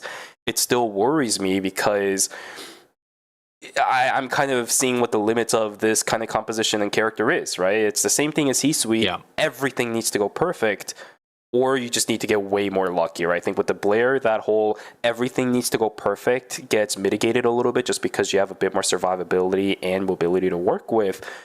But Stillcut has also been very unlucky in a lot of these situations where they're getting third-partied, fourth-partied, walking into another team, running away, and then walking into another team.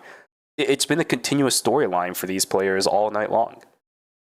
Yeah, 100%.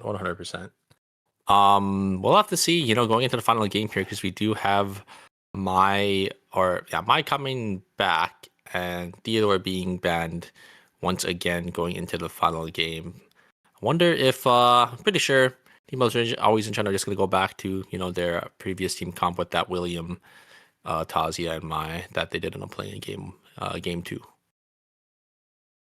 At this point, they can probably play whatever they want and should be able to maintain that first place spot just because of the difference. I think it was, like a 19-point difference between second and first place? I think it's, I think it was 17. But yeah, it's still quite a lot. Yeah.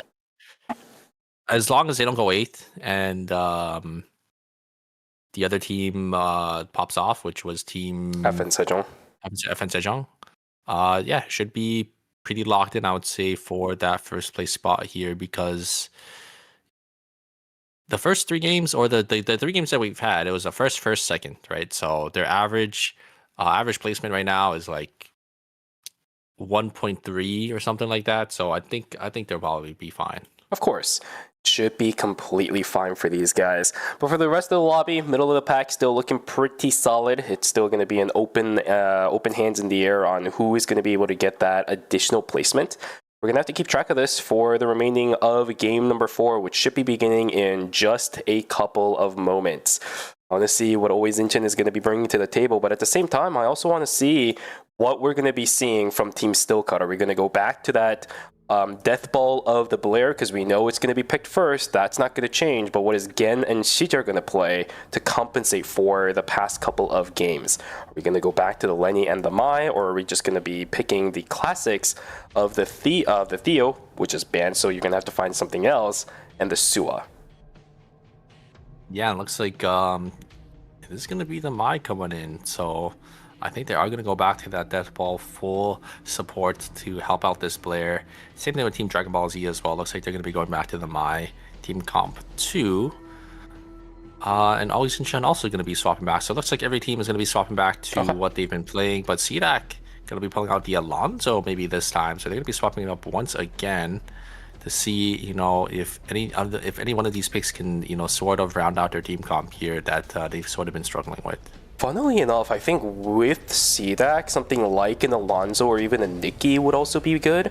Alonzo is really good here because it is guaranteed initiation, but because of the limited range that you have with this, I feel like it's going to be a little bit iffy. I am seeing the frailty for Alonzo, and you know what this is actually kind of giving me vibes of? It's giving me no. I was gonna say it's giving me vibes of the you know this Eclipse on the Garnet with Strider and Frailty. I didn't even realize it was on Frailty. Okay. Yeah. It's like the whole, I think, with Delinko on the Bianca, and I think it's DMIHCLE on the Adina, was it? They just deathball into one single person as Garnet uses Strider and just locks him down. It's pretty funny. Yeah, I think they're just probably going to want to be playing a more, I guess, consistent with the shard then. Yeah. Surprised it's actually I guess Diamond Shard isn't really bad on Alonzo, because you just you take your EN, you get the D-Shard proc, and then you could hold out on your W, so you kind of have like 2 Ws, 2 damage reductions in a way, right? that you could kind of live a lot longer in these team fights. Yep. But here we go, folks. The final game of the night, or I guess for you and I at this point, it's the morning, right? 9:30 for you, 8:30 for me. It's been a fun Group A and B. I've seen a good split between these teams playing passive. I've seen a good split between these teams playing pretty aggressive during the earlier stages of the game. But we do know that a lot of these guys have one main roster and then the second sub roster. For some reason, a lot of these teams feel a little bit more comfortable in the second sub roster because they're fighting a lot more. But at the same time, that could just be the fact that these sub rosters are just a lot more squishier than the other ones. Yeah, 100%. Looks like we're gonna have a pretty. Actually, I guess I can't really say it's a quiet game because the game just started and these teams are still building up. And there we go. There's our first kill. It's gonna be again gonna go down here to the side of Team Overdrive as they do end up picking up the Mai. That was probably trying to teleport to their teammates. So a little unfortunate, but is just gonna get caught out here. Chon is gonna get caught out by these three members. Can he get the 1v3 this time? No. Go down. Windrunner gonna be able to get that free kill for himself. Forces away the blink though, and I will say I'm actually kind of surprised. I didn't realize Yan's bottom weave extra auto attack damage actually did that much, but the kill over onto the Mai earlier right here was pretty good. Nice try from Luminol. Never mind. Getting taken down. Killplay will follow suit. Yep. A good try from Luminol dashing around, but just died in 2 seconds. You know, I think the Jackie damage with the ultimate just reset with the Yan. And a couple charms as well, just a little too much there. There is the Pure Uppercut going to try to peel for Uniball there. And they're actually going to try to look for an angle onto this human. Maybe they're going to look for Goku again. The ultimate is going to be there, but blink away from this. Nia is going to be able to keep them alive. Goku is actually able to get the cat on the bottom side, but it looks like they're going to be able to trade 1-for-1. Unfortunately, the Catty or the Nia does also end up going down, so Dragon Ball Z is going to be the one to come out on top. Yeah, I don't know what it was. This is the first time I've really ever seen Hyde make this mistake, but he actually ended up sending the amputation the completely wrong way. It allowed Goku to actually pick up a kill over on a Hyde before he ended up getting taken down by the Nia. So yeah, I don't know what that was from Hyde, but a little bit of an oopsie ends up resulting in a trade between those two. But the fight still go on as Night 1 is going to hit. Trinity runs away. Same thing for Shauna. Oh no, he had the wrong color on. Now all of a sudden E8 on the other side. Wait a second. There's the yellow-red. Not the yellow-red, sorry, the blue-red coming in. So the healing is there for Trinity. Problem is, Shauna trying to do what he can, keeping himself alive, but right out of the Hyperloop is going to be Humanoid eating a Moon Dorito. Does dodge out on the moon itself. The fight still continues. I don't know how, but Shauna is still alive and healthy in this fight. E8 getting taken dangerously low. Pungwa trying to salvage the situation as much as possible. Bomb sitting up in the front side. Can he get anything more? Trinity on the backside trying to follow through, but Shauna is dead. E8 is healthy. Trinity misses everything, and this Cecilia is definitely dead to rights. That's so unfortunate. That's so unfortunate. I mean, the Tia was just taken out of the fight and had to play at her max range, but just wasn't able to really follow up on anything because, you know, the Adina was just one spell cast away from killing the Tia. And it all started with the Tia trying to use the blue-red over the wall, but the chickens that started moving the second you tag them. So they were just out of range, and they just weren't able to get the heal. Just very unfortunate for Sidak, as yeah, it's just going to be a clean 3 kills for the side team of Sejong. Can you? I don't think blue-red ever works over that wall for the chickens. I think you have to yellow, and even then, I don't think blue-yellow kills. Well, that's what they tried. Yeah. And yeah, it didn't really work, right? Because the second you tag the animals, they start pathing towards you. Yeah. So the chickens that were close to the wall just ended up walking away, so they just weren't able to get it. Oh, Chon trying to do what he can. Damage reflection on the front side, not going to be enough. Again, he's going to try to run away, but eats the center of Rain of Arrows. Is he going to be able to get out? Absolutely not. Oh, no. There's going to be a third party here. Windrunner going to be able to pick someone up, and still cut. They're going to be out for the count for day 1 here. Not going to be able to contest for any objectives. The meteor is going to be secured by Overdrive, as it's going to be the meteor going to be instantly used for that plasma sword on Jackie. Yep. Good old Aurora Longsword for the Jackie, going to allow her to stick onto targets a little bit more, especially this early on too, right? The raw power of Jackie is slept on even in the earlier stages of the game. You can't sleep on that whatsoever. Blaster by themselves will get caught out. Nice pickup from Vegeta to lock that Tazia down. pretty quiet start to day number 2 again, right? I mean, excluding that fight towards the end of night number 1, a lot of these transitions in Group B have been very silent in terms of the number of people taking it. Oh, yeah. That's funny. That's no. funny.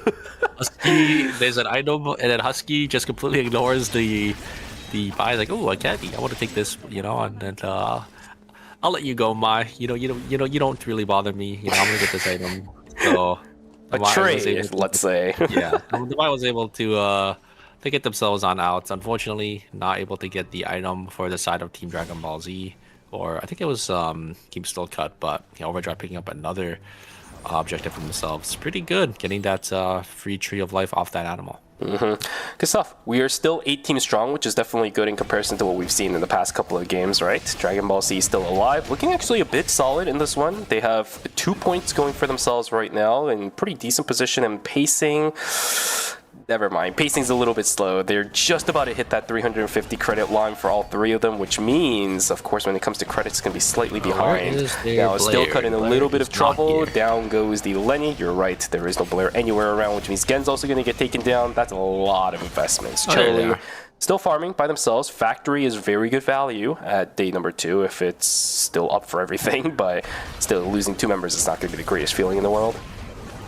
Oh, well, that was kind of an interaction. The poll got cancelled by the Alonso poll, but yeah, just a nice pick for the side of Team CDAC. And yeah, these teams that's really needed, right? So these teams that are getting all these kills, Overdrive in that 5th place spot, 5.5 points already, sitting in a pretty comfortable spot for themselves. Dragon Ball Z needs some kills as well, and looks like Human is going to get caught out here though, as they do end up going down. Jack Stall is going to be able to use the jump on over the wall as they do end up getting themselves to safety. There is going to be an alpha that is going to go to the side of Team CDAC.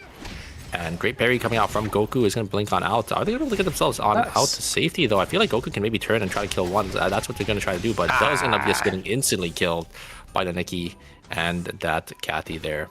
Dragon Ball Z down 2 members, but the Mai is going to be the last member alive.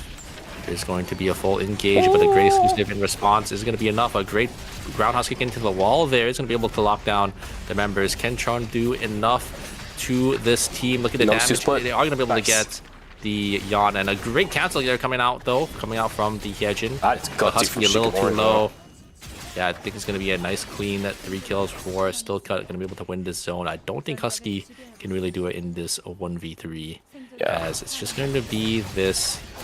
Who's going to be able to actually win this here? It looks like Blair is just actually able to just outvalue this Jackie here, and nice clean 3 kills. Still Cut desperately needed as well. They're in that 8th place spot. Yeah, I like what Husky tried to do, because fighting up against the Blair as a Jackie is really awkward, because the moment you get adrenaline burst going through, the biggest problem is Blair can just block all the damage coming from the front side, and even if you jump across, that's using up your adrenaline burst time. So really a good idea from Husky to try tagging somebody else other than the Blair in that duration, but it just doesn't make a difference because the fight was already over by that point. Good stuff. Nice try from Shikimori, but again, very gutsy on the Hyejin. I think, I mean, Team FN Sejong should know, you know, you probably don't want to be fighting a full stack Yawn, but the HP bars are dropping because of these wolves from the side of Team Windrunner here. Full stack Yawn, I think the engage is probably going to come through. They have to send it over. Nope. Not going to be able to hit anything there. As now FN Sejong has a green light to full send it themselves. Oh, they definitely do now. Oh, they're not going to be able to hit anything though, but great thunder coming out from Bungwa, as they do end up locking down and poking down this Razi. So the tree is going to go to the side of Team FN Sejong here. Great double ultimate coming out from the side of Still Cut there. Great double stun, and they're going to set their sights onto Vegeta, and that's going to be a -200 so early into the game. Blink as well from this human. But wait a second, the Mai is actually out. Goku does end up going down on the other side there, as there's a third party from Overdrive. And yeah, Dragon Ball Z only -200. Not the end of the world, as they're going to try getting this meteorite, but going to be Still Cut, going to be able to contest. So Still Cut, huge temple swing for them. They get an item in gas station to get the meteorite in archery. They're going to get all these wolves as well. This is huge. But again, I feel like we've seen so much from Team Still Cut, but they have 2 points. What is happening, man? This is so weird. So Pansong trying his best to get away. He will be able to. Shana doesn't have the shield anymore, but full stacks over onto the Yan. Here we go. Is he going to get anything done? No! Again, he sends up whipping everything. They were all sitting in the middle of magnetic field. I think it's just... Bro. Bruh. Pansang. Yeah, I mean the damage coming out from CDAC is just so much AoE damage, right? They all got hit with the Alonso ultimate into the Tia damage. It's kind of hard for the side team Windrunner, and yeah, the Yan not just whiffing isn't really helping. Pansang is giving me, who's that other Yan player that's not taking? The one that's relatively inconsistent? The one that looks really good if he does well? You know who I'm talking about, right? KCW? No, not KCW. There's another one that Rachel. He's giving me Rachel vibes right now. Like Rachel, when he does good on the Yan, you can definitely tell. But when he does bad, you can definitely tell. It's just feeling like one of those days. Because I know we've already seen some really good stuff from Pansang, but the past couple of fights that we've had so far from this Yan player has just been a little bit finicky. Fight is going to begin between you as well as Up and Sejong, but it's just going to be completely whiffed away as everything from both teams is going to miss. Also use the, what is it? I'm forgetting the name of the result, but he already ulted. There you go. Yeah, and we do have the Omega spawning down in Hospital, so it looks it's going to be a free Omega, I think, for the side of Team FN Sejong. There's a box up here in, I think it was in Beach as well. So a lot of teams just going to slowly start to take these items for themselves. Actually, the Omega was up in Archery there, and it was taken by, I think, Stillcat. There's going to be, or Stillcat, there's going to be the Rift going to be taken and going to be free for the side team Overdrive. So a lot of value going into some of these teams. There is the point, but is going to be countered by that parry from the Nikki. Pretty simple Alonso versus Nikki thing. It's nothing too crazy, but it's not really difficult to do for that either. Nicely done. Windrunners sitting inside of Research Center, getting all the drones inside of there. Do they have any buy potential soon? I mean, I guess, but these guys, we already know what Windrunner is planning on doing, right? By the time we hit day number 4, they're looking for these blood sample buy-ins, although the pacing is a little bit slower for these guys. Maybe the Carla might be able to hit it by middle of day number 4. The Yan maybe by like night 4, somewhere around there. Looks like Dragon Ball Z just going to slowly back themselves on now. Always Incheon are looking really strong here. Both the Tazia and the William are on full items, and even the Mai is on 3 items as well. So early on into the game, there is the great taunter coming out. Great lockdown on Humanoid. Humanoid already down to 1 HP. Charna should be able to finish off the Cella there. Great play for coming out from Stillcut, and they're going to try to look for more here. The Springtrap is going to go wide, but the ultimate is going to be there from the Blair to try to close the distance here. Trinity is going to be able to use the Blink, but the third party is going to be here. It looks like, Team Stillcut is getting wrapped around here by the Jackie. Oh no, Chon's actually going to go in, and now Team Stillcut is going to be on the back foot. Master 100 for the side of Team Stillcut already. Can Gen get themselves on out? There is the White Lily to push them back into the team of Team...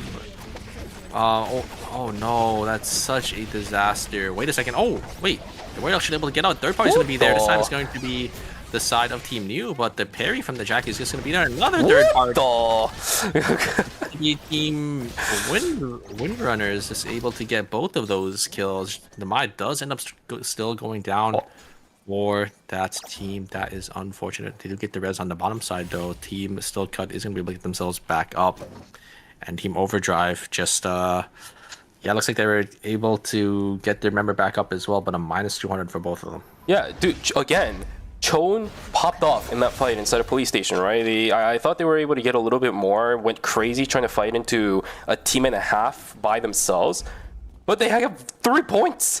They lived, but they have 3 points, man. It's so weird. We see a lot of memorable moments tonight from Chon, but another prime example of a case where even with these good performances on Blair and 1v3ing a lot of these fights by themselves, it doesn't make a dent to the amount of points they have. It's just the strangest thing in the world. I think this is the first time I've ever seen something like this, like giving me a strange Mandela effect on how well Team Stillcut is doing. It's so weird. Yeah. I mean, it's probably just because, they're not able to, he might be popping off, but they're not really winning these team fights. So, wait, great spring trap and great combo, and they should be able to, they don't even get that kill on the bottom side there. It looks like Tron is going to try to set their sights onto the Alonso, but the third party is going to be here. Who's going to be able to get the kill? It is going to be not Stillcut again. Both the kills are stolen. There's the third party, and I think that's going to be it. Stillcut is going to try to get themselves. Tron is going to get a lot of damage, a lot of value. Wait a second, can he turn it this time? He does actually get one. Can he get The Nick. Oh my god, he gets the giant blow! 1v3!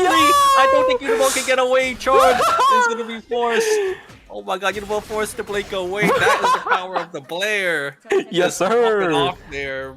1v3 able to get to, and that is a minus 400 for New. But there are 5 points, man. Like, come on. What is this?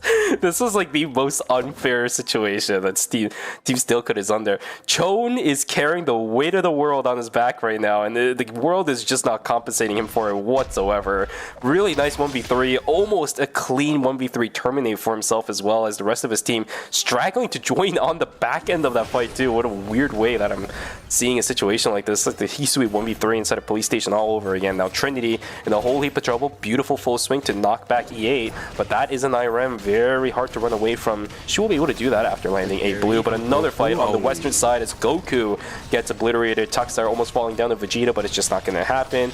Now Hansu on the Yumin in a little bit of trouble, trying to do what he can, but puts themselves into a corner. That will be the end of Dragon Ball Z. We are going to see them on Sunday for knockout stage number 1. Well, they better go through that hyperbolic time chamber, you know, on Saturday there, because it's not looking too good for them here in Group B. Unfortunately, they will go out in 8th place, and yeah, you can see they're in 7th place, so we will see them for sure back on Sunday here. Yeah, at least on the bright side for Team Stillcut, even if the world and Destiny might be against them, they are above Dragon Ball Z. So when it comes down to it, maybe they're the ones that are gonna go Ultra Instinct. I don't know.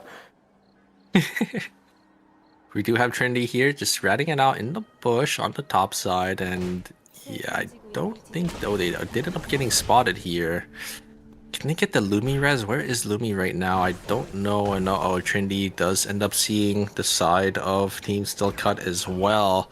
Team Stillcut in a really awkward position though. There's a lot of teams over here on the top side of the map, and there's DT. They're gonna go down, and that's gonna be it for CDAC.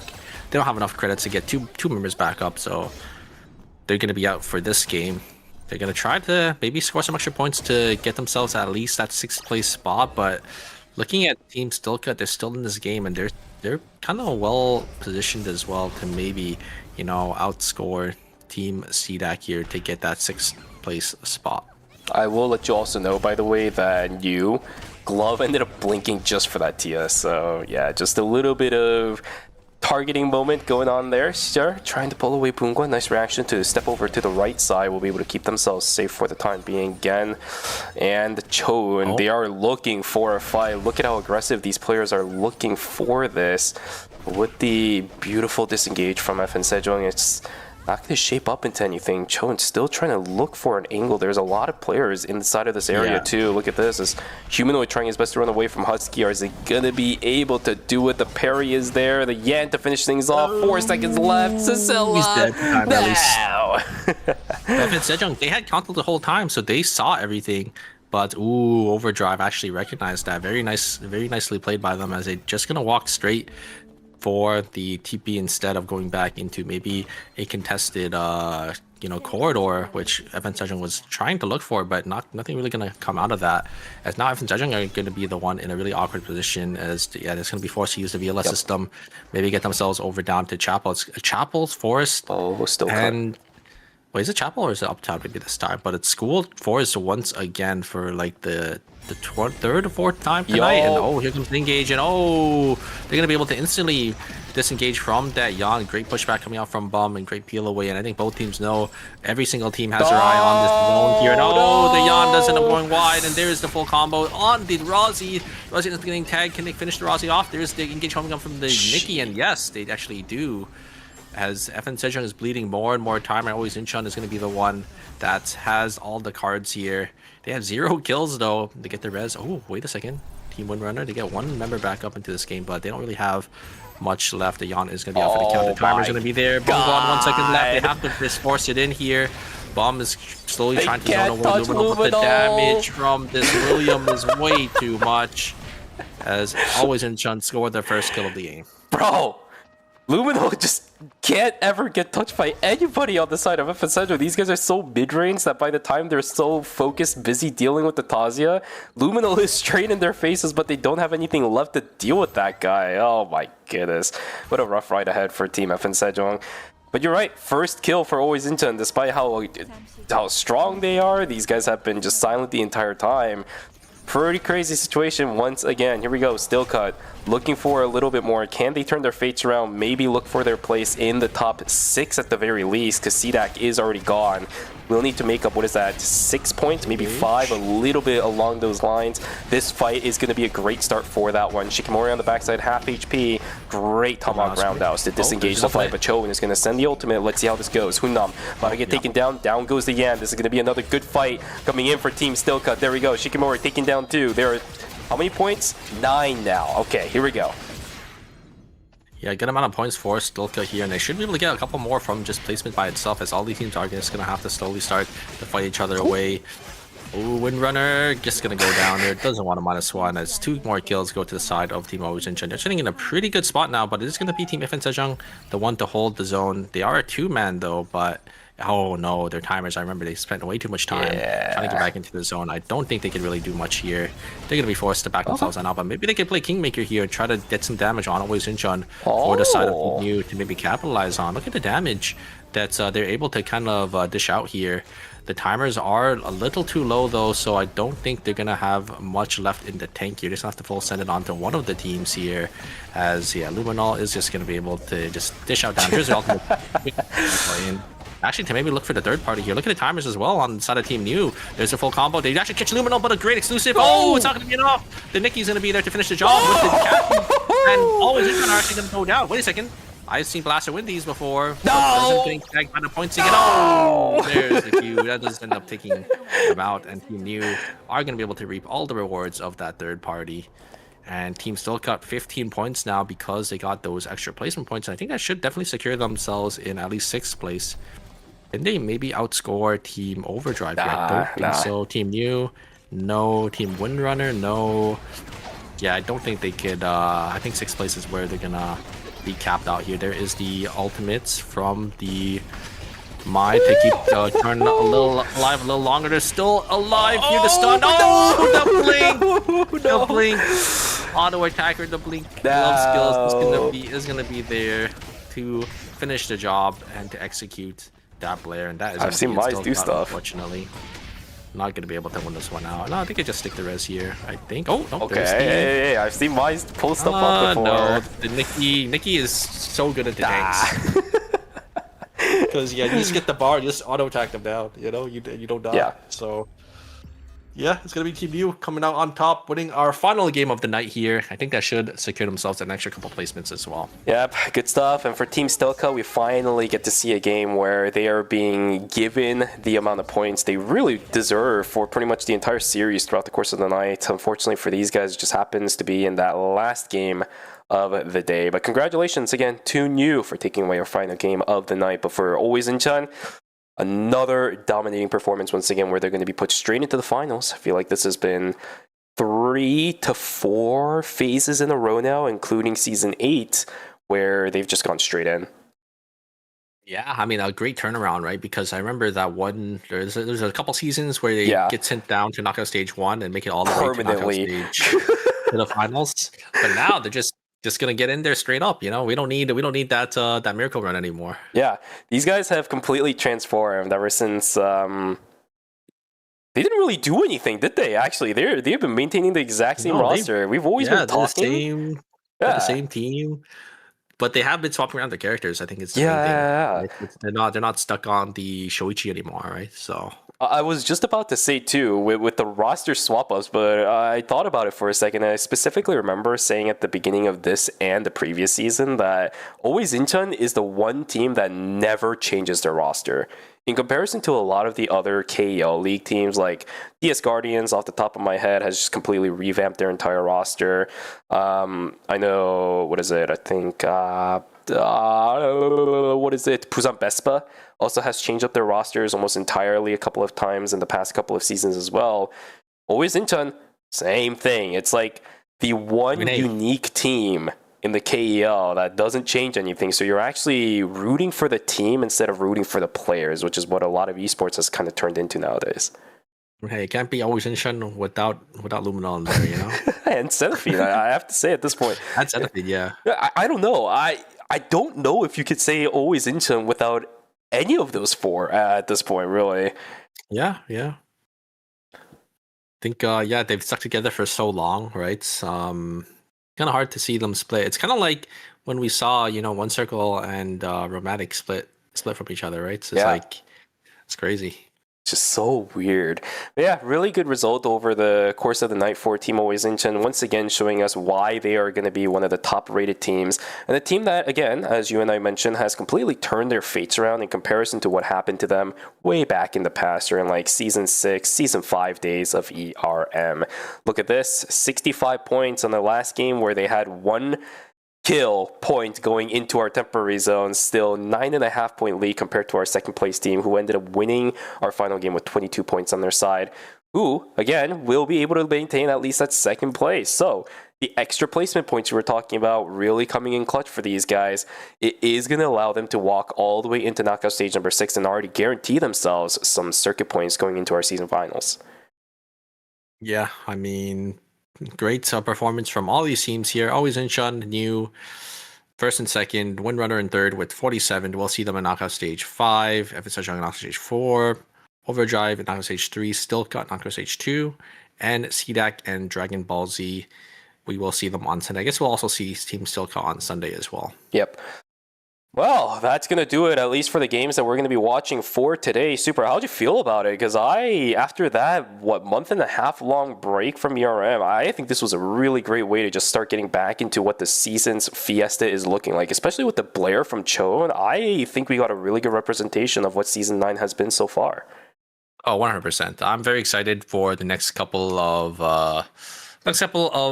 games. Unfortunately, I'm not going to be here tomorrow, so I won't be able to see Group C and D, but the new knockout stages, and then coming up next week with the later knockout stages and the finals, I think there's going to be quite a bit of shakeup, I would say, just because the meta, we haven't really seen the Korean meta for a full month now, at least for like my perspective. So just able to come out and see like a completely new, I guess, type of game is always nice to see. Yeah, it was a great time watching the games here today, but let's talk a little bit about what we are going to be seeing tomorrow. I know, again, Super, you won't be here, but maybe you can give your insights on this, and we can start going from there, at least for tomorrow. You can give me a couple of talking points. For Group C, we have Team Overpride, Gyeonggi Innate, Gwangju Slasher, New Era, Umsar, or maybe that's Umsar. Oh, yeah, no, it is Omzar. Sorry. I'll talk about a couple of these team names. Maybe I can give you a couple of Korean lessons before we end it for today. Gyeongnam Sparkle Esports, Hunchgray, as well as Big Game Hunter, rounding out Group C. And for Group D, CNJ Esports, Busan Vespa, Mer Gaming, Go Back, Fish Roast, Wait a Meowment, Sungnam Rocks, Crimson Bumflies, as well as Magic Potato to round out the teams for that. Interesting. I think both the lobbies are pretty good. I think Team Lobby D is a little more stacked. Just because we have, CNG Esports got a lot better. I think they're actually a pretty clean team now. Busan Vespa, has Romantic and G-Work in there. I don't know if G-Work's playing, right? Because you said he ended up swapping out. I don't know, because he played in phase number 1. I was talking about how he was going to go to the military at the end of season 7. Here, so but I guess maybe or season 8. Yeah, I don't know what it is. Maybe he had some like office work or so. I don't know. Yeah, Team Sagnam Rocks is in there too. We got Wayne and Meowmint. There's a lot of pretty solid teams in Lobby D, but even Lobby C as well, right? We have Overpride, Storm Chaser on the EVA, just our premier EVA team. We got Gyeonggi Innate, a really good front to back team. Slasher, I think Slasher, I guess Slasher is another team that's kind of stuck together for so long, but they just haven't been really I would say performing recently, just because I think Slasher did the best when they were playing that dive Ardor team. But I think a lot of people sort of kind of learn how to play around it, and Ardor with a lot of nerfs, right?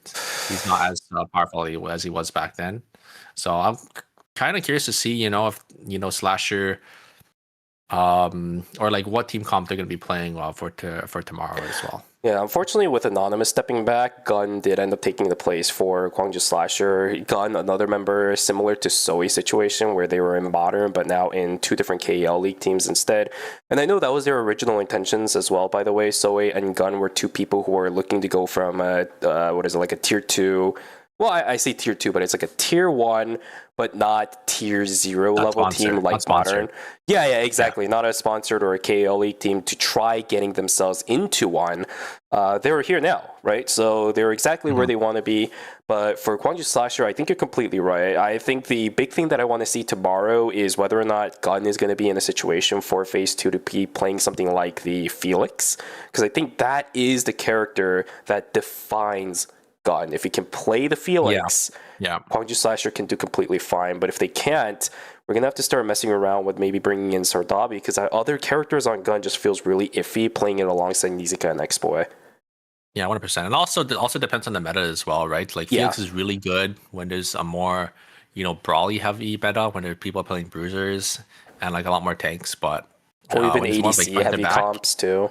Yeah, when it's more like front to back with like mages and like lockdown CC, it's kind of hard for the Felix to kind of navigate the team fights. But we'll have to see tomorrow if Gun can pull it off, or if we even will see the Felixes. They could also just play something else, right? Yep. Indeed. I did promise you a couple of Korean lessons here today. So team that we saw in Group A, Jangchuta, right? That team's name is really good because Jang is like an elementary way of saying really or super. And then Chuta just means good. So that's one right there. Oh, really good. Okay. Yep. So, and you pronounced it right today as well. I think you picked that up from me. So nicely done over there. And then Umsar is like excuses, or kind of like when you're not really her, but you make it feel like you're her. You're kind of like acting like you are. You know what I mean, right? What a lot of football players tend to do. Yeah. That's what Umsar is. So that's another one for Group C. So a couple of Korean lessons there for you, my friend. But other than that, super. So that means like you're like flopping. Yeah, exactly. There you go. Or like right? acting a little bit more. Bingo, exactly. Yeah. It's exactly what it is. Teach me what 한둥거림이 means. It literally means one circle, because Han means one in Korean. That is the number 1. And then 동그라미 is circle, the shape. So one circle is the direct translation for that one. So there's another one for people in the chat. Well, super. I think that's going to do it for us today. You said you're not going to be here tomorrow. There is a surprise guest. I know a couple of people were guessing in chat. You guys will have to see until tomorrow. You guys will have to wait that time before you see who the special guest is going to be for tomorrow. But until then, guys, thank you so much for joining us here for ERM Phase number 2, Day 1. It's been a long time coming. I know you guys waited a long time for this too. So glad you guys were able to make it. But we will see you guys tomorrow right here on the Eternal Return Game channel at 3 a.m. Eastern. Make sure you guys are here at the right time. 2 hours earlier. Yes, 2 hours earlier. So make sure you guys are here at the right time. That's the wrong one. I think that's for Phase 2 Group AB. Okay, well, here, let me... Yeah, I think I forgot to change that one of all things compared to all the other ones. Let me... That's okay. It's just 2 hours earlier, 3 a.m. EST. There we go. Set your clocks for that. There you go. Yeah. Exactly. 8 p.m. or 8 a.m. UTC. If you guys want that time. So just convert it into your time zone. Yeah. And that's going to be it. Indeed. Thank you so much for joining us here, everybody. If you guys are still looking for drops, actually, maybe I should also do this as well. Production issues. There we go. The code for today, you guys can type it in chat. BCOP2874. Very funny set of characters that are here for the off-air coupon for 5 common season fragment vouchers. Make sure you guys get those. We have a few weeks left of the season, so if you guys need to fill up that board, do it. And the additional drop token for yourselves as well. This code is going to disappear very soon, so make sure you guys get that. And I believe we also had the drops for this one as well. So claim all those within the 24 hours that you have, or the 48 hours you have. We will see you guys. Those are probably like the emotes, right? Yeah, or you can just RNG roll the box as well for like the 300 MP or the A coins. Oh, I see. You have a couple of picks. Yeah, you can get my emote. I think my emote's in there. So. Yeah, exactly. I did see that in the shop. So hey, make sure you guys go grab that if you guys want to. All right.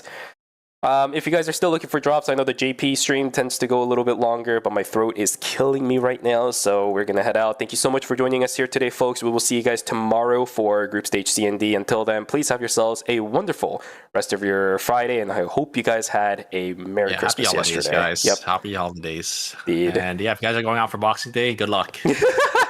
I didn't hear about that. I'm going to need to look more into it. I'm actually going to ask you It's about that today, after the right? stream is over. I don't know anything about it.